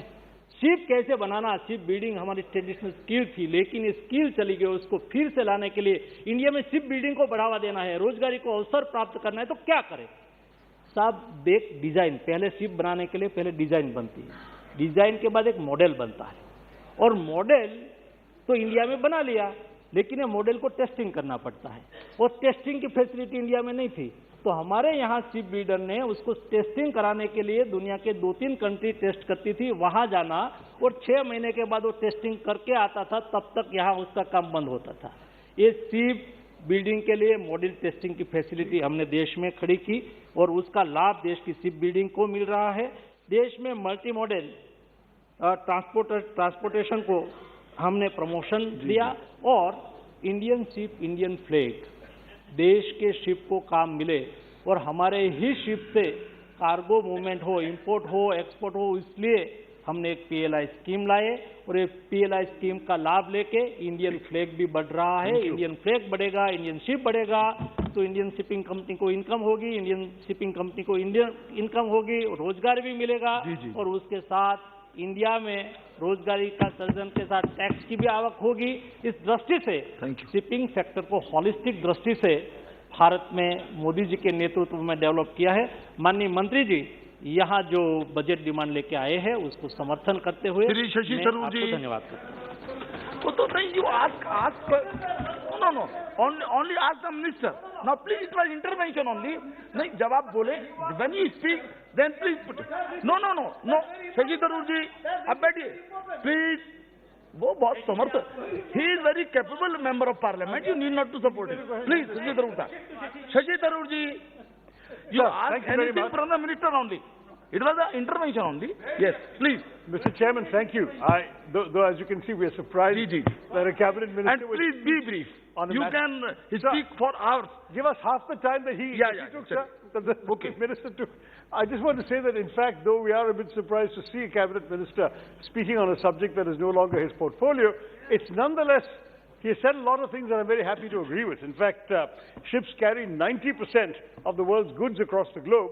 And in fact, in India's case, it's even more because 95% of the volume of cargo that comes to our country comes by shipping, not by any other means, 68% of the value too. So for us, ports are important. We have this wonderful coastline, one of the most impressive coastlines in the world, and we should have, by rights, developed our ports in a very significant way, which I'm sorry to say, he is right, we have not yet done so. But I have to ask in that case, why is it that the ministry has continuously underutilized the resources that were given to it by this parliament? Year after 2017-18, we're seeing underutilization of resources. Now, sir, I do want to say that despite India's economic growth and all the prospects, the vast majority of the container ships coming to India, sir, we're not getting them here because our ports aren't good enough. They're being transshipped outside the country, mainly at Colombo in Sri Lanka, Singapore, Port Klang, Tanjung Pelapas in Malaysia, Salalah in Oman, Jebel Ali in Dubai, that we've all talked about elsewhere. And the problem is our country lacks a major all-weather deep-water port near the international sea routes to handle large mainline container vessels. This has also given China a tremendous dominance, sir, in the Indian Ocean. We have a situation where Colombo today is transshipping more Indian goods for India, than any of India's major ports. In fact, all of India's major ports put together are not matching Colombo. Now, what's worrying me about this is that there's a serious geostrategic angle for us being dependent upon Colombo for such a large portion of our goods, because it is, after all, a port in which the Chinese are extremely active. A Chinese firm has just been awarded the Eastern Container Terminal at the Colombo port, and we are in the pick-win situation that India prohibits Chinese firms from investing in or building our ports, but in effect we are condoning the transshipment of the lion's share of our cargo via a port operated exclusively by China until recently, and where Chinese Navy vessels and submarines were regularly calling for resupply. Is this entirely wise, sir, for a country like India? I do want to point out that on top of that, there is a particular challenge because increasingly shipping is growing bigger. There is ships of over 20,000 TEUs are the future of sea cargo because they involve lower costs per container shipped. But bigger ships require deeper ports. And this, in our case, has to be, unfortunately, extremely expensively created through dredging because of the very high logistics costs involved. The major shipping lines are not stopping in our ports. There is lack of a significant domestic transshipment port. Even though we have 7,516 kilometers of coastline, nearly 200 ports, even our so-called 13 major ports have a depth of only between 9 to 11 meters, far from the 20 that modern shipping requires. Now, this in effect means that our economy is helping to pay for foreign ports like Colombo, Salalah, Tanjung Pelapas, and so on. While our exports remain relatively uncompetitive, our imports become more expensive entirely because of our lack of a deep water transshipment terminal. So this is where my constituency has the answer. The Vizhinjam port is an amazing place because it is right near the international shipping lines. It is a port which has extremely decent connections which can be improved by the government. It has a natural deep draft of 20 to 24 meters, so we don't need to spend money dredging. Mr. Mandavia talked about selling the sand from dredging, but the sand will not fetch the price, the cost. Yes, it's mud, and on top of that it costs much more to dredge than to sell. So the problem is that despite what he said, our real need, sir, is to actually avoid the dredging, and Vizhinjam provides the answer to that. We have the geological features that contribute towards preventing excessive spending on dredging operations because we actually have the minimal littoral drift, the depth itself, the turning radius, all that we need. Now, what I wanted to say to you, sir, Mr. Chairman, is that given that the 21st century ports require longer terminals, deeper drafts, and bigger turning basins, we have an answer in my constituency. To my surprise, the government has so far not yet acceded to our recommendation to declare Vizhinjam as a major port. In fact, it should be the major port in the country instead of continuing to be a minor port under state government jurisdiction. I wanted to say in particular that given the fact that we have all these challenges, for us to take a port which offers all of this, on top of that minimal operating and maintenance costs, and on top of that, the ability to deploy best-in-class equipment is being built from scratch right now without being burdened by legacy facilities. Even though it was a port in the days of the Roman Empire, today it has essentially been neglected for such a long time. We're building a wholly new 21st century port. It seems to me we will have, for the first time in India, a port that has the capability to handle the largest ships in the world as efficiently as Singapore, Hong Kong, or Rotterdam for decades to come. For this reason, sir, I have a few specific recommendations to the Minister. Number one, I urge the Minister to declare Vizhinjam as a major port.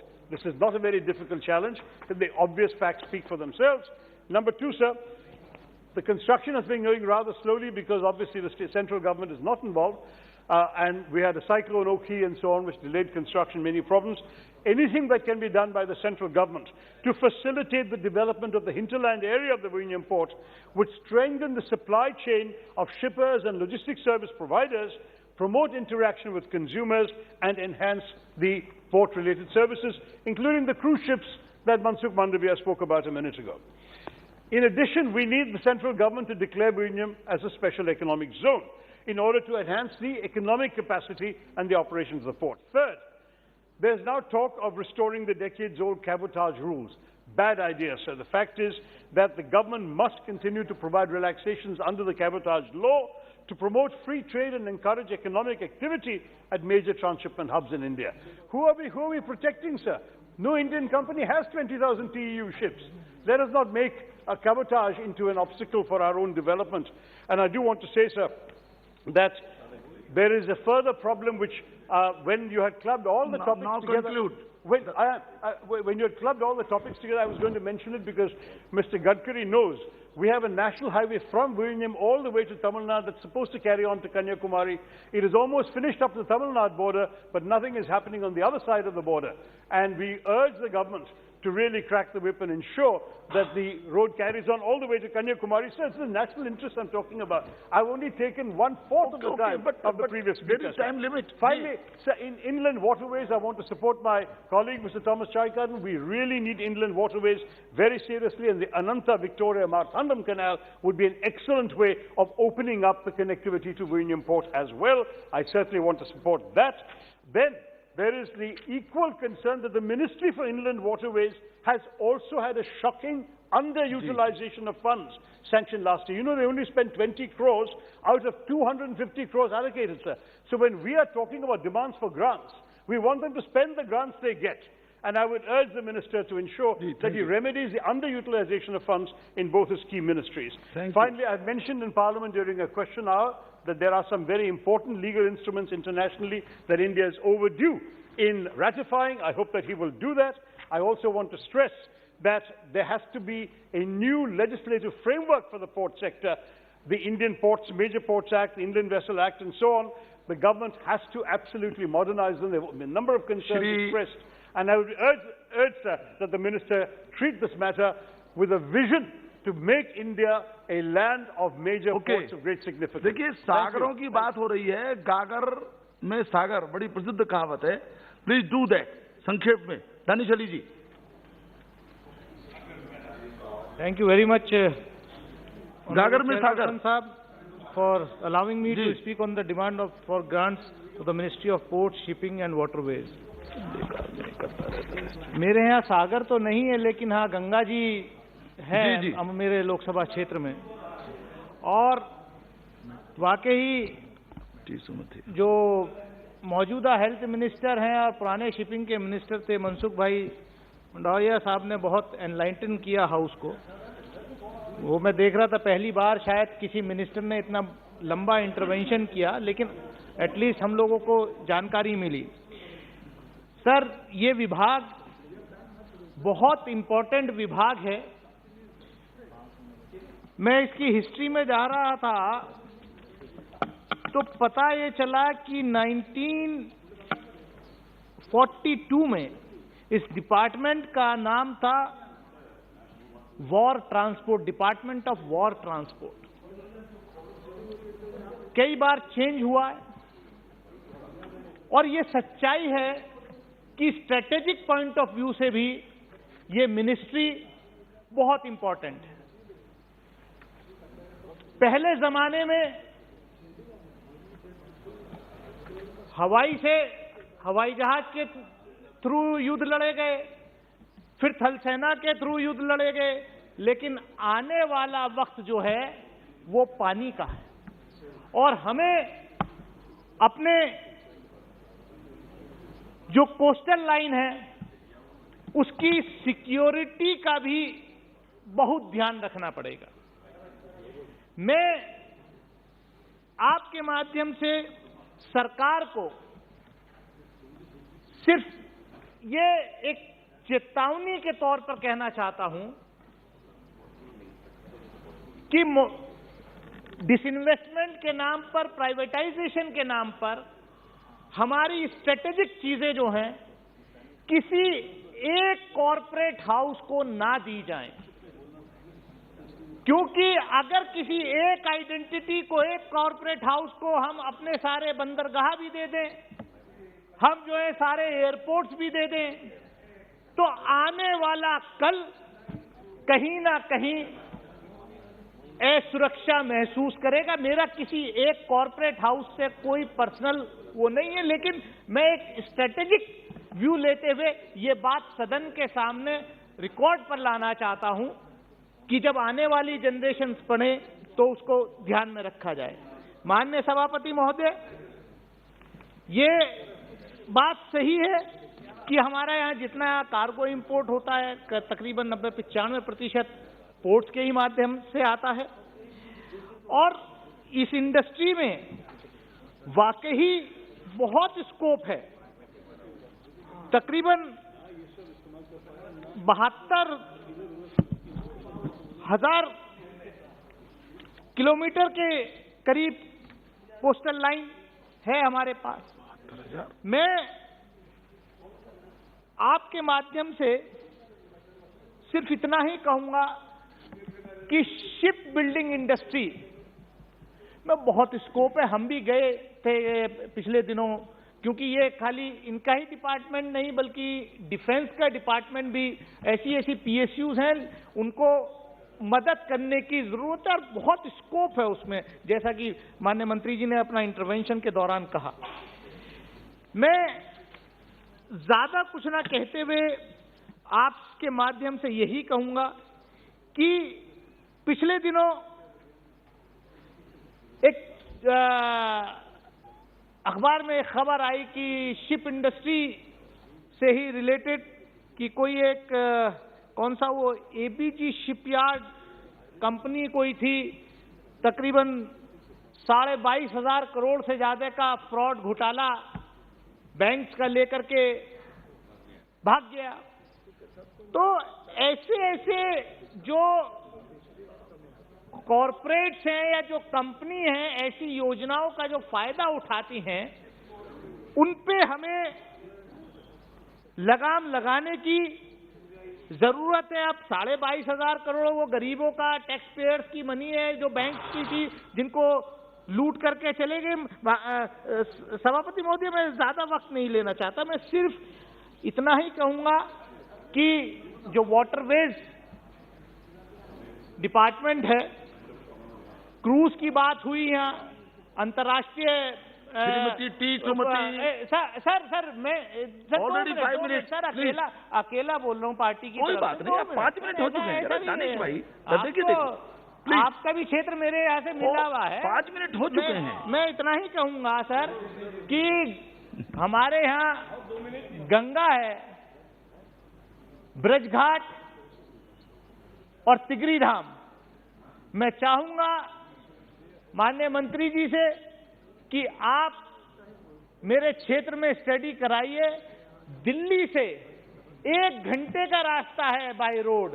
अगर उस ब्रज घाट तिगरी धाम को develop किया जाए tourism के तहत, वहां पर नौकाएं चलाई जाएं, तो मैं समझता हूं कि दिल्ली के आसपास सबसे बेहतरीन टूरिस्ट स्पॉट वो हो सकता है, क्योंकि हमारे एरिया में दिल्ली के आसपास सर कहीं ऐसी जगह नहीं है। मैं आपके माध्यम से यही उम्मीद करता हूं कि माननीय मंत्री जी इसका संज्ञान लेंगे और अमरोहा लोकसभा क्षेत्र के ब्रजघाट और तिगरी धाम में जो है नौका विहार चलवाने का काम करेंगे। बहुत बहुत शुक्रिया जी। Thank you very much, Chairman, sir, for allowing me to participate in this discussion on the demand for grants for the Ministry of Ports, Ship and Waterways. I'd like to begin my discussion with a quote by the famous British economist and Nobel laureate Ronald H. Hose. Once said, quote, "If you torture the data long enough, it will confess to anything," unquote.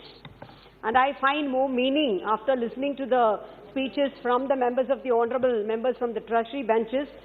And why I would like to highlight this quote here is, after a lot of trumpeting its own, about boasting its own welfare measures and all policies, only in the numbers on the papers, in the social media, I could see a huge difference between what is showcased by the union government in terms of data and the actual quality of life that citizens are living in the backdrop of economic exploitation and socio-political inequalities. And equality is not a chimera, my dear sir, respected sir. Sir, I would like to point out one important index. In the UN-sponsored Happiness Index 2022, out of the 149 countries, India sadly can occupy the 136th rung in the ladder. And why is it so? Because the union government is just supporting one part of the corporate sector, the big corporate wallas, totally neglecting the weaker section of the society, particularly the native tribes of our country. I'll tell you the reasons for that. With three special issues, I would like to highlight my point.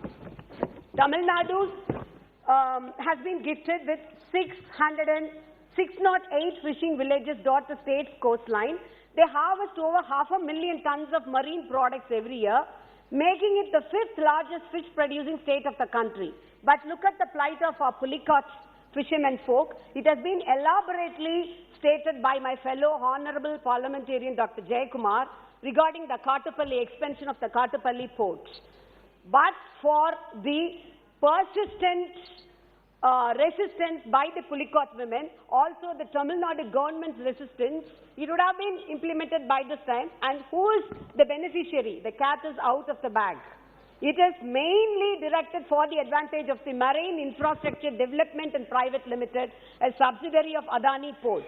Now, I can point out to this august house on which side of the scale the union government is trying to push up. The same case is can be pointed out in the development of a new port, the NIM port at the Ramandurai seashore, and I would like to request the Honorable Minister to consider the plight of the fisherman folk. See, if the NIM port is being established there, the project would displace over 50,000 fishermen families.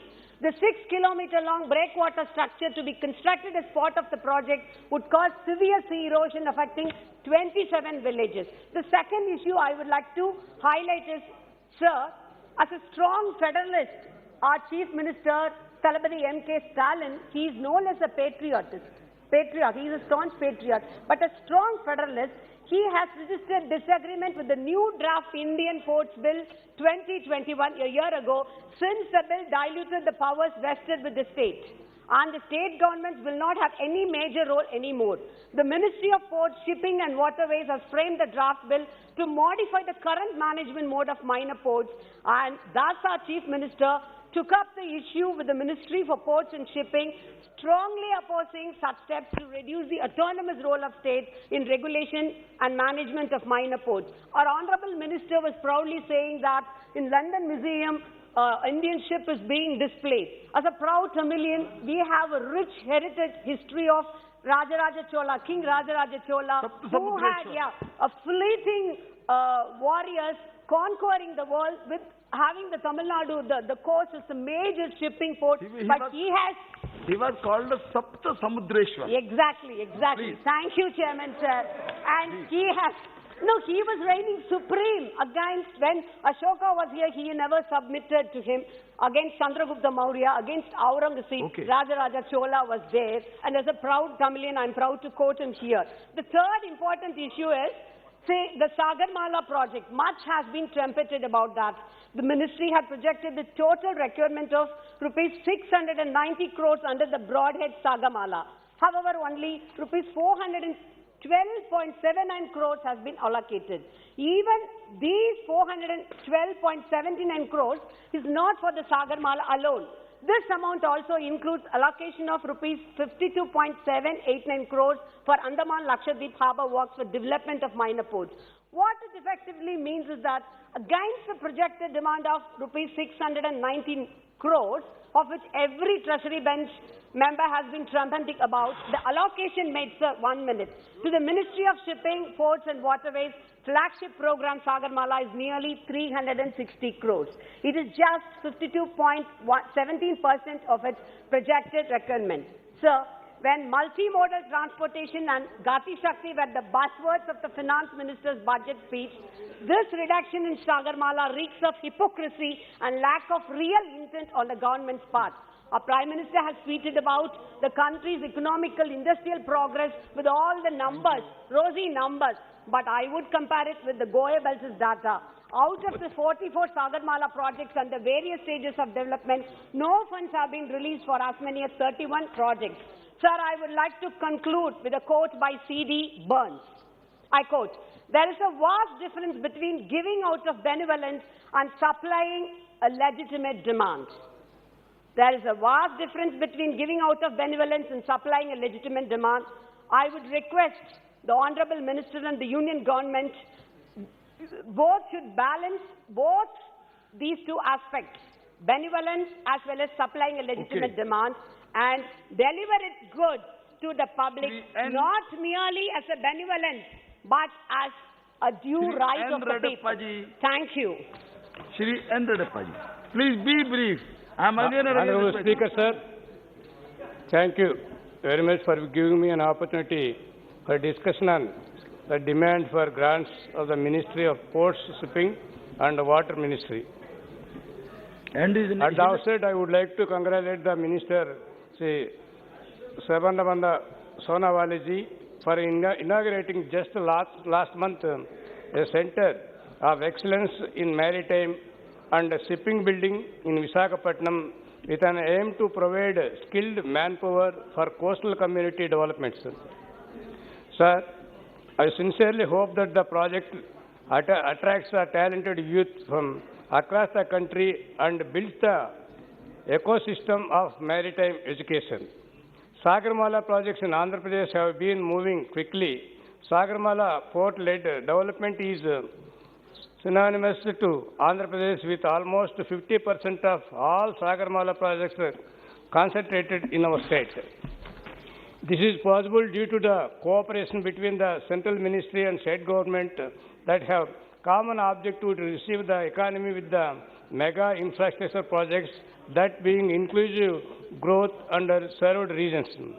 50% of the 119 projects identified under Sagarmala project in Andhra Pradesh have already been completed.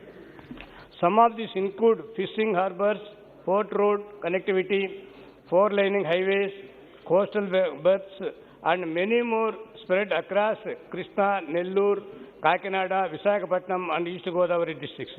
Visakhapatnam Port Trust, while Visakhapatnam Port Trust is receiving loans amounting 207 crores this year for various projects to develop the port, we request the government to consider an element of budgetary support in addition to the loans Port Trust raises, invest in major ports, make them to world class.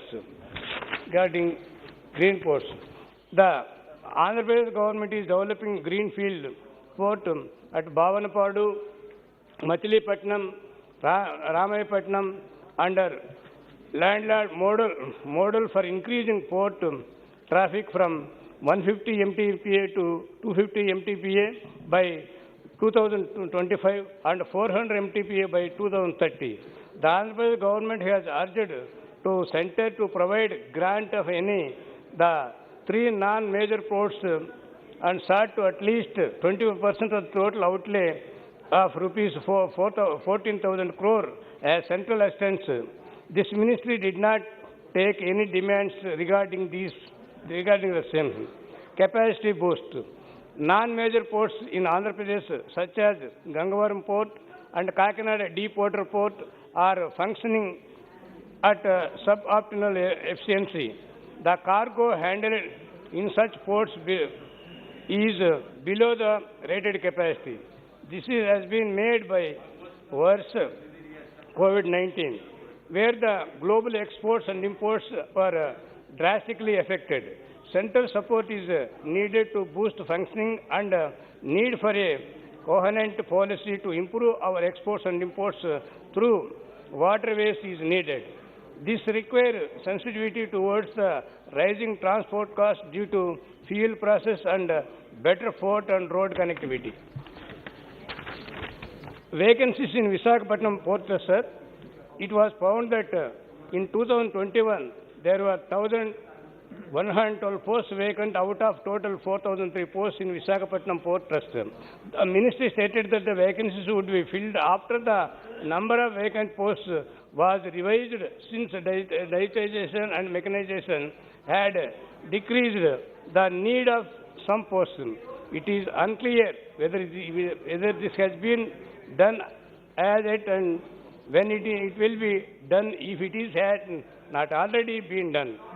I request the Honorable Minister to support the state of Andhra Pradesh in all initiatives and sanction the above mentioned demands in the earliest. Thank you very much, sir. Thank you. Shri N.K. Premchandran ji. Thank you very much, Mr. Chairman, sir. Sir, I fully support the observations made by my learned friends, Sri Shashi Tharoor ji and Madam Sumati ji, regarding the shipping sector or the demands of grants for the year 22-23. Sir, my question which I would like to put at the time when the Honorable Minister for Health and Family Welfare was regarding when, yes, I fully respect you when you are the Minister for this shipping and waterways, you have convened a meeting on 30/9/2020 in which the project was the Ministry of Shipping is preparing a Sagar Samruddhi plan for the overall development of the coastal community and the coastline. And it was a video conference since it was COVID-19 pandemic. We have all participated, all the MPs from the coastal area, we have participated, and we have made much research and submitted a detailed plan for the coastal development of our constituency, and I myself also have submitted a very detailed project plan submitted to you as the project called Sagar Samruddhi plan for the overall development of the coastal community. But unfortunately, I would like to say, even the minutes of the meeting has never been received by the MPs from the coastal state, and nothing is done on the basis of the conference which you have held. I would like to know from the Honorable Minister, what is the fate of it? What is the future of it? Anything has been done on the basis of the discussion on 30/9/2020 held by your predecessor, Honorable Minister Mansukh Mandaviya ji. Now he is the Honorable Minister for Family and Health Welfare. That is the question which I would like to put. Sir, coming to the demands for grants, I fully support the observation which I have already mentioned. The ports, shipping and waterways plays a significant role in the future transportation sector. Sir, all these three sectors are cost-effective, eco-friendly and more safe compared to the road traffic and also the air traffic. So the flagship program of this government, NDA government, is the Sagarmala project which was declared in the year 2015. Sir, you may please see the Ministry of Shipping has prepared and announced this National Perspective Plan in the year 2016.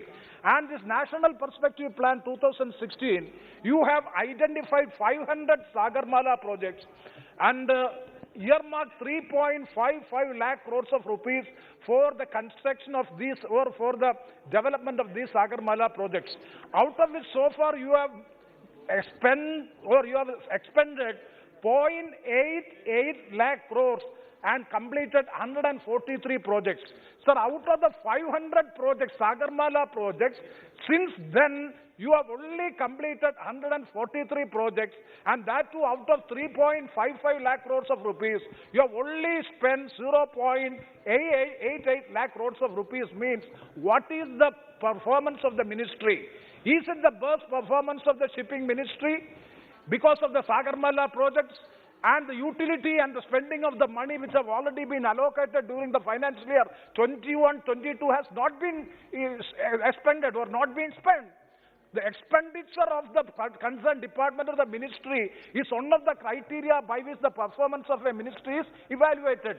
If in such a sense we are evaluating the performance of the ministry during the last financial year, we have to say that it is quite unfortunate that the performance of the Ministry of Shipping is not up to the mark. Even the allocated fund has not been spent by the ministry, for which the minister has to owe an explanation to the Honorable House, and again you are demanding money.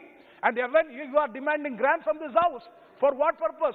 If you are not able to spend the money which we have already allocated, the House has already allocated, and not able to spend the money, and further grant is being demanded, means definitely the government and minister has to give a logical explanation to the House why the money which was allocated to the ministry was not being spent in a full way. So the performance and announcements, and always this government's one of the major program is the making of big announcements in the names of, most of the names are in the Hindi names. Even so, people like us, it is very difficult to understand. Even pronunciation itself is very difficult as far as the people from the south is concerned. And you are announcing so many programs and projects, and compared to the announcement of the programs and the projects and the implementation, both are disproportionate. Or the announcements are not in tune with the implementation. There is a disproportionate matching is there. So the project was initiated to have, and what is the entire purpose of the project was to have a blue economy. Sir, how the blue economy has to be achieved? The development of the inland waterways and intensifying the fisheries and developing the new economic source. I would like to know what's the result of which you have achieved during the last 7 years. Sir, coming to, not 7 years, now the 8 years. Sir, coming to the inland waterways, I would like to appreciate, since Nitin Gadkari ji was the Minister for Shipping and Inland Waterways, we had only 5 national waterways. One of the waterways is in my constituency, National Waterway number 3, from Kollam to Kottapuram. It is beginning from, sir, it was announced in the year 1991, when Mr. K.P. Unnikrishnan was the Minister for Roads and Surface Transport. Sir, 30 years have elapsed. When you are talking of the performance, 30 years, I'm not blaming NDA government alone, both UPA and NDA government. 30 years, 3 decades have gone. Nothing is done so far. The project is not completed. National Waterway from Kollam to Kottapuram is not completed. Even after 30 years means what is the performance of the Ministry of the Shipping or Waterways has to be examined. And now we have announced, sir, please 2 minutes. And we have announced more than 111 projects are also, waterways also have been announced. I would urge upon the government, please complete the project which have already been declared. That is the project. Regarding the port also, sir, in my constituency there is a port which is called Kollam Port. It is also a traditional port, and it is completion is over, but the immigration facility has not been received so far because of so many technical difficulties. I urge upon the Honourable Minister to get the immigration facility at the earliest. And also I would like to demand to the Honourable Minister, it is having big scope of having passenger traffic can be from Kollam Port to Minikoi in Lakshadweep.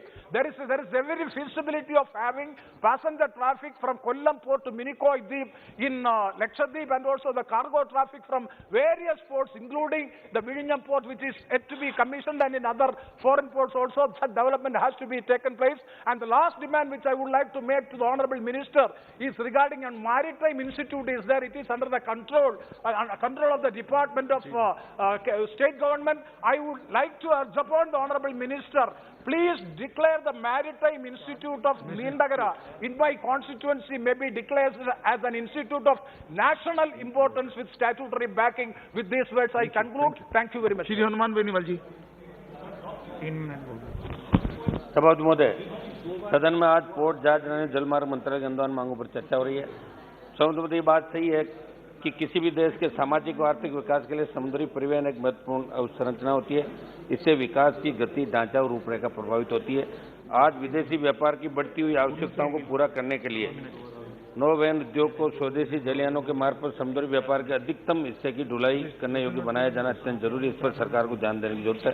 खबर 11 फरवरी 2022 को लोकसभा में इस मंत्रालय के सवाल के जवाब में पढ़ रहा था, जिसमें महापत्रों द्वारा कॉरपोरेट सामाजिक दायित्व के तहत व्यय की गई राशि का ब्यौरा दिया गया था। मैं आपके माध्यम से मंत्री जी से मांग करूंगा कि CSR के तहत जिन जिन पत्रों द्वारा जो राशि व्यय करना दर्शाया गया था उसका भौतिक सत्यापन कराया जाए। उस इलाके में वो CSR फंड कहाँ खर्च कर रहे हैं, गरीब बच्चों की पढ़ाई के लिए कर रहे हैं, मछुआरों के लिए कर रहे हैं कि नहीं कर रहे हैं, इसका भी आप दें। वर्ष 2021-22 की आर्थिक समीक्षा पढ़ा था, उसमें लिखा था बंदरगाहों का विकास अर्थव्यवस्था के लिए महत्वपूर्ण है। बंदरगाह भारत में आयात निर्यात कार्गो का लगभग 90% मूल्य के हिसाब से 70% संभालते हैं। लेकिन मैं आपका ध्यान एक महत्वपूर्ण बात की तरफ आकर्षित करना चाहता हूं कि मैं विगत वर्ष एक समाचार पत्र की रिपोर्ट पढ़ रहा था, उसमें लिखा था कि कंटेनर कार्गो ले जाने वाले बड़े विदेशी जहाज माल की लोडिंग और अनलोडिंग में कठिनाइयों के कारण भीड़ भाड़ वाले भारतीय बंदरगाहों से बच रहे हैं। मैं बात इसलिए कह रहा हूं कि हमें हमारे देश के पत्तनों की कार्गो संचालन क्षमता को और अधिक बढ़ाना होगा। सभापति महोदय, क्योंकि भारतीय बंदरगाह बुनियादी ढांचा संरचना के विकास तथा माल ढुलाई आवाजाही आदि के मामले में काफी पीछे है और वर्तमान में निर्यात व्यापार का जो हिस्सा समुद्री मार्ग से होता है उसको देखते हुए हमें इस तरफ गंभीरता ध्यान देना। और ये सही है कि इसके लिए वर्ष 2017 में भारत सरकार द्वारा सागरमाला परियोजना शुरू की गई, लेकिन मैं मंत्री जी से जानना चाहूंगा कि इसके कितने सकारात्मक परिणाम इस क्षेत्र में आए, इस परियोजना से जुड़े कितने कार्य लंबित है। मुझे उम्मीद है कि आप जब जवाब देंगे तो जरूर इस बात को बताएंगे।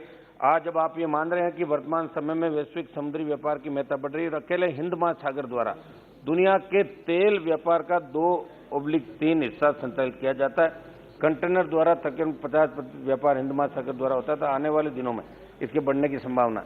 इस सब को लेकर आपने सागरमाला योजना लेकर आई, इसमें सरकार ये कह रही है कि योजना के क्रियान्वयन से 1 करोड़ नए रोजगार सृजन होने की संभावना है, जिसमें 40 लाख प्रत्यक्ष रोजगार सृजित होंगे। ऐसे मंत्री जी से जानना चाहता हूं कि अब तक कितने लोगों को आपके दावे के क्रम में रोजगार दिया जा चुका है, ताकि देश की जनता ये जान सके। मंत्री जी, सागरमाला परियोजना के अंतर्गत जैसलमेर से कांडला बंदरगाह तक रेलवे लाइन हेतु राजस्थान की सरकार ने जमीन दी है नहीं, यदि दे दी है तो उसके बाद विभाग ने इस परियोजना को आगे बढ़ाने के क्या क्या कदम उठाए, उसका विवरण आप जरूर दें। सभापति महोदय, जालोर के अंदर सरकार की एक घोषणा थी कि जालोर में एक इनलैंड शिपिंग पोर्ट प्रस्तावित था, जिसमें पश्चिमी राजस्थान में आर्थिक विकास होता, लेकिन ये कागजों के अंदर ही रह गया। मेरी सरकार से मांग है कि इसे जल्द से जल्द आप बनाएं, जिससे एक मिनट साहब, जिससे जालोर, बाड़मेर, नागौर, सिरोही और आप जितना भी इलाका है वो इनको इसलिए करते हैं कि इनको बड़ा अनुभव है मंत्री जी को, इनकी तरफ इसलिए करते, तो जिससे वहां पे विकास हो सके और लाइमस्टोन, जिससे लाइमस्टोन, जिप्सम, सीमेंट फैक्ट्रियां बाड़मेर, जालोर इन जिलों के अंदर लग सके। सभापति महोदय, हाल ही में देश के एक प्रमुख समाचार पर राजस्थान पत्रिका में बंदरगाहों पर कल पुर्जों की कमी का जिक्र आया था, इस पर भी सरकार ध्यान दे। लास्ट खत्म करें। सभापति महोदय, अंत में मेरी मांग ये है कि इस क्षेत्र से हजारों लोगों का जीवन जुड़ा हुआ है, उनके परिवार के लोगों का आर्थिक व सामाजिक सुदृढ़ीकरण हो सके। इस शिपिंग के क्षेत्र में सरकारी नौकरियों का नया अवसर कैसे सृजित हो सके, समुद्र में जो प्रदूषण है उसको कैसे कम किया जा सके, उसके लिए सरकार को गंभीरता से ध्यान देने की आवश्यकता है। धन्यवाद। जी, केवल 2 मिनट प्लीज। सर, हम 2 मिनट। चेयरमैन साहब, हमारे पंजाबी में एक कहावत है, मेरी बारी आई पतीला खड़ गया, मेरी बारी आई तो अब 2 मिनट तक समेट के रख दीजिए। सर, 5 मिनट तो कम से कम।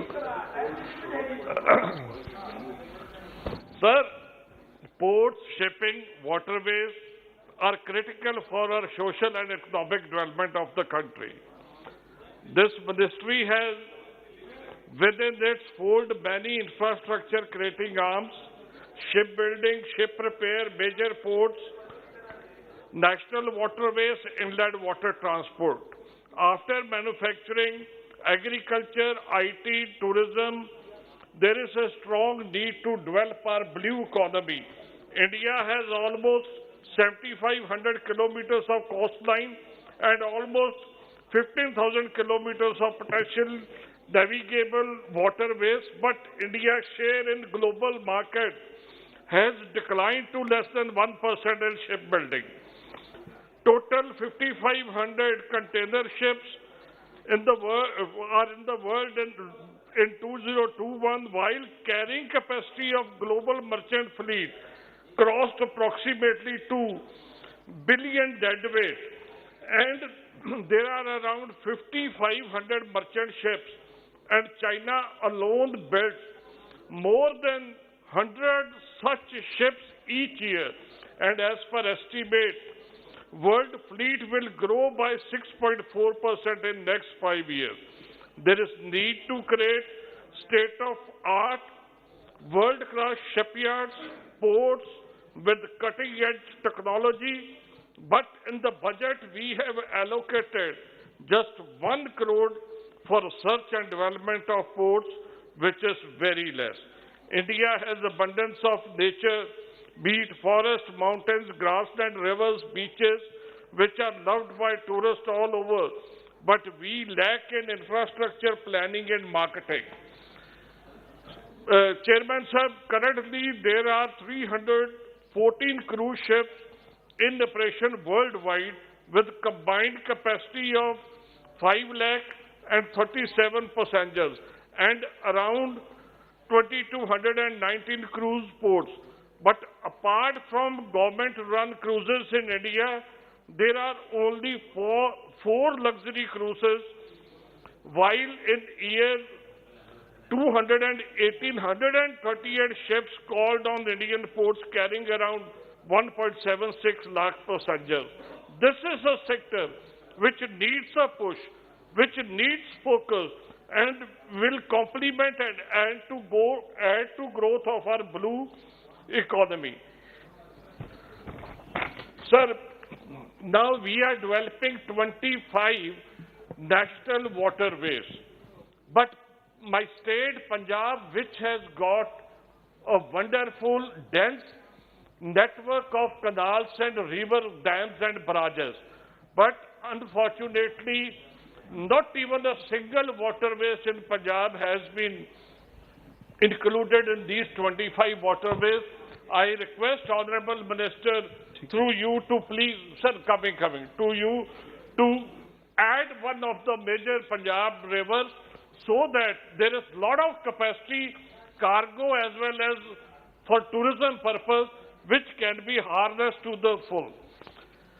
Sir, I am just going to come to Prime Minister's constituency, sir.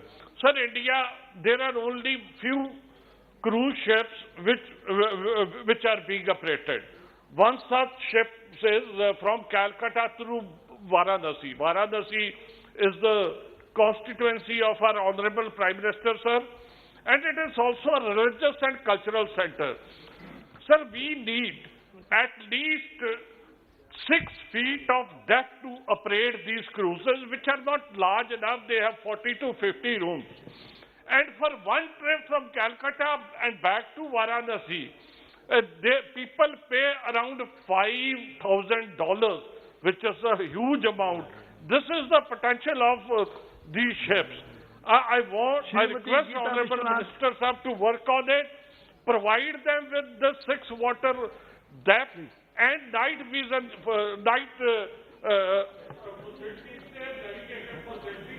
Thank you, sir. Thank you for giving me this opportunity. Sir, many issues are there, but I confine only my constituency, Kakinada, regarding Kakinada port. For establishment of MMD office at Kakinada, I am requesting the Honorable Minister to establish a MMD at Kakinada. Sir, Andhra Pradesh is the second largest sea coast in India, but not having a PO office. The second highest manpower supply to the world seafarer community in India is Andhra Pradesh. But all these seafarers of Andhra Pradesh are suffering for many issues. Sir, maritime service, any maritime service, either they have to run Chennai or Kolkata or Mumbai by spending a lot of expenses for their hard-earned money. Sir, establishment of MMD at Kakinada will serve the Godavari Basin and Krishna Basin oil fields needs. Sir, our people are not having, not only having the burden and also due to language problem, they are getting cheated by the intermediate wrongful agents at Chennai, Kolkata and Mumbai. Due to this reason, our shipping industry is not getting developed, even having longest sea coast and long way of Krishna, Godavari rivers.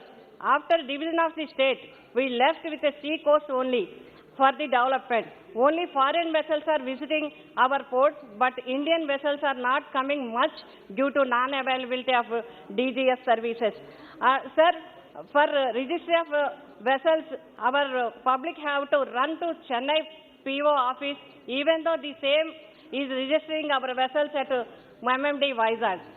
Sir, our Directorate of Ports at Kakinada the Maritime Board is recently established at Kakinada. Sir, as per the DGS Shipping, Mumbai, dated 5/3/2004, new MMDs at Kandla, Mangalore, Haldia and Paradip were established, but request of the MMD Kakinada kept aside inadvertently. Our request also recommended by Honorable Vice President of India, Sri Venkaiah Naidu Garu, but not at sanctioned the MMD office at Kakinada. I request the Honorable Minister to establish MMD office at Kakinada. Thank you, sir. Shri K. Suresh ji. Thank you, sir. Give me opportunity to participate this Ministry of Ports and Shipping and Waterways Demands Grants 2022-23. Sir, I would like to limit my speech on the matters pertaining to development of inland waterways and issues related to the same due to the shortage of time. Mr. Chairman, sir, in India, only 3.5% of domestic surface transport is accounted by the inland water transport, even though India has abundant navigable waterways comprising of rivers, canals, backwaters, creeks, lagoons, etc.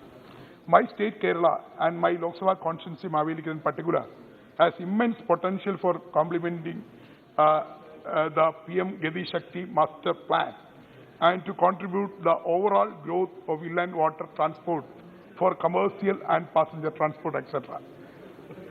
Kerala state has a network of inland waterways and navigable canals extending over the length of 1,680 kilometers.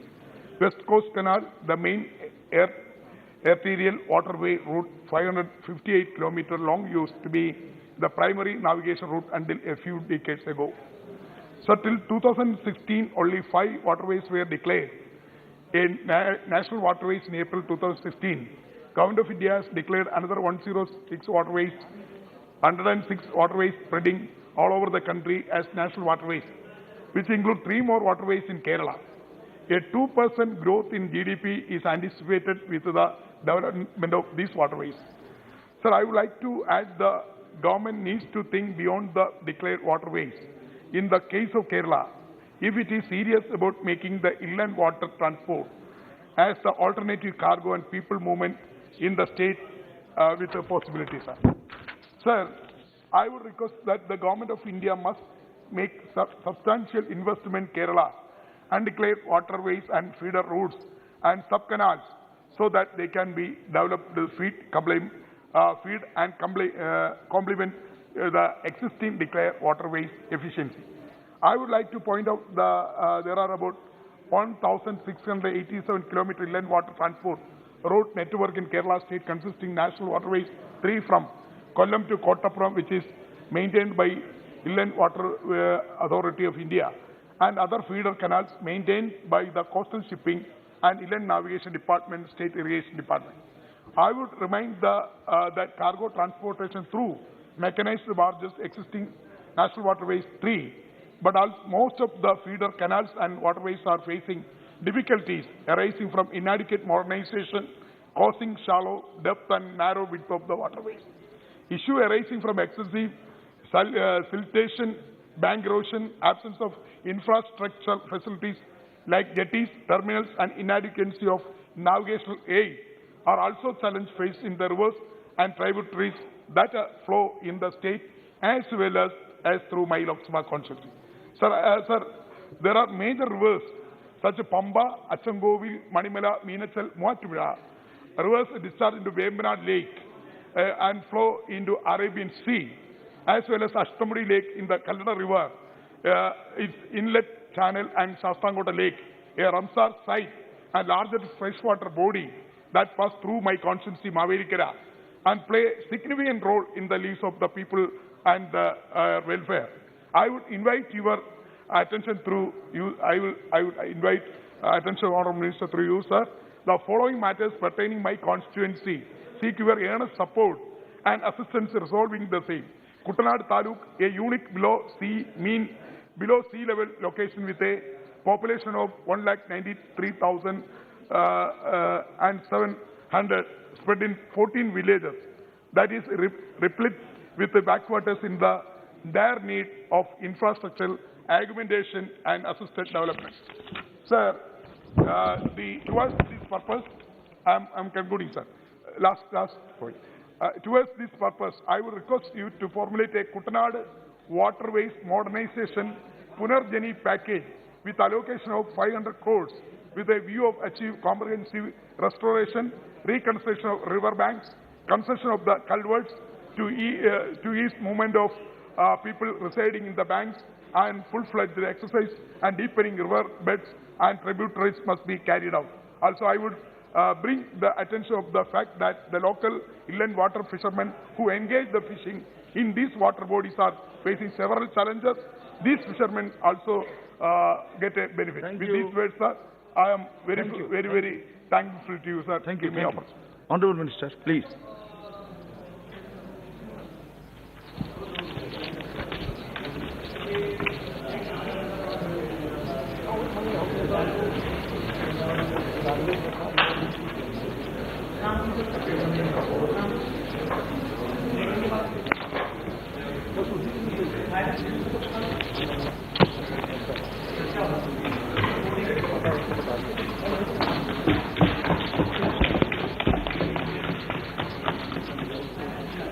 माननीय उपाध्यक्ष महोदय, आज आपके माध्यम से मैं हमारी मंत्रालय की डिमांड फॉर ग्रांट के सिलसिले में जिन जिन सम्मानीय सांसदगण ने भाग लिया, उन सबको मैं विशेष रूप से धन्यवाद देना चाहता हूं। हमारी इस मंत्रालय की मंत्री MP Mansukh Bhai Mandaviya ji, T N Prathapan ji, Dilip Saikia ji, D V Kalanidhi ji, Pratima Mondal ji, Krishna Deva Rayalu Lavu ji, Rajendra D Gavit ji, doctor Alok K Suman ji, E T Mohammed Basheer ji, Anubhav Mohanty ji, Francisco Sardinha ji, Janardan Singh Sigriwal ji, Sunil Dattatray Tatkare ji, advocate A M Arif ji, P Ravindranath ji, Rita Bahuguna Joshi ji, doctor K Jay Kumar ji, Ajmal Badruddin ji, Thomas साजिही कादिन जी और श्री शशि थरूर जी, कुमार दिनेश आली जी, श्रीमती सुमाथी थंगा पांडियन जी, जसबीर सिंह गिल जी और कोई रहेंगे, और सुरेश जी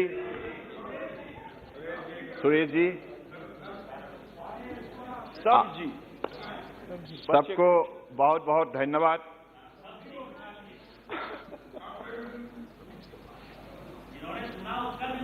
हाँ, सबको धन्यवाद, सबको मैंने धन्यवाद दिया। स्वास्थ्य में विशेष रूप से आप सबको मालूम है, डिमांड फॉर ग्रांट के सिलसिले में आप लोगों ने बड़े खुल के अपनी बात रखी और एक बात हम सबको हृदय से सहमत जताने चाहिए, खास करके हमारे देश के आदर्शवादी नेता प्रधानमंत्री नरेंद्र मोदी जी की मार्गदर्शन से, उनकी विजन से आज इस मंत्रालय जो काम पिछले 7 साल के अंदर कर पाए हैं, इसका आंकड़ा मैं आप लोगों को आपका पास पेश करूंगा, क्योंकि आज जलमार्ग में जो शक्ति बसा हुआ है, इस शक्ति को पहले लोगों ने ठीक से देखा ही नहीं था, सिर्फ पानी समझा था। और माननीय प्रधानमंत्री जी ने ये उपलब्धि, ये अनुभव जगाया देशवासियों को। पानी में शक्ति है, पानी के बिना कोई प्राणी जी नहीं सकते। तो इसलिए माननीय प्रधानमंत्री जी ने हमें अपने सपने से उजागर किया, जागरूक किया और अलग अलग हमारे कोस्टल लेड डेवलपमेंट के सिलसिले में, हमारे इंडियन वाटरवेज की प्रगति के सिलसिले में उन्होंने इंडिया मैरीटाइम विजन 2030, सागर माला 2035, ये 20 साल का जो परियोजना देशवासियों के लाया है, इसके वजह से आज, जैसे मनसुख भाई ने अपने इंटरवेंशन में बोल रहे थे कि जो इंफ्रास्ट्रक्चर बने, इसके वजह से आज हमारे देश की जो भी 95% एक्जिम और डोमेस्टिक ट्रेड के सिलसिले में हमारा जो भूमिका रहे, ये विषय आप लोगों को मालूम है। तो आज मैं आप सबको एक विशेष विषय पर मैं ध्यान आकर्षित करना चाहता हूं कि India has a long coastline of about 7,517 kilometres और हमारे इनमें से 11 मेजर पोर्ट है और 200 नॉन मेजर पोर्ट है जिसको डेवलप स्टेट गवर्नमेंट के द्वारा किया जा रहा है। और आप सबको मालूम है कि पोर्ट की जब भी हम बात बोलते हैं तो आप सबको ऐसा लगता है कि देशवासियों को सब पोर्ट हमारे अधीन में है। ऐसा नहीं है। केंद्रीय सरकार और राज्य सरकार दोनों मिलकर हमारे पोर्ट लेड डेवलपमेंट के सिलसिले में अपने भूमिका लेते हैं। तो इसके वजह से आज आप लोगों ने देखा है कि हमारे माननीय प्रधानमंत्री जी ने जो लक्ष्य हमें दी थी, एक्सपोर्ट का मात्रा $400 बिलियन तक आप लोगों को ले जाना होगा। तो कल हमारे माननीय मंत्री विदेश मंत्री पीयूष गोयल जी ने अपने जो पत्रकार को संबोधन करते हुए जो बात रखी है, पहली बार के लिए हिंदुस्तान ने इतना बड़ा सफलता प्राप्त किया है, वो भी माननीय प्रधानमंत्री जी की नेतृत्व में ये संभव हुआ है। अगर उन्होंने लक्ष्य नहीं दिया होता तो हम मेहनत नहीं करते। मेहनत करने के लिए उन्होंने हमें हिम्मत दिया, साहस दिया, ताकत दिया और लक्ष्य दिया।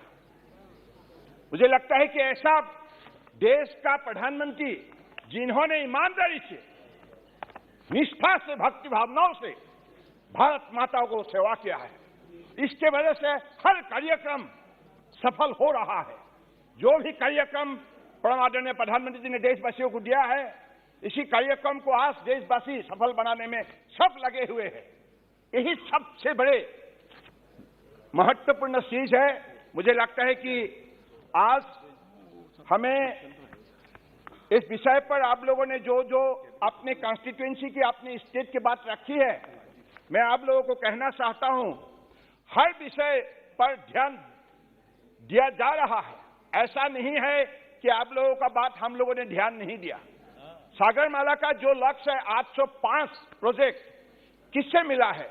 राज्य सरकार के द्वारा ये प्रपोजल भेजे गए हैं और हम लोगों ने एक साथ मिलकर इस प्रपोजल को सफल बनाने के लिए और पीपीपी मोड का जो सरकार का नीति है, इसी के आधारित हम हर परियोजना को सफल बनाने के सिलसिले में लगे हुए हैं। और मुझे लगता है कि जो आप पोर्टलेस इंडस्ट्रियलाइजेशन, कनेक्टिविटी और हमारे इंफ्रास्ट्रक्चर और हमारे टूरिज्म, हमारे fishing harbour, coastal community development इत्यादि इत्यादि जो भी हो रहा है, मुझे लगता है कि अगले दिनों में हर प्रदेश को इससे बहुत बड़ा लाभ होगा। आप देखिए इनलैंड वाटरवेज, लोगों का मानना था ये चलेगा नहीं क्योंकि नदी का गहराई है ही नहीं, लेकिन माननीय प्रधानमंत्री ने कहा सब कुछ संभव है। मां गंगा को नमन करते हुए माननीय प्रधानमंत्री जी ने जो जलमार्ग विकास प्रोजेक्ट उन्होंने करने के लिए जो उन्होंने निर्देश दिया विभागीय हमारे मंत्री को, और उसी समय जलमार्ग विकास फेज 1, जलमार्ग विकास फेज 2 और 8 गंगा फेज 2 के अधीन और 8 ब्रह्मपुत्र, ऐसे ही मनसुख भाई जब मंत्री थे उसी समय पे इन चीजों को आगे बढ़ाने का काम किया। और आज मैं इस सदन में इस बात को रखते हुए बहुत गर्व महसूस करता हूं, पहली बार के लिए लंबे समय की इंतजार की बात, मां गंगा पटना से कार्गो वेसल, वो वेसल का नाम भी एक महान व्यक्ति के नाम पे रखे गए हैं, लाल बहादुर शास्त्री जी की। मैं यहां से हृदय से कोटि नमन करता हूं। लाल बहादुर शास्त्री उसी कार्गो वेसल से एफसीआई की 180 मीट्रिक टन कार्गो हमारे पांडु के लिए रवाना हुई 5 फरवरी को, जिस कार्यक्रम में बिहार सरकार ने बहुत एक महत्वपूर्ण भूमिका लिया और वहीं से बांग्लादेश होके गुवाहाटी के पांडु तक पहुंच गए हैं सफलपूर्वक, और पहली बार के लिए 2350 किलोमीटर रास्ता ये उन्होंने पार किया। और इसी हिसाब से नॉर्थ ईस्ट में पहली बार के लिए बहुत लंबे समय के इंतजार के बाद कार्गो वेसल वहां पहुंच गए हैं। अभी वापस आने के समय में उन लोगों ने कोयला लाने का काम भी शुरू किया है। तो उसी दिशा पर हल्दिया से 1800 metric tonne Tata Steel sorry पानी टाटा स्टील गुवाहाटी तक, अच्छा गुवाहाटी तक ले जाने का भी काम किया, और गुवाहाटी से वापस आने के समय में वहां से भी अलग तक कार्गो उन्होंने लाने का शुरू किया। इससे साफ यही है, पहली बार के लिए नॉर्थ ईस्ट का मतलब है, माननीय प्रधानमंत्री जी ने देश का स्थल उसमें बताया, इसलिए बताया नॉर्थ ईस्ट संपदा, शक्ति और संभावना से बसा हुआ है। तो इसलिए उसको उजागर करने के लिए कनेक्टिविटी और कम्युनिकेशन डेवलप करना बहुत जरूरी है। इसलिए माननीय मोदी जी ने पहले rail connectivity, road connectivity, air connectivity और अभी इनलैंड वाटर्स कनेक्टिविटी का काम भी उन्होंने सफलपूर्वक आगे बढ़ाया, जिसके वजह से आज नॉर्थ ईस्ट का हर प्रदेश की जो किसान है, जो एंटरप्रेन्योर्स है, उनको लगने लगा है हम देश के अलग अलग बाजार में अपने कदम रख सकता है और दुनिया का बाजार में अपना जगह बना सकता है। तो इतना तक लोगों का मन की जो भी भावना शक्ति को आगे बढ़ाने का माननीय प्रधानमंत्री जी ने काम किया है। तो इसके वजह से आज हमारे मंत्रालय की तरफ से आप लोगों ने जो भी कहा है, इन चीजों को हमारे मंत्रालय ध्यान से उसको एग्जामिन करेंगे। और हमारे माननीय सुश्री थारू जी ने जो बताया है, आपने विजिंगकाम जो पोर्ट के बारे में बताया है, इसमें संभावना है, ये नहीं है कि नहीं है, ये संभावना दुनिया का बड़ा एक पोर्ट बन सकता है। सिर्फ मेजर पोर्ट ही नहीं, दुनिया का बड़ा बन सकता है। और भारत सरकार के द्वारा आपको भी मालूम है, DEA ने, डिपार्टमेंट ऑफ इकोनॉमिक अफेयर्स के द्वारा वायबिलिटी गैप फंडिंग का सिलसिले में भी भूमिका पालन किया गया है। इसलिए भारत सरकार का भूमिका है, केरला जो भी मैरीटाइम बोर्ड का भी भूमिका है। तो हम लोग एक साथ मिलकर इस पोर्ट का काम आगे बढ़ाने का काम में हम लोग लगे हुए हैं। ये भी बात आपको मैंने आपका ध्यान के लिए बताया। तो इसलिए मैं आप लोगों को आंकड़ा देना चाहता हूं, खराब मत पाइएगा, please take it sportingly. What is the difference between the government under the dynamic leadership of honourable prime minister Narendra Modi ji and what was before 2014? आप देखिए, ईज ऑफ डूइंग बिजनेस, आप इंडेक्स देखिए, रैंक 2014 में it was 134, now it is 68। Capacity of major port, million metric tonne, 2014 में it was 800.52, now it is 1560.61. Capacity of non major port, हमारे कार्यकाल में परम आदरणीय प्रधानमंत्री जी की कुशल नेतृत्व ने आज 2004 तक 600 यानी कि 689 थे और अभी 1224 containerized cargo handle at various major ports. ये लोग हंस रहे, इतना अच्छा चीज बता रहे हैं, आप लोग सुन लीजिए। अबे सुनना जरूरी है। अच्छा चीज बता रहे हैं। ये आंकड़ा मैं ऐसे नहीं बता रहा हूँ, आपके लिए है, क्योंकि आप लोगों को एक बात आप लोगों को मान लेना चाहिए। जो हकीकत है, जो सही है, उसको सुनना ही चाहिए और स्वीकार भी करना चाहिए। सिर्फ सुनने से नहीं होगा, स्वीकार करना होगा। कलम कागज लेके नोट भी करना होगा, स्वीकार करना होगा। तो इसलिए आप लोग विश्वास रखिए, हमारे नेता ऐसा है जो करके दिखाता है, क्योंकि वो ईमानदार है, इसलिए कर सकता है। जो ईमानदार नहीं वो सिर्फ बोलेगा, करेगा नहीं। जो ईमानदार है, जो निष्ठावान है, वो कर सकता है, और मोदी जी ने करके दिखाया है।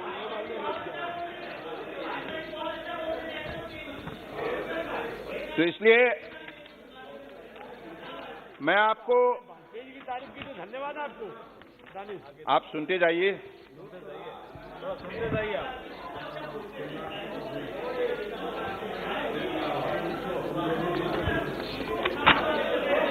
इतना अच्छा चीज बता रहे हैं आप लोग, अच्छा से सुनना चाहिए, हंस रहे हैं। The government has enacted reform. हाँ, ये बात सही है, नॉर्थ ईस्ट को आपने कभी भी इज्जत नहीं दिया, देखने का कोशिश नहीं किया। आप देखिए, north east south east Asia का नहीं, साइकोपेंसी नहीं, ये हकीकत है। आप देखिए, आप कौन बोले आप साइको नहीं, नॉर्थ ईस्ट, आप नॉर्थ ईस्ट देखिए, आप नॉर्थ ईस्ट देखिए, आप गया है कभी? Please visit North East, then you will discover the truth of happening in the reality of life. Every state is now prospering. Every state is now growing. Why? Every Northeasterner is getting the, self-confidence. Why? Everyone is getting an opportunity to perform at the national platform and global platform. Who has provided this opportunity? It is Honorable Prime Minister Narendra Modi ji. तो इसलिए मुझे लगता है कि आप सबको हकीकत को मान लेना चाहिए, इज्जत करना चाहिए। हर प्रांतों को अगर किसी ने साथ लिया है, सबका साथ, सबका विकास, सबका विश्वास और सबका प्रयास, ये मोदी जी ही कर दिखा सकता है। क्योंकि मोदी जी का दिल में हिंदुस्तान, भारत माता का मैप बसा हुआ है। भक्ति भावना से आप इसको नहीं देख सकते, क्योंकि आपके पास नीति थे, नियत नहीं थी। और हमारा पास नीति है और नियत भी है।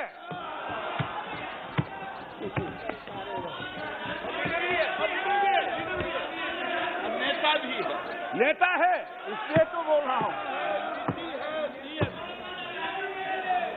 इसलिए आप लोग देखिए, एक बात मैं पहली बार के लिए, मुझे नॉर्थ ईस्ट से पहली बार के लिए पोर्ट शिपिंग वाटरवेज का इस बड़ा मंत्रालय का विभाग का दायित्व परम आदरणीय प्रधानमंत्री ने हमारे कंधों पे सौंपा है। पहली बार के लिए स्वतंत्रता की 75 साल के अंदर आप लोगों ने कभी नॉर्थ ईस्टर्नर को ऐसा इज्जत दिया था? नहीं दिया था, क्योंकि आपका दिल बड़ा नहीं है, आप कभी भी हमें जगह दे ही नहीं पाया। लेकिन अभी नरेंद्र मोदी जी ने हमें वो जगह दी है, इसलिए नॉर्थ ईस्टर्नर उनके साथ है और हमेशा रहेगा। एक भारत श्रेष्ठ भारत, यही हमारा मूल नीति है, देश सेवा का मूल मंत्र है। तो इसलिए हमारे विभाग, इनके यहाँ कदर नहीं थी, इसके अंदर क्वालिटी थी, हमने नहीं उसका कदर किया। सुनिए, आप लोग बहुत साल तक आपने चिल्लाया, please reform to transform, revision of the criteria for right of first refusal. हम लोगों ने कानून में भी काफी बदलाव लाया, ताकि हमारी क्वालिटी परफॉर्मेंस बने और हम फैसिलिटी डेवलप कर पाए हर पोर्ट में। अभी आपने जो आंकड़ा सुना, इससे साफ जाहिर है हमारी पिछली 7 साल का मेहनत का ये फल है। इसलिए हर पोर्ट परफॉर्म कर रहा है। आपके कार्यकाल में अधिकतर पोर्ट लूजिंग कंसर्न थे, अब अधिकतर पोर्ट प्रॉफिट मेकिंग बन गया है। आत्मनिर्भर भारत और इसी मोदी जी का कार्यकाल में आप देखिए कोचिन शिपयार्ड लिमिटेड ने कितना बड़ा काम किया है। आप लोगों को धन्यवाद देना चाहिए। दुनिया का सबसे बड़ा लड़ाकू जहाज, दुनिया का सबसे बड़ा लड़ाकू जहाज, उसका जो वेट बताया उन लोगों ने 41,000 मेट्रिक टन। कहाँ बना?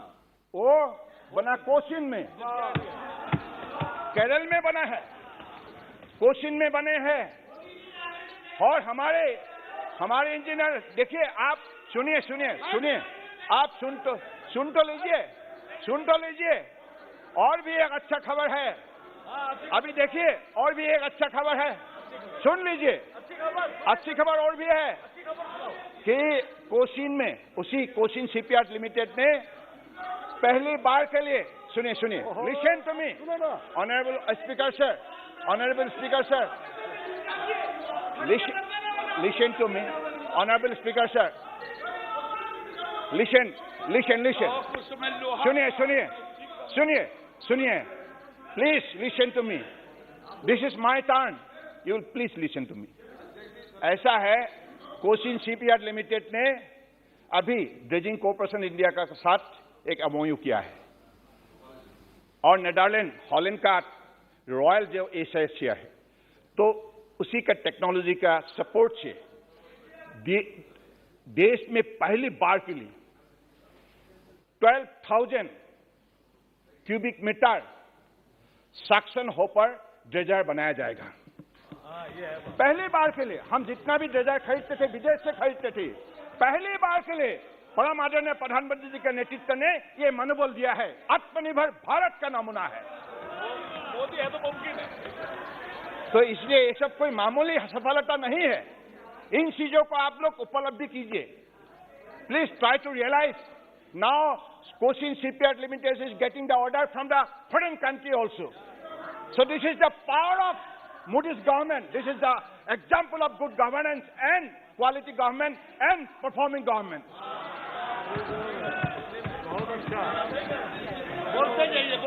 So,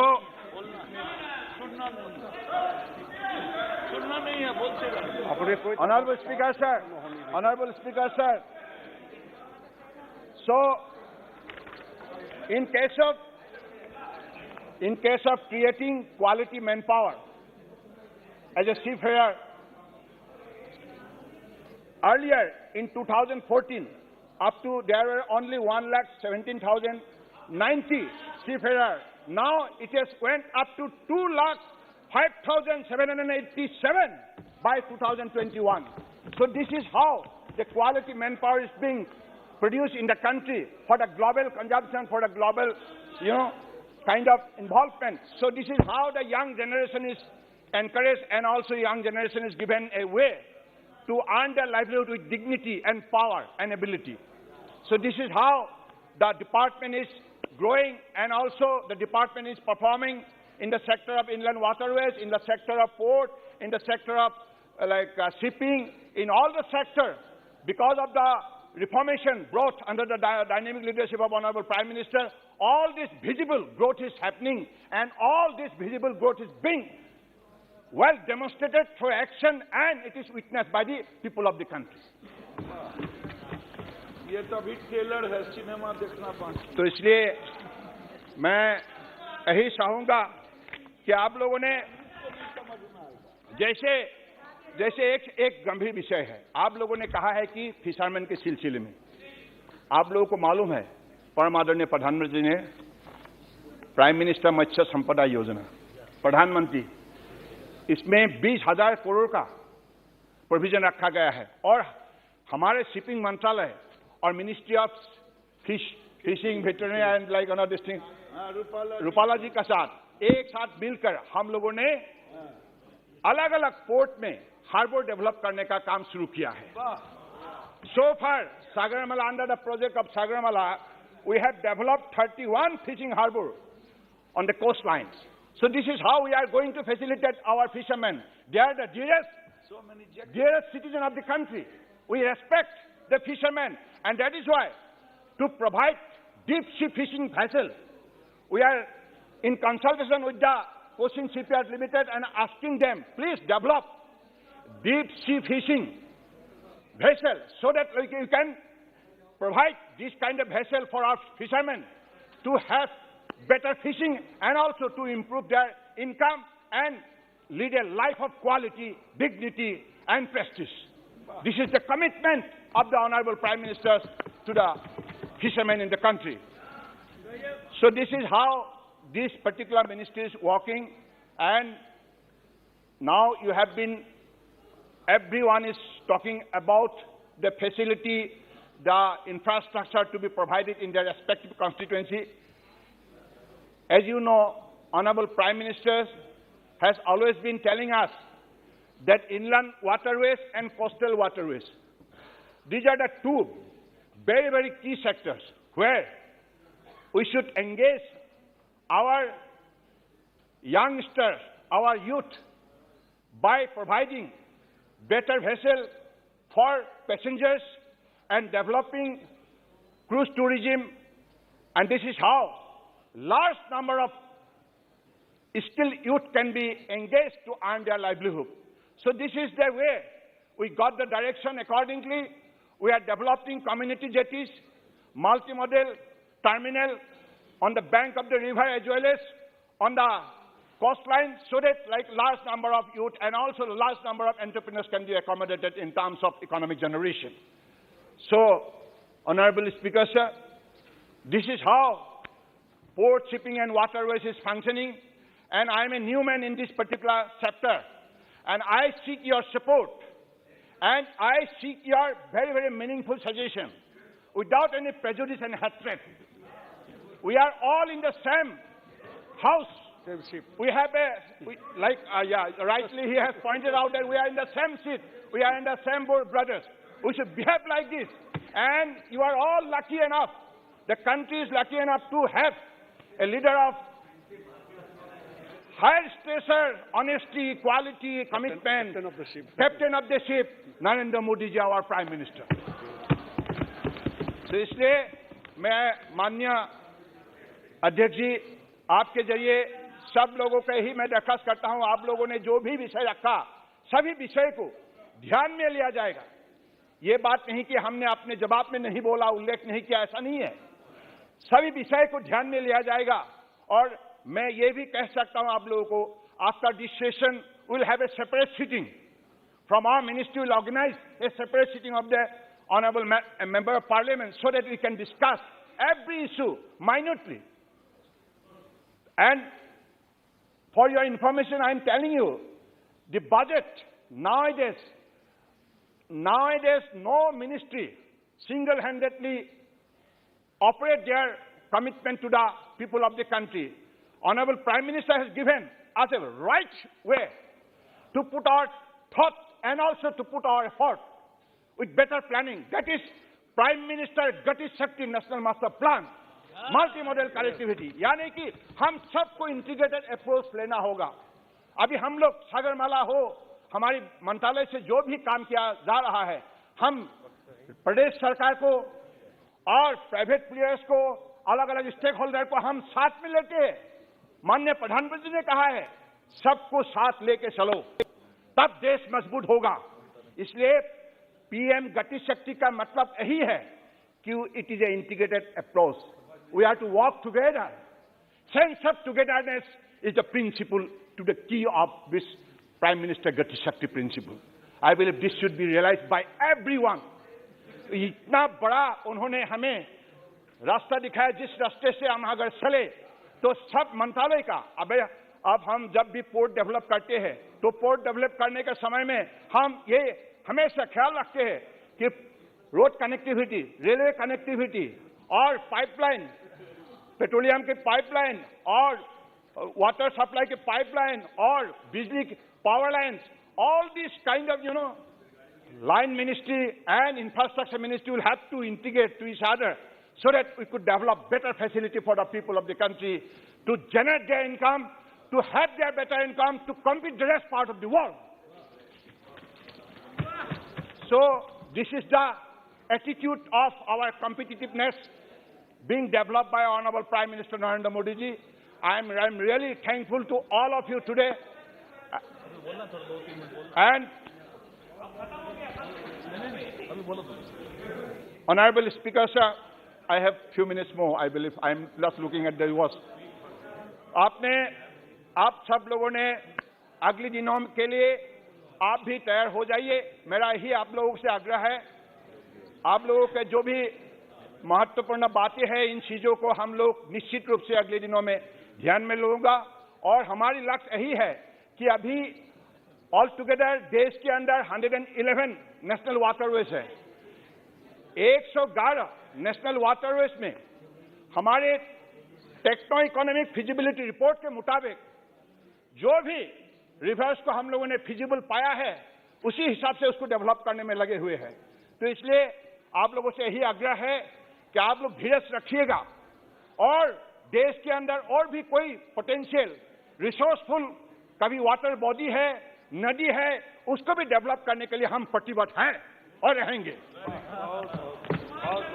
तो इसलिए मैं यही चाहूंगा कि हमारे परम आदरणीय संसदगण और माननीय अध्यक्ष जी, आपके जरिए मैं सबको फिर से धन्यवाद देते हुए और समझ कर सकता हूं।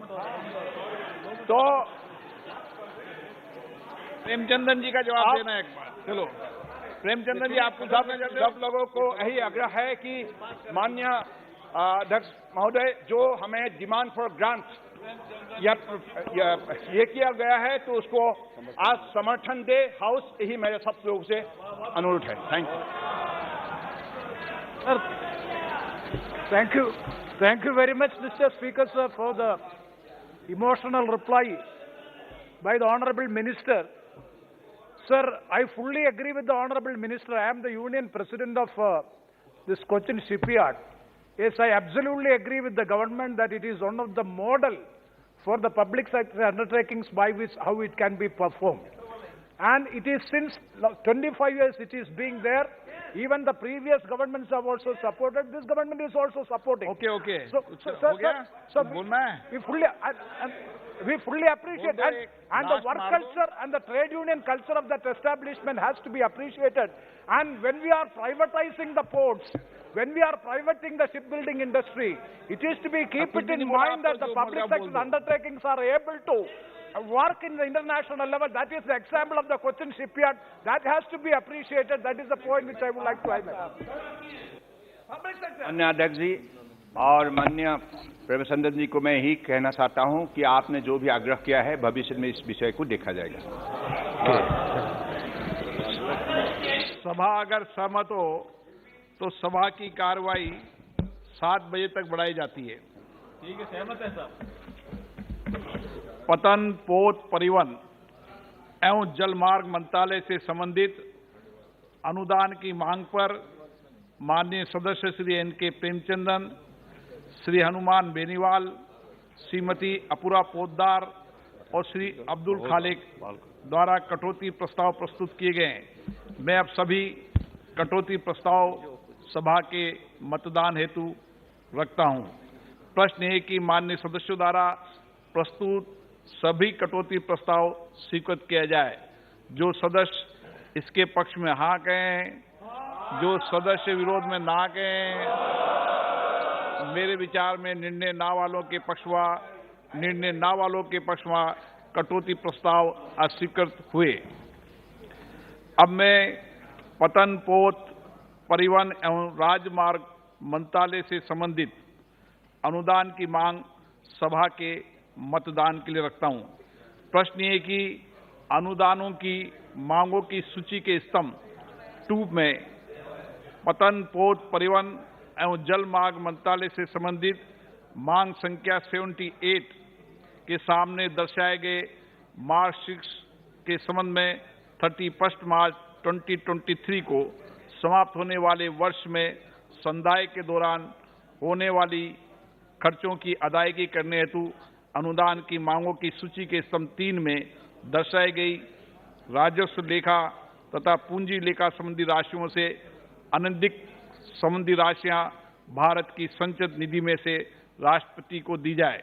जो सदस्य इसके पक्ष में हाँ कहें, जो सदस्य विरोध में ना कहें, मेरे विचार में निर्णय हाँ वालों के पक्ष में, निर्णय हाँ वालों के पक्ष में पतन, पोत, परिवहन एवं जल मार्ग मंत्रालय से संबंधित अनुदान की मांग पारित हुई।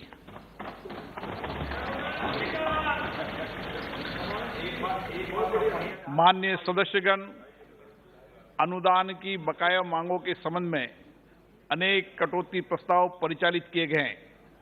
समय अभाव के कारण मैं सभी कटौती प्रस्तावों को प्रस्तुत किया हुआ मान रहा हूं। माननीय सदस्यगण, जैसी की परंपरा रही है, अब मैं सभी कटौती प्रस्ताव एक साथ सभा के मतदान के लिए रखूंगा। प्रश्न ये कि अनुदान की बकाया मांगों के संबंध में प्रस्तुत किए गए हुए माने गए सभी कटौती प्रस्ताव स्वीकृत किया जाए। जो सदस्य इसके पक्ष में हाँ कहें, जो सदस्य विरोध में ना कहें, मेरे विचार में निर्णय ना वालों के पक्ष में, निर्णय ना वालों के पक्ष में अनुदान की बकाया मांगों के संबंध में प्रस्तुत हुए माने गए सभी कटौती प्रस्ताव अस्वीकृत हुए। माननीय सदस्यगण, अब मैं मंत्रालयों, विभागों से संबंधित अनुदान की बकाया मांगों को सभा के मतदान के लिए रखूंगा। प्रश्न ये कि अनुदान की मांगों की सूची के स्तंभ 2 में निम्नलिखित मंत्रालयों, विभागों से संबंधित मांग संख्याओं के सामने दर्शाए गए मांग शीर्षों के संबंध में 31 मार्च 2023 को समाप्त होने वाले वर्ष में संधाय के दौरान होने वाले खर्चों की अदायगी हेतु अनुदान की मांगों की सूची के स्तंभ 3 में दर्शाई गई राजस्व लेखा तथा पूंजी लेखा संबंधी राशियों से अनधिक संबंधी राशियां भारत की संचित निधि में से राष्ट्रपति को दी जाए। 1. कृषि और कृषक कल्याण मंत्रालय से संबंधित मांग संख्या 1 और 2। परमाणु ऊर्जा विभाग से संबंधित मांग संख्या 3। आयुष मंत्रालय से संबंधित मांग संख्या 4। रसायन उर्वरक मंत्रालय से संबंधित मांग संख्या 5 से 7। कोयला मंत्रालय से संबंधित मांग संख्या 9। संचार मंत्रालय से संबंधित मांग संख्या 12 और 30। उपभोक्ता मामले, खाद्य सार्वजनिक वितरण मंत्रालय से संबंधित मांग संख्या 15। सहकारिता मंत्रालय से संबंधित मांग संख्या 16।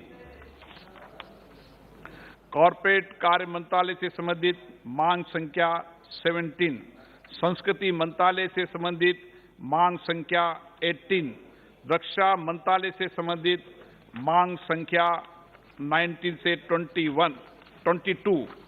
पूर्वोत्तर क्षेत्र विकास मंत्रालय से संबंधित मांग संख्या 23। पृथ्वी विज्ञान मंत्रालय से संबंधित मांग संख्या 24। शिक्षा मंत्रालय से संबंधित मांग संख्या 25 और 26।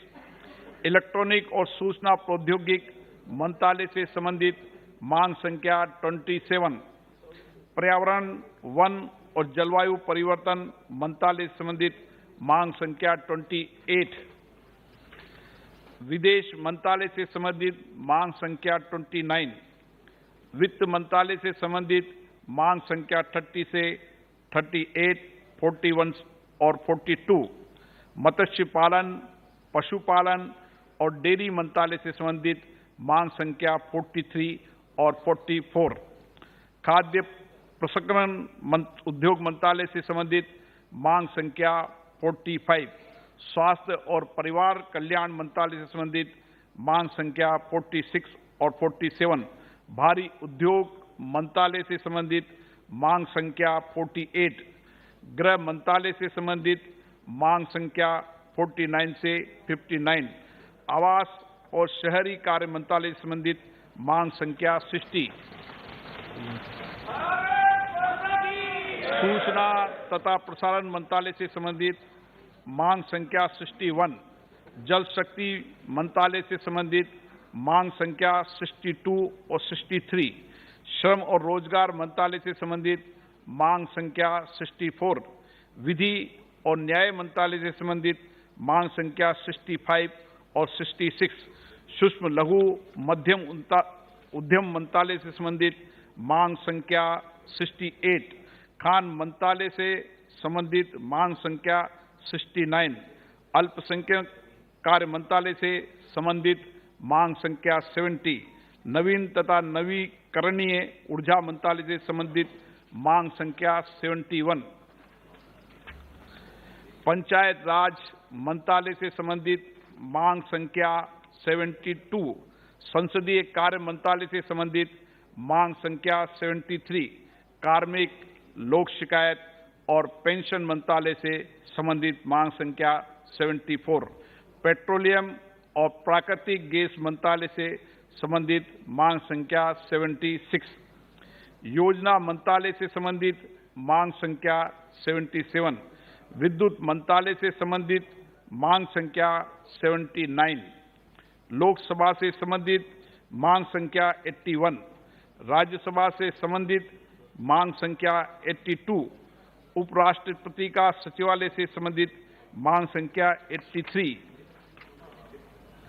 ग्रामीण विकास मंत्रालय से संबंधित मांग संख्या 87 और 88, विज्ञान प्रौद्योगिकी मंत्रालय से संबंधित मांग संख्या 89 से 91, कौशल विकास और उद्यमशीलता मंत्रालय से संबंधित मांग संख्या 92, सामाजिक न्याय और अधिकारिता मंत्रालय से संबंधित मांग संख्या 93 और 94, अंतरिक्ष विभाग से संबंधित मांग संख्या 95, सांख्यिकी और कार्यक्रम कार्यान्वयन मंत्रालय से संबंधित मांग संख्या 96, इस्पात मंत्रालय से संबंधित मांग संख्या 97, कपड़ा मंत्रालय से संबंधित मांग संख्या 98, पर्यटन मंत्रालय से संबंधित मांग संख्या 99,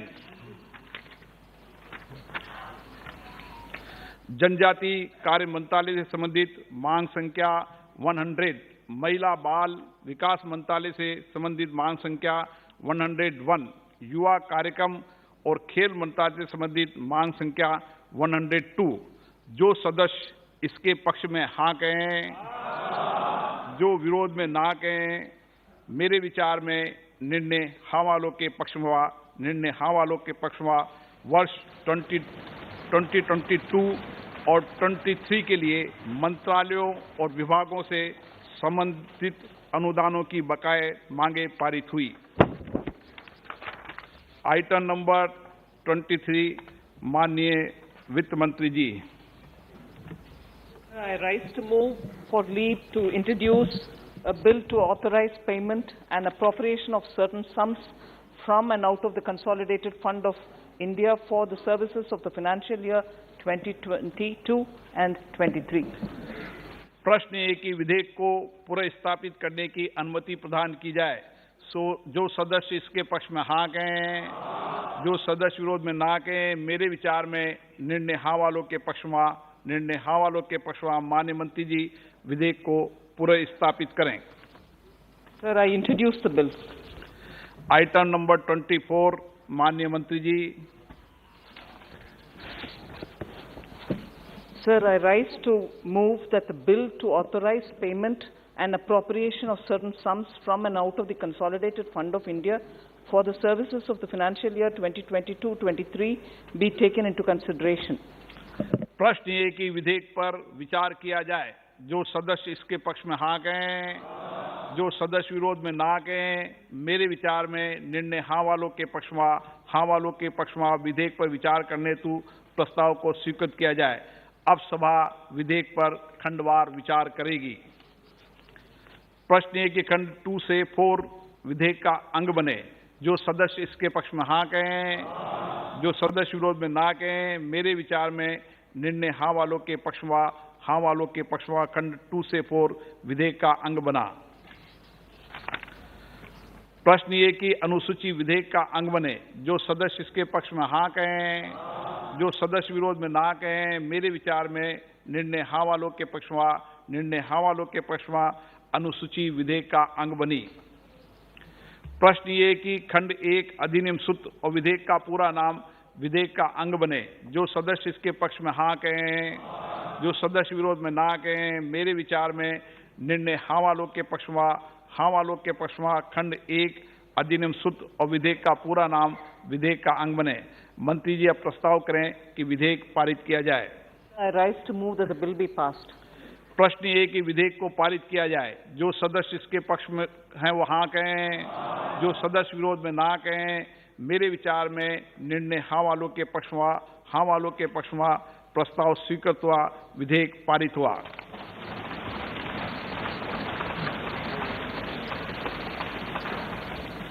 शून्यकाल की जो लिस्टेड सूची है वो ली जाएगी। डॉक्टर बीवी Satyavati. Thank you, Speaker, sir. Speaker, sir, the Anakapalli Jaggery market has been in existence since the 18th century. Anakapalli Jaggery market is the second largest market in India, and it is known for its unique taste, aroma, hygiene, and also it is pure and precisely processed, and it has high nutrition value and long shelf life. Therefore, Speaker, sir, getting a geographical indication, GI tag, to Anakapalli Jaggery would add to credibility to Jaggery and improve the livelihood of opportunities to all those who depend on it. Speaker, sir, GI would help increase the Jaggery market in India and increase the quantum of Jaggery exports from Anakapalli. The GI tag for the Jaggery will generate demand for the product. Hence, through you, Speaker, sir, I request the Ministry of Commerce and Industry to take steps towards issuing a geographical indication tag for Anakapalli Jaggery and help promote and market the product on a global scale. Thank you very much, sir. Shri डाल सिंह बिसेन। महोदय, अध्यक्ष महोदय, बहुत बहुत धन्यवाद। अध्यक्ष महोदय, माननीय सदस्यगण प्लीज बैठिए, जो जाना चाहिए। अध्यक्ष महोदय, सिंह बिसेन। अध्यक्ष महोदय, जैसा कि आप जानते हैं कि भारत कृषि प्रधान देश है और इस देश में एक बहुत बड़ी आबादी कृषक परिवार की है, परंतु हमारा एक तरह का कहें कि दुर्भाग्य है कि जितनी शिक्षा, एजुकेशन हमारा कृषि के लिए ग्रामीण क्षेत्रों में होना चाहिए, वह नहीं होने के कारण से बच्चों को कृषि शिक्षा में बहुत दिक्कतें आ रही हैं। इसलिए ग्रामीण क्षेत्र में संचालित सभी शासकीय हायर सेकेंडरी स्कूलों में कृषि संकाय प्रारंभ किया जाना चाहिए, ताकि ग्रामीण क्षेत्र के छात्र छात्राओं को कृषि आधारित शिक्षा की प्रारंभिक जानकारी मिल जाए, जिससे जो छात्र कृषि की पढ़ाई ना कर पाते हैं उनके लिए लाभदायक होगा और उन छात्रों के लिए भी लाभप्रद होगा जो कृषि की उच्च शिक्षा ग्रहण करने के लिए आगे पढ़ना चाहते हैं। इसके साथ ही आपसे आग्रह कि प्रत्येक जिले में कृषि महाविद्यालय स्थापित किए जाने चाहिए, ताकि जो युवक कृषि की उच्च शिक्षा ग्रहण करने में अपनी रुचि रखते हैं और वे कृषि की उच्च शिक्षा के लिए बाहर नहीं जा सकते हैं, वे छात्र अपने जिले में ही कृषि विषय पर शिक्षा प्राप्त कर सकेंगे। साथ ही प्रत्येक जिले में कृषि महाविद्यालय स्थापित होने से युवक युवती कृषक संबंधी अच्छी शिक्षा लेकर आधुनिक खेती कर स्वयं को एवं देश को खाद्यान्न, फल, तिलहन आदि फसलों को लेकर आत्मनिर्भर भारत बनाने में सहयोगी होंगे। इसी परिप्रेक्ष्य में आपसे आग्रह है कि मेरे संसदीय क्षेत्र के अंतर्गत मेरे गृह जिला सिवनी में नवीन कृषि महाविद्यालय स्थापित किए जाने का शासन से अनुरोध करता हूं। बहुत बहुत धन्यवाद। उत्तम Kumar Reddy ji. Chairman sir, Honorable Chairman sir, on behalf of the paddy farmers of Telangana, I wish to bring a matter of urgent public importance to the notice of Government of India through you, sir. Sir, right now in the Rabi paddy crop of Telangana, in Telangana state, 35 lakh acres of paddy is now coming up for harvest. The harvest has begun. Sir, very unfortunately, due to the chaos, confusion and incompetence of both the state and central governments, both the central and state governments are trying to escape the responsibility of procurement of paddy of this Rabi crop in Telangana state. Sir, they are both blaming each other. Today, Union Minister Mr. Piyush Goyal gave a statement that they are willing to procure raw rice. Sir, in the Rabi crop in Telangana, in the paddy, what is viable is only the parboiled rice. Sir, I appeal to Government of India to buy both paddy, both raw and parboiled rice, and also the Government of India and the Government of Telangana should explore the possibilities of export of rice, and this present stalemate should be solved, and the paddy farmers of Telangana in a crisis, the Government of India should step in and procure both raw rice and parboiled rice immediately, sir. Thank you.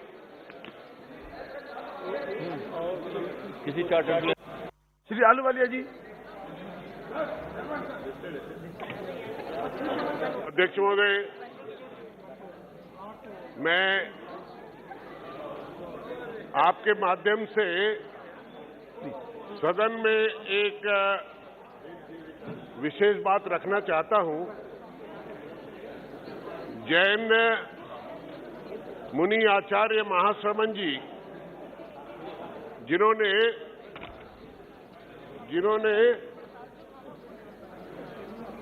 9 नवंबर 2014 को लाल किले से अहिंसा यात्रा शुरू की और वो पैदल चलते हैं, उनके साथ में करीब 100-150 जैन मुनि साथ चलते हैं। जैसा कि आप जानते हैं कि जैन मुनि गाड़ियों पर, जहाजों पर नहीं चढ़ते हैं, पैदल चलकर यात्रा करते 18,000 किलोमीटर की यात्रा की। वो बांग्लादेश गए, वो नेपाल गए, म्यांमार तक गए और मेरे को उनका सानिध्य प्राप्त हुआ जब वो दार्जिलिंग जिले में घुसे तो मैं करीब लाखों कदम उनके साथ में 24 फरवरी से 1 मार्च और फिर 27 जनवरी से 12 फरवरी तक अपने पिछले लोकसभा केंद्र में उनके साथ वो यात्रा की। और वो एक ऐसी यात्रा जो अहिंसा के खिलाफ, हिंसा के खिलाफ अहिंसा का प्रचार करते हुए नशा मुक्ति समाज और सौहार्द बढ़ाने के लिए, और कर्म ही तुम्हारी पूजा है, इस चीज को सामने रखकर उन्होंने ये प्रचार प्रसार किया। गर्व महसूस तब होता है जबकि नेपाल में वो गए तो नेपाल सरकार ने उनके नाम का एक डाक टिकट जारी किया। अब 18,000 की यात्रा कंप्लीट करके ये 27 मार्च 2022 को इसका समापन है।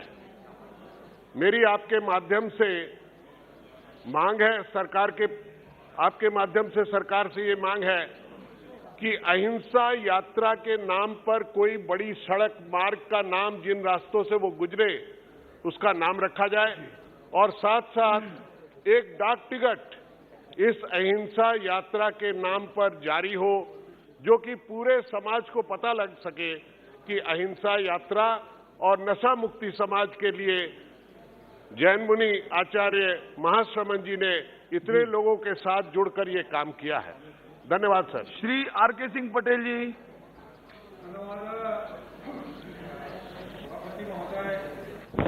मैं अपने संसदीय क्षेत्र बांदा चित्रकूट बुंदेलखंड के NH 35 जो झांसी से बांदा चित्रकूट और प्रयागराज से मिर्जापुर और बनारस तक ये मार्ग जाता है, इसमें हमारा चित्रकूट का जो प्रमुख हमारा धार्मिक स्थल है, भगवान राम की तपोस्थली है, वहाँ से गुजरता है ये मार्ग। और अतर्रा बीच का जो हमारा एक नगर पालिका टाउन एरिया है और बांदा, तो इनमें बाईपास बनाने के लिए मैंने मांग किया है और ये माननीय सभापति महोदय आपके माध्यम से इस मार्ग में ये जो बुंदेलखंड एक्सप्रेसवे है ये भी हमारा इसी मार्ग में चित्रकूट के पहले जाकर के जुड़ता है, तो वहाँ से जहाँ से बुंदेलखंड एक्सप्रेसवे जुड़ता है वहाँ से इसको प्रारंभ करके और ये हमारा मार्ग जो राम वनगमन मार्ग आता है अयोध्या से चित्रकूट तक, उसको क्रॉस करके और करबी बूढ़ा राजापुर को क्रॉस करके ये आगे प्रयागराज की तरफ जाने वाले के मार्ग पर अगर बाईपास चित्रकूट में बना दिया जाए और इसी तरह तर्रा में बाईपास बना दिया जाए तो मैं समझता हूं कि ये चित्रकूट के आने वाले धार्मिक हमारे जो भी पर्यटक हैं उनको सुगमता होगी और जो दुर्घटनाएं हो रही हैं, जाम की स्थिति रहती है चित्रकूट में, वो खत्म हो जाएगा। तो इसलिए माननीय सभापति महोदय, मैं आपके माध्यम से सरकार से अनुरोध करना चाहता हूं कि इस NH 35 पर जो यहाँ से ये गुजरता है तो चित्रकूट में और तर्रा में बाईपास बनाने जाने की कृपा करें। धन्यवाद। Mismatch of healthcare demand and supply, especially the paucity of qualified medical professionals, has been dogging this country for a long time. Fake doctors is a countrywide phenomenon.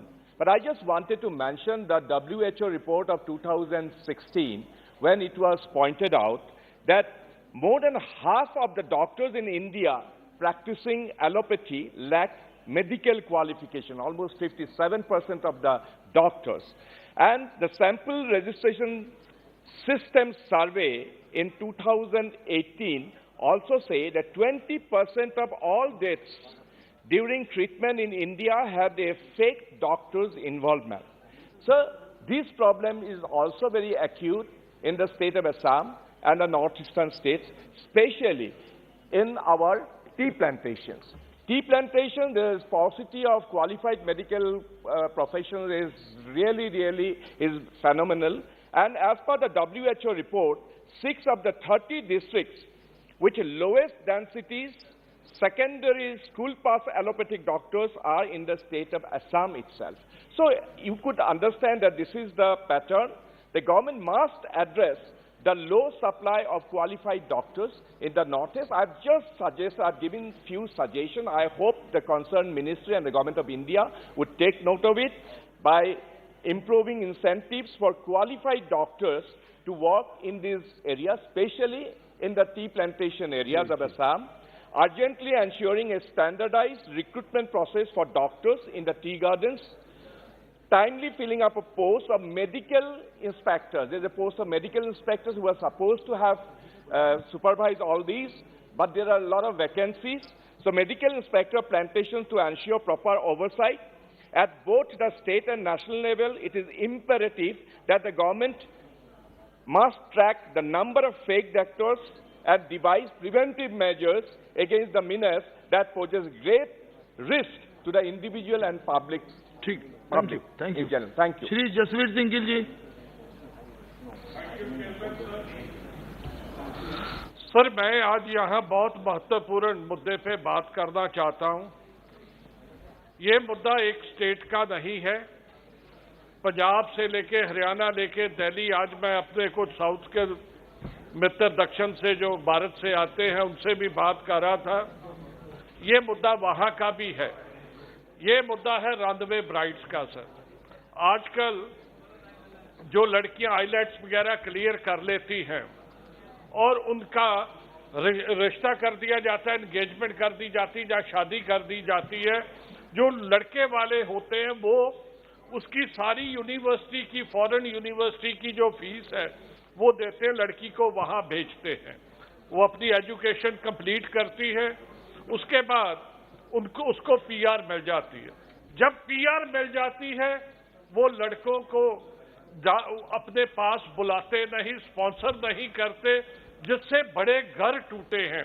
अभी रिसेंटली पंजाब में ऐसे 3 लड़कों ने सुसाइड किया जिनको जो उनकी बीवियां बिल्कुल उनको यहाँ पे भटकता छोड़ गए थे। सर, इसका एक सामाजिक और फाइनेंशियल तो जो नुकसान होता है, एक सोसाइटी में बहुत बड़ा लॉस होता है, loss of face, loss of reputation, जो बहुत कम लोग सहार पाते हैं। सर, अगर लड़के कुछ ऐसे करते हैं, उनके लिए कानून में प्रावधान किया गया है, उनको सजा दी जा सके।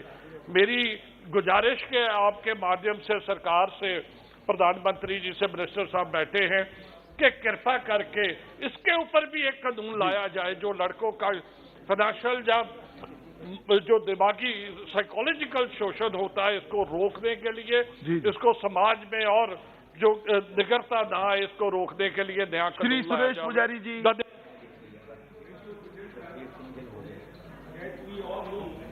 state of Odisha is very rich in mines and minerals. In addition to that, Odisha has huge potential for human resource development. But in spite of huge potential, sir, the state has many underdeveloped areas, particularly the western part of Odisha. Sir, in the very close proximity of world's famous Hirakud Dam, the first engineering college of Odisha was formed, which is in the name of University College of Engineering, Bulla, in the year 1956.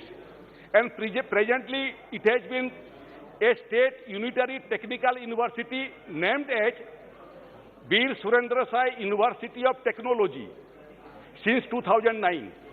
And it has UGC recognition too, sir. The present student strength of this institution is 5,000 plus, sir. And the top rankers of the state are preferring this particular university for their technical education. It offers 11 undergraduate courses, sir, 34 postgraduate courses, and 16 PhD programs, sir. It has produced 30,000 alumni who are serving the nation and abroad in a responsible way since its inception. The institute is within the vicinity of the industrial belt, mines, and other institutions of higher learning like the Samalpur University, the Medical College, the Indian Institute of Management, IIT, NIT, and Agriculture University. It is well connected by road, rail, and air, sir. We have an airport also near the institution. My submission is that, sir, it has scope to become a multidisciplinary engineering research university, MERU, as mandated by the National Education Policy 2020, sir. Many a times we have approached the appropriate authority for upgradation of this institution to CFTI, and Government of Odisha has also recommended that. Through you, sir, I request the Union Minister of Education for upgradation of this institution, Vishyut Bulla, to CFTI in the line with the Central Institute of Technology, Kokrajhar in Assam, to act as a catalyst to the socio-economic and overall development of the 17 underdeveloped districts of western part of Odisha. Thank you, sir. Kumar Suman ji. धन्यवाद सभापति महोदय। मैं इस सदन का ध्यान आपके माध्यम से बिहार को 4 ग्रीनफील्ड एक्सप्रेसवे जो कि भारतमाला फेज 2 के तहत दिया गया है उसके तरफ आकृष्ट करना चाहता हूं। महोदय, भारतमाला फेज 2 के अंदर 29,000 करोड़ रुपए जो कि 6 लेन गोरखपुर सिलीगुड़ी ग्रीनफील्ड एक्सप्रेसवे जिसकी लंबाई बिहार में 416 किलोमीटर है के लिए आवंटन किया गया है। उसी प्रकार 19,000 करोड़ रुपए बनारसी कोलकाता ग्रीनफील्ड एक्सप्रेसवे के लिए तथा 20,000 करोड़ रुपए रक्सौल हल्दिया ग्रीनफील्ड एक्सप्रेसवे के लिए आवंटन किया गया है और पटना आरा सासाराम ग्रीनफील्ड एक्सप्रेसवे के लिए 361 करोड़ आवंटन किया गया है महोदय, ताकि एक्सप्रेसवे के निर्माण से बिहार की अर्थव्यवस्था मजबूत हो और व्यापार एवं रोजगार में वृद्धि हो। अतः महोदय, मैं आपके माध्यम से माननीय मंत्री श्री सड़क परिवहन एवं राजमार्ग जी से आग्रह करता हूं कि बिहार से गुजरने वाले 4 एक्सप्रेसवे पर काम को तेजी से शुरू करने के लिए आवंटित राशि को यथाशीघ्र रिलीज किया जाए ताकि काम जल्दी शुरू किया जा सके। श्री तेजस्वी सूर्या जी। Thank you, Speaker, sir. Sir, I represent the city of Bengaluru, which is one of the most fastest growing economic engines in the country. The Bengaluru airport, sir, is located on the Bengaluru-Hyderabad highway, a place called Devanahalli, which is almost 40 to 50 kilometers distance from the center of the city.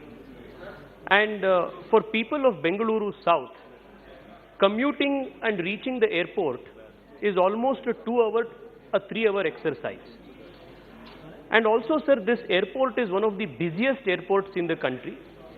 Before the COVID pandemic, the airport serviced more than 3 crore passengers in just 1 year. In a way, it is the gateway to the south of India, and the number of international flights is only increasing every day. My request with the Honorable Minister for Civil Aviation, sir, is to start another terminal of the Bengaluru International Airport by reoperationalizing the already existing airport infrastructure at the HAL airport facility, and also perhaps consider opening another terminal in the south of the city like Bidadi, Anekal and this part, which will create another economic center in the city, sir. Sir, currently the policy to open a new airport is that the distance between two airports must be more than 120 kilometers. This policy, sir, however, does not consider the density of the traffic in an airport. Therefore, sir, my request, sir, is under the Honorable Prime Minister's leadership, more than 66 airports have been opened in the country in just the last few years. And even the most common man is today affording air travel, sir. On behalf of people of Bengaluru South and people of Bengaluru, I request the Honorable Minister for Civil Aviation to make some necessary changes to this policy to restart the HAL airport or create a new terminal in Bidadi or Anekal. Namaste, sir. Thank you. धन्यवाद सभापति महोदय। मैं आपके माध्यम से सरकार का ध्यान भारत नेपाल सड़क सीमा परियोजना की ओर ध्यान आकृष्ट करना चाहता हूं। महोदय, वर्ष 2010 में तत्कालीन केंद्र सरकार ने भारत नेपाल सड़क सीमा परियोजना के अंतर्गत 1377 किलोमीटर रोड की स्वीकृति प्रदान की थी, जिसके तहत 552.9 किलोमीटर रोड का निर्माण बिहार राज्य में होना था। मेरा संसदीय क्षेत्र वाल्मीकि नगर भारत नेपाल की सीमा पर स्थित है। यहाँ पर इस परियोजना का कार्य बहुत ही धीमी गति से हुआ है। भू अर्जन का सुचारू रूप से भुगतान न होना विलंब का मुख्य कारण है। इस सड़क के निर्माण से दोनों देशों के बीच व्यापार और आपसी भाईचारा को बढ़ावा मिलेगा। 11 वर्ष बीत जाने के पश्चात भी यह परियोजना पूर्ण नहीं हो पाया है। अतः सदन के माध्यम से सरकार से मांग करता हूं कि इंडो नेपाल भारत सड़क का निर्माण जनहित में यथाशीघ्र कराया जाए। धन्यवाद।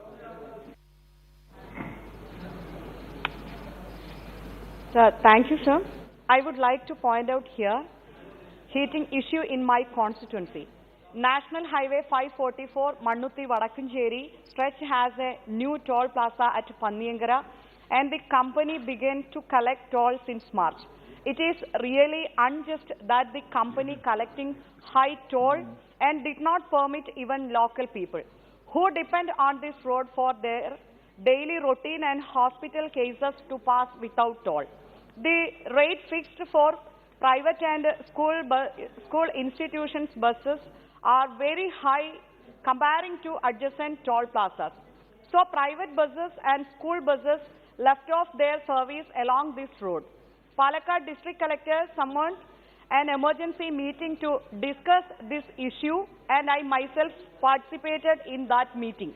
The company officials were not ready to solve the existing problem, so the meeting was fruitless.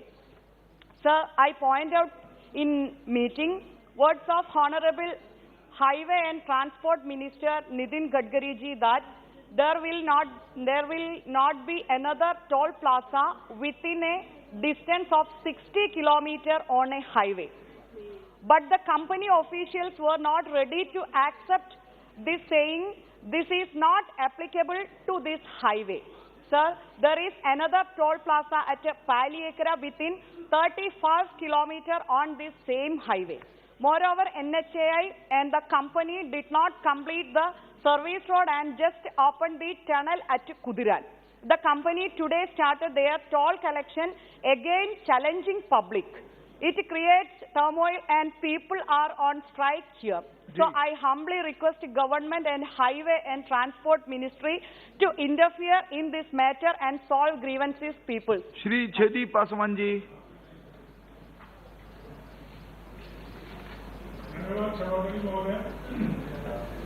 मेरे संसदीय क्षेत्र सासाराम को धान का कटोरा के रूप में जाना जाता है।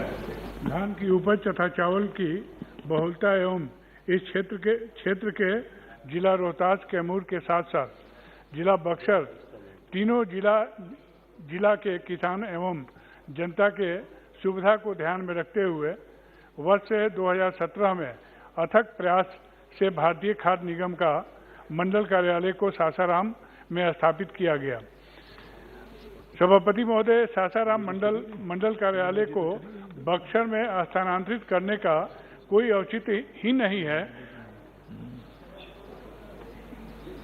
बताना चाहूंगा कि विभाग के इस निर्णय से रोहतास एवं कैमूर का बाहुल्य इलाका इसके लाभ से वंचित रह जाएगा तथा सरकार को भी काफी आर्थिक क्षति का बोझ उठाना पड़ेगा, जबकि बक्सर में पहले से ही 25,000 एमटी का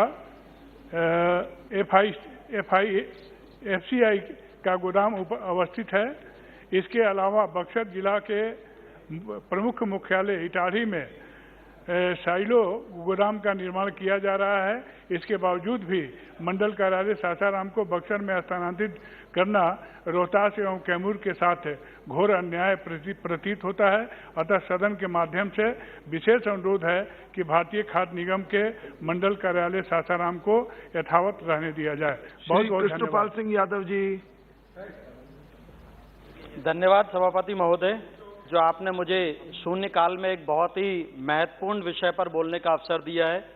माननीय, मेरे लोकसभा क्षेत्र गुना के अशोकनगर जिले में राजघाट बांध मध्य प्रदेश और उत्तर प्रदेश सरकार के द्वारा संचालित इंटर स्टेट बांध है। इस बांध की आधारशिला 1971 में रखी गई थी और इसका निर्माण 1975 में प्रारंभ होकर 2006 में पूरा हो गया था। माननीय, यह परियोजना विधिवत रूप से संचालित हो रही है। यह बांध उत्तर प्रदेश और मध्य प्रदेश की सीमा पर स्थित बेतवा नदी पर 375 करोड़ की लागत से बनाया गया था। इसकी ऊंचाई 43.9 मीटर है। इस बांध का कैचमेंट एरिया 17,000 स्क्वायर किलोमीटर है और यह उत्तर प्रदेश और मध्य प्रदेश के 90,000 एकड़ क्षेत्र की सिंचाई इस बांध से होती है। वर्तमान में इस बांध से मध्य प्रदेश सरकार द्वारा लिफ्ट इरिगेशन प्रोजेक्ट के साथ साथ भारत सरकार द्वारा संचालित जल जीवन मिशन के अंतर्गत हर घर नल से जल पहुंचाने की परियोजना भी स्वीकृत हुई है। माननीय, इस बांध से मध्य प्रदेश की पानी की आपूर्ति भी करते हैं। इसके साथ साथ इस बांध से 15 मेगावाट बिजली का भी उत्पादन होता है। परंतु महोदय, इस राजघाट बांध का आज तक लोकार्पण नहीं हुआ है और इसके समीप ग्रेनाइट और पत्थर की खदानों को भी स्वीकृति मिली है, जिसमें के ब्लास्ट टेक्नोलॉजी का प्रयोग होता है और इसके कारण निरंतर इसे क्षति पहुंचने की आशंका बनी रहती है। मेरा आपके माध्यम से सरकार से और जल शक्ति मंत्रालय से ये निवेदन है कि इस परियोजना को जल्द से जल्द विधिवत तरीके से इसका लोकार्पण किया जाए और इस परियोजना का, ताकि बुंदेलखंड की और इस क्षेत्र की जनता को लाभ मिल सके और उस क्षेत्र की जनता की, और मेरी मांग है कि इस बांध का नाम वीरांगना लक्ष्मीबाई परियोजना रखा जाए। माननीय, ये एक राष्ट्रीय धरोहर है और इसके विकास और निरंतर रखरखाव से दोनों प्रदेश के हर घर को लाभ मिलेगा। और माननीय, चंदेरी पर्यटन नगरी भी इसके समीप है, तो पर्यटन को भी बढ़ावा मिलेगा और मेरे क्षेत्र की जनता को रोजगार भी उपलब्ध होगा। धन्यवाद अध्यक्ष महोदय, माननीय प्रधानमंत्री मोदी साहब के नेतृत्व में जो चौमुखी विकास देश में हो रहा है, उसमें देश के पर्यटन स्थलों और क्षेत्रों पर भी गंभीरता से ध्यान दिया जा रहा है। स्वदेश दर्शन योजना के अंतर्गत बौद्ध और विरासत परिपथ का निर्माण पर्यटन विकास में नए आयाम जोड़ रहा है। महोदय, मेरे संसदीय क्षेत्र मेहसाना में जहां लोक आस्था से जुड़ा बैचराजी धाम है, इसके अलावा मेहसाना का मोढेरा लगभग 900 साल पुराने सूर्य मंदिर के लिए बहुत प्रसिद्ध है। यहाँ तारंगा, मोढेरा, पाटन, शंखेश्वर और महुड़ी जैन मंदिरों के लिए लोकप्रिय है। जिले का ऐतिहासिक नगर वडनगर हाटकेश्वर महादेव मंदिर के लिए चर्चित है। थोल वन्यजीव अभयारण्य अहमदाबाद से 40 किलोमीटर दूर स्थित अन्य प्रमुख दर्शनीय स्थल है।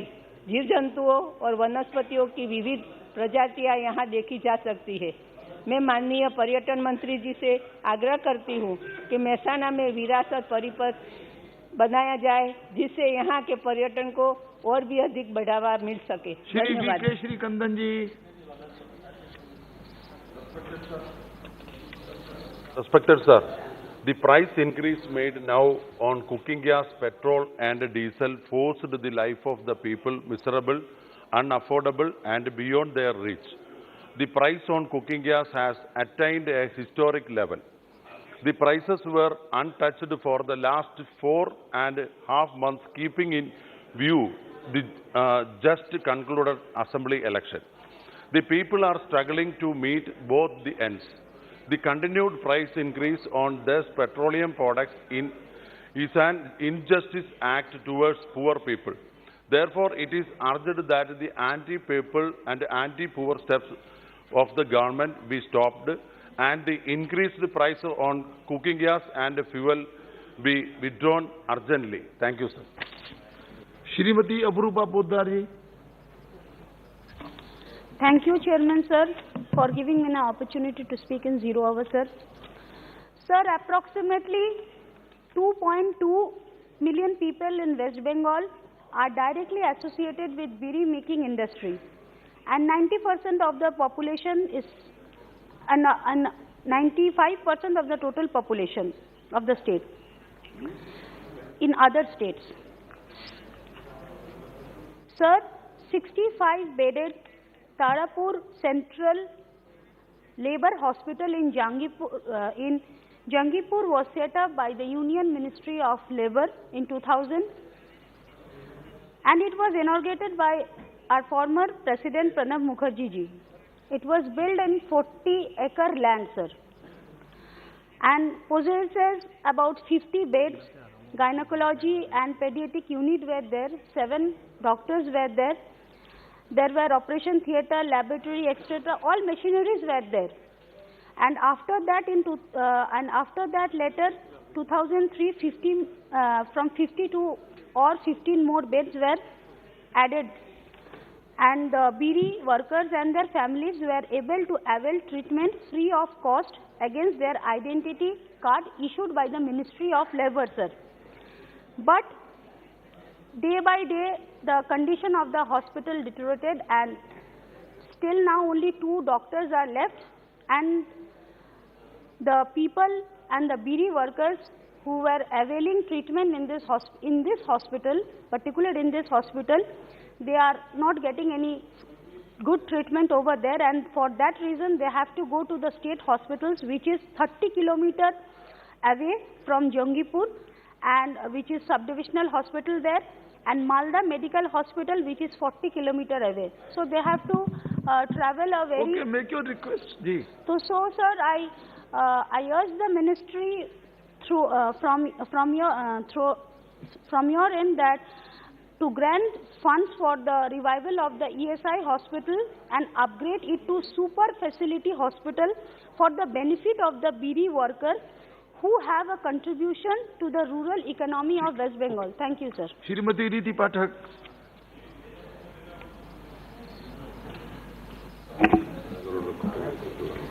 धन्यवाद सभापति महोदय.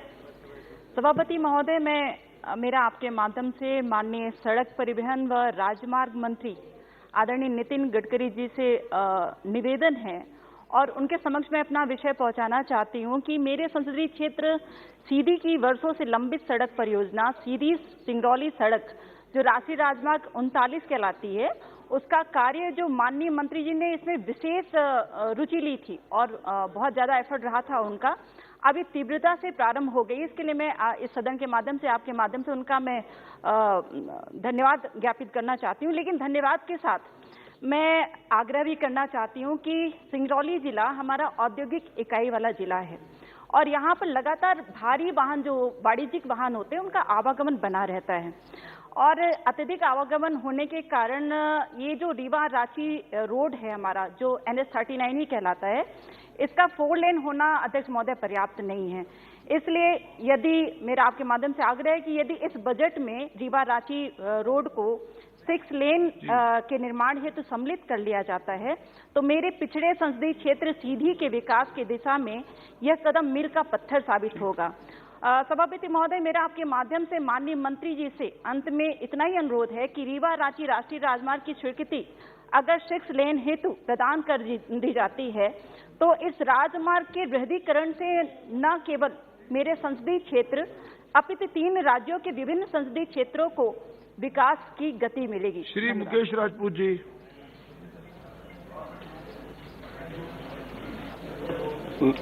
धन्यवाद माननीय सभापति महोदय। मैं आपके माध्यम से सड़क परिवहन राज्य मंत्री जी से का आभार व्यक्त करना चाहता हूं, क्योंकि मैंने देखा कि सड़क परिवहन मंत्रालय की अनुदान मांगों के समय पर सभी सांसदों के द्वारा एक स्वर से माननीय मंत्री जी का सभी सांसदों के द्वारा माननीय मंत्री जी का सभी ने आभार व्यक्त किया। मैं इसी के साथ आपके माध्यम से माननीय मंत्री जी से निवेदन करता हूं कि माननीय मंत्री जी ने वर्ष 2017 में यूपी स्टेट हाईवे 29 को नेशनल हाईवे 730 में 730C में परिवर्तित किया था। इसके बाद 2018 में इसकी डीपीआर भी बन गई, परंतु आज तक नेशनल हाईवे 730C का कार्य प्रारंभ नहीं हुआ। ये नेशनल हाईवे बहुत ही जीर्ण है। स्थिति हमारे यहाँ ये है कि सड़क जो हाईवे है वो गड्ढे में तब्दील हो गया, जिससे आए दिन दुर्घटनाएं होती हैं।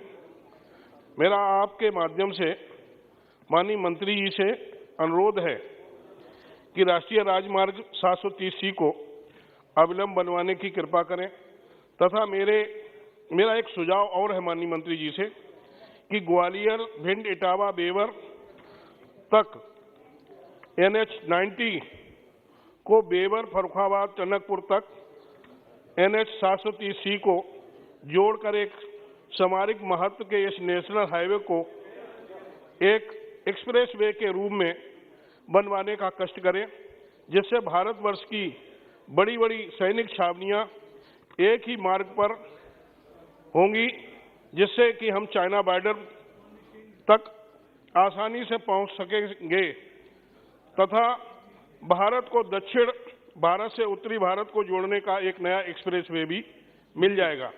ये एक्सप्रेस वे लगभग 400 किलोमीटर लंबा होगा तथा ये भारत के प्रमुख expressway Agra Lucknow expressway. Shri Rahul Kasma ji. धन्यवाद अध्यक्ष महोदय। अध्यक्ष महोदय, मैं आपके मार्फत मेरी लोकसभा क्षेत्र और राजस्थान के युवाओं की एक बहुत बड़ी चिंता है, जिसके बारे में आप मुद्दा उठाना चाहता हूं। बीते हुए 2 साल से कोरोना काल के कारण आर्मी की भर्ती राजस्थान के अंदर हुई नहीं है। मेरी लोकसभा क्षेत्र शेखावटी बेल्ट का हिस्सा है, जिसमें बहुत से हमारे युवा साथी देश की सेना के अंदर कार्य करते हैं और देश के लिए जान देने का भी काम करते हैं। लोकसभा क्षेत्र चूरू, गंगानगर हमारा है, हनुमानगढ़ है, जालोर, सिरोही, सभी ऐसे जिले हैं जहां पे पिछले 2 साल से भर्ती नहीं हुई। मेरे आपसे अध्यक्ष ये कहना है कि 2 साल से भर्ती होने के कारण कई बच्चों की एज भी ओवर हो रही है। मैं आपके मार्फत सरकार से ये निवेदन करना चाहता हूं कि जिन बच्चों की एज का जो फर्क आएगा उनको रिलैक्सेशन देना चाहिए, और साथ ही साथ में जो अनिश्चितता है कि भर्ती कब होगी, क्योंकि युवाओं का समय जाता जा रहा है, 2 साल हो गए हैं और आने वाले समय में भी अध्यक्ष महोदय मैं आपसे निवेदन करूंगा कि सरकार कम से कम एक 2 साल 4 साल का गैप दे। क्योंकि बच्चे ट्रेनिंग करते हैं, तैयारी करते हैं, कोई क्लियरिटी नहीं हो पाती और आज भी सर क्लियरिटी नहीं हो पा रही है। 2 साल से पूरे राजस्थान में भर्ती बंद पड़ी हुई आर्मी की, उन बच्चों को भर्ती कराने का आप एक मौका सरकार दे, मेरा आपसे यही निवेदन है। मैं सूची के बाहर के नाम ले रहा हूं, कृपया 1 मिनट में बात रखें जिससे अधिकतम माननीय सांसदों को अवसर मिल सके। श्री सुखबीर सिंह जौनपुरिया जी। मैं अपने लोकसभा क्षेत्र की बात करूं या पूरे प्रदेश की बात करूं, आज जिस गरीब आदमी के पास पीएम आवास की योजना नहीं मिल पा रही, उसका मैं आपसे जिक्र करना चाहता हूं। अध्यक्ष जी, लगभग 30 से 40% लोग राजस्थान की ढाणियों में बसते हैं, और जो लोग ढाणियों में बसते हैं वो या तो सवाई चक की जमीन में बसे हुए हैं या चरागाह की जमीन में बसे हुए हैं, लेकिन उनके पास पट्टा नहीं है। पट्टे देने की पावर सवाई चक की जमीन की तो कलेक्टर को है और चरागाह की पावर प्रदेश सरकार को है, लेकिन कांग्रेस सरकार ने आज तक न तो कोई सवाई चक जमीन में किसी कलेक्टर ने पट्टा दिया और न ही कोई चरागाह की फाइल प्रदेश गवर्नमेंट को भेजी। इसलिए आज 30 से 40% लोग बिना पीएम आवास के कच्चे मकानों में रह रहे हैं। प्रदेश सरकार ने एक कार्यक्रम चलाया था प्रशासन गांव के संग, लेकिन उसमें सिर्फ जो लोग आबादी में बसे हुए थे और पक्के मकान थे उनको पट्टे दिए, ना कि उस गरीब आदमी को मिला। मेरा आपके माध्यम से निवेदन है कि माननीय प्रधानमंत्री की जो सपना है कि एक गरीब आदमी को मकान मिलना चाहिए, इसके लिए दोबारा से अध्यक्ष महोदय इसके दोबारा से सर्वे किए जाए और Thank you very much, sir, for allowing me to raise an important issue here. So marriage is a crucial institution in the society, reinforcing several societal structures, not all of which are based on equality. Several models of marriages have been adopted by communities from time immemorial, but way back 50 years ago, the most revolutionary, iconic leader of self-respect movement, Tandai Periyar, has advocated self-respect marriages juxtaposed against the Hindu marriages which were solemnized by a priest in the Sanskrit language, because it is an alternative feminist, providing a feminist dialogue, giving equality between man and woman. Marriage is made in heaven, they say, but Periyar insisted that marriages should be decided both by a man and a woman, which is enshrined as a fundamental right in the constitution. So Tamil Nadu was the first government to make it as a legalized one. And the credit goes to our founder leader, Peraringer Anna. What I would ask here is to consider the union government to make marriages as a traditional modern marriages to become a legalized one throughout the country. 1 minute, अधिष्ठाता महोदय, मैं आपके माध्यम से काला नमक चावल जो गौतम बुद्ध के कार्यकाल में वो एक बुद्ध के प्रसाद के रूप में भगवान गौतम बुद्ध दिया करते थे, और आज वो काला नमक चावल न केवल उसकी मांग उत्तर प्रदेश या देश में है, बल्कि उसकी मांग अब सिंगापुर में, नेपाल में, और यहाँ तक कि उसको अमेजन अपने डिपार्टमेंट स्टोर ने भी ले लिया है। और आज उस चावल में न्यूट्रिशन वैल्यू बासमती से ज़्यादा है, पानी भी कम लगता है, और इससे किसानों की आय भी दुगनी हो सकती है, उससे भी ज़्यादा, क्योंकि बासमती से भी ज़्यादा इसकी कीमत है। इस चावल में महक है, इस चावल में न्यूट्रिशन वैल्यू है। और पिछले साल 20 टन इसका सिंगापुर में हुआ था एक्सपोर्ट, और इसी तरह से इस साल 30 टन हुआ और नेपाल में भी गया और डिपार्टमेंटल स्टोर पे भी गया। तो आज उसको उत्तर प्रदेश सरकार ने 1 डिस्ट्रिक्ट 1 प्रोडक्ट में लिया है। लेकिन मैं आपके माध्यम से भारत सरकार और वाणिज्य मंत्रालय से चाहता हूं और कृषि मंत्रालय से कि ये जो काला नमक की पैदावार नेपाल की तलहटी में है, सिद्धार्थनगर, बलरामपुर या श्रावस्ती, बहराइच, इसको एक एग्री सपोर्ट जोन बनाने की जरूर निर्णय ले भारत सरकार, और इसमें ये सपोर्ट दिया जाना चाहिए। धन्यवाद सर। जी चेयरमैन साहब, धन्यवाद, थैंक यू। हम तो थोड़ा 2 मिनट में बात बताएंगे आपको। भीतर से सर स्पोर्ट्स मिनिस्टर को कुछ बोलने चाहते हैं, इसलिए हम रिप्रेजेंट करते हैं स्पोर्ट्समैन, इसीलिए हम हमारे लिए नहीं, सब इंडिया का जो स्पोर्ट्समैन है वो लोग को थोड़ा बहुत सपोर्ट करने के लिए वो लोग सपोर्ट मिलते भी, बहुत गरीब है। सर फर्स्ट पॉइंट है, जो ओलंपिक जो गए सबको हम लोग इधर से हमारा गवर्नमेंट से पेंशन देते हैं। सर पेंशन इतना कम थी सर, 1000-2000 में खाना नहीं मिलते। सर हमारा रिक्वेस्ट है करीब 20,000 दे दो, कोई तकलीफ नहीं, जरूरत पड़े एमपी का पैसा लेके दे दो, हम लोग को 20,000 दे दिए, खाना नहीं मिलते लोग, इतना तकलीफ में है ओलंपियंस लोग। Another thing is there sir, जो अभी ओलंपियन लोग अभी छोड़ के पैसा खाने का नहीं, थोड़ा कुछ नहीं है, आप लोग मिनिस्टर साहब करिए। सेकेंड पॉइंट सर, लास्ट जो अर्जुन अवार्ड मिले पूरा भारत में स्पोर्ट्स में अर्जुन अवार्ड मिले, तो वो लोग ट्रेन का एक पास मिलते थे सर, ट्रेन का एक पास दोनों का, हस्बैंड वाइफ का, बाकी किसी का, वो बंद हो गया। तो गरीब आदमी थोड़ा, ऑल प्लेयर बहुत गरीब है पुराना सर, हमारा विनती है, हमारा लिए नहीं, ये जरूर आप लोग करके दीजिए। धन्यवाद। श्री सीपी जोशी जी। धन्यवाद सभापति महोदय। मैं आपसे विषय परिवर्तन की भी अनुमति चाहूंगा। राजस्थान में जिस प्रकार से महिलाओं पर, बच्चों पर अत्याचार हो रहा है, उस प्रकार से धर्म को कुचलना का भी काम राजस्थान की सरकार कर रही है।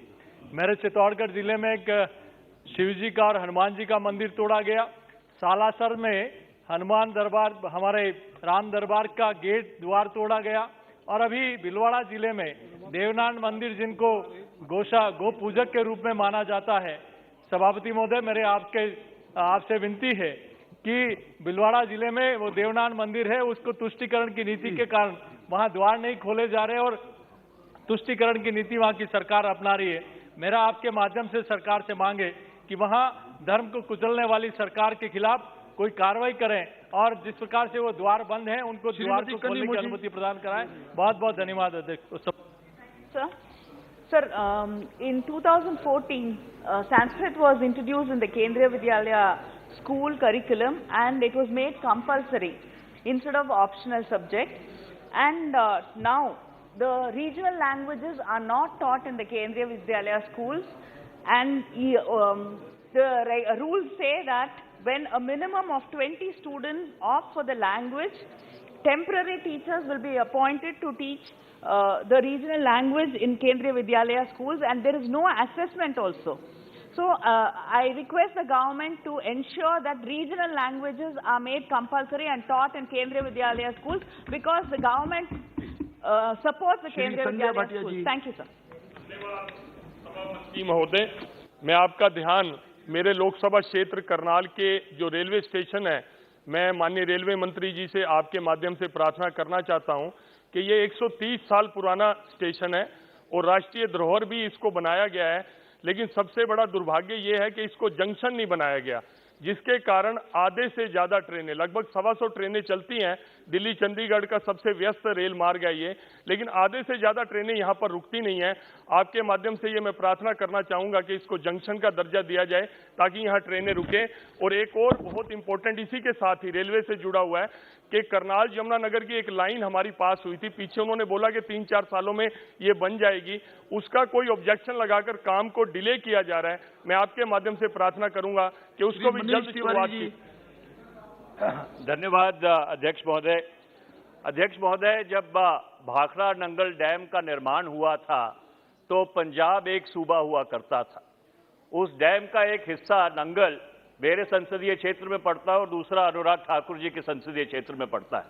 1967 में जब पंजाब का विभाजन हुआ तो पंजाब रीऑर्गेनाइजेशन एक्ट के तहत भाखड़ा ब्यास मैनेजमेंट बोर्ड बनाया गया।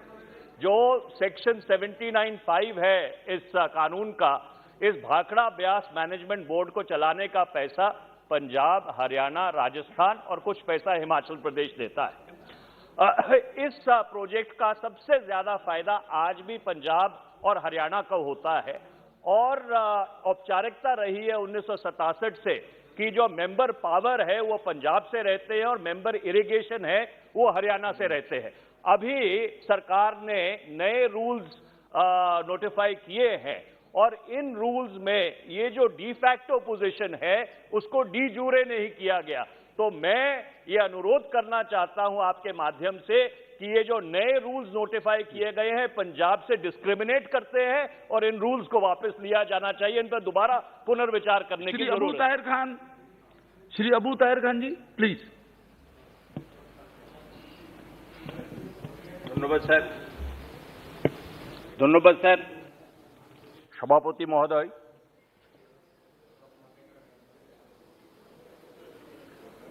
প্রায় 5 বছর যাবত ভারত সরকারের যে বিএডিপি এলাকা উন্নয়নের টাকা সেটা পাওয়া যায়নি। দীর্ঘদিন সেই রাস্তাগুলোর অত্যন্ত বেহাল অবস্থা। পশ্চিম বাংলার সীমান্তবর্তী এলাকা, বাংলাদেশ যে সীমান্তবর্তী এলাকা, সেই সীমান্তবর্তী এলাকার আমার কনস্টিটুয়েন্সি মুর্শিদাবাদ, প্রায় 120 কিলোমিটার রাস্তা অত্যন্ত বেহাল অবস্থা। সেই রাস্তাগুলো চলার উপযুক্ত নেই এবং যে ব্রিজগুলো ছিল সেগুলোর অবস্থাও অত্যন্ত করুণ এবং অত্যন্ত খারাপ।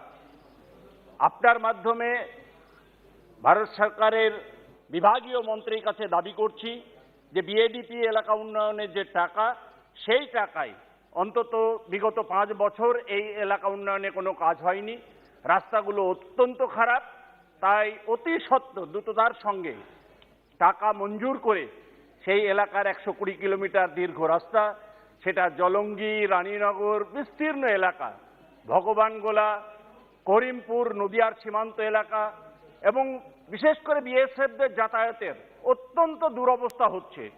সুতরাং অতি সত্বর এই রাস্তাগুলো মেরামত করা হোক এবং নতুন নতুন যে রাস্তাগুলো আছে সেগুলো মঞ্জুর করার জন্য দাবি রাখছি। सभा की कार्यवाही शुक्रवार 25 मार्च 2022 को प्रातः 11 बजे तक के लिए स्थगित की जाती है।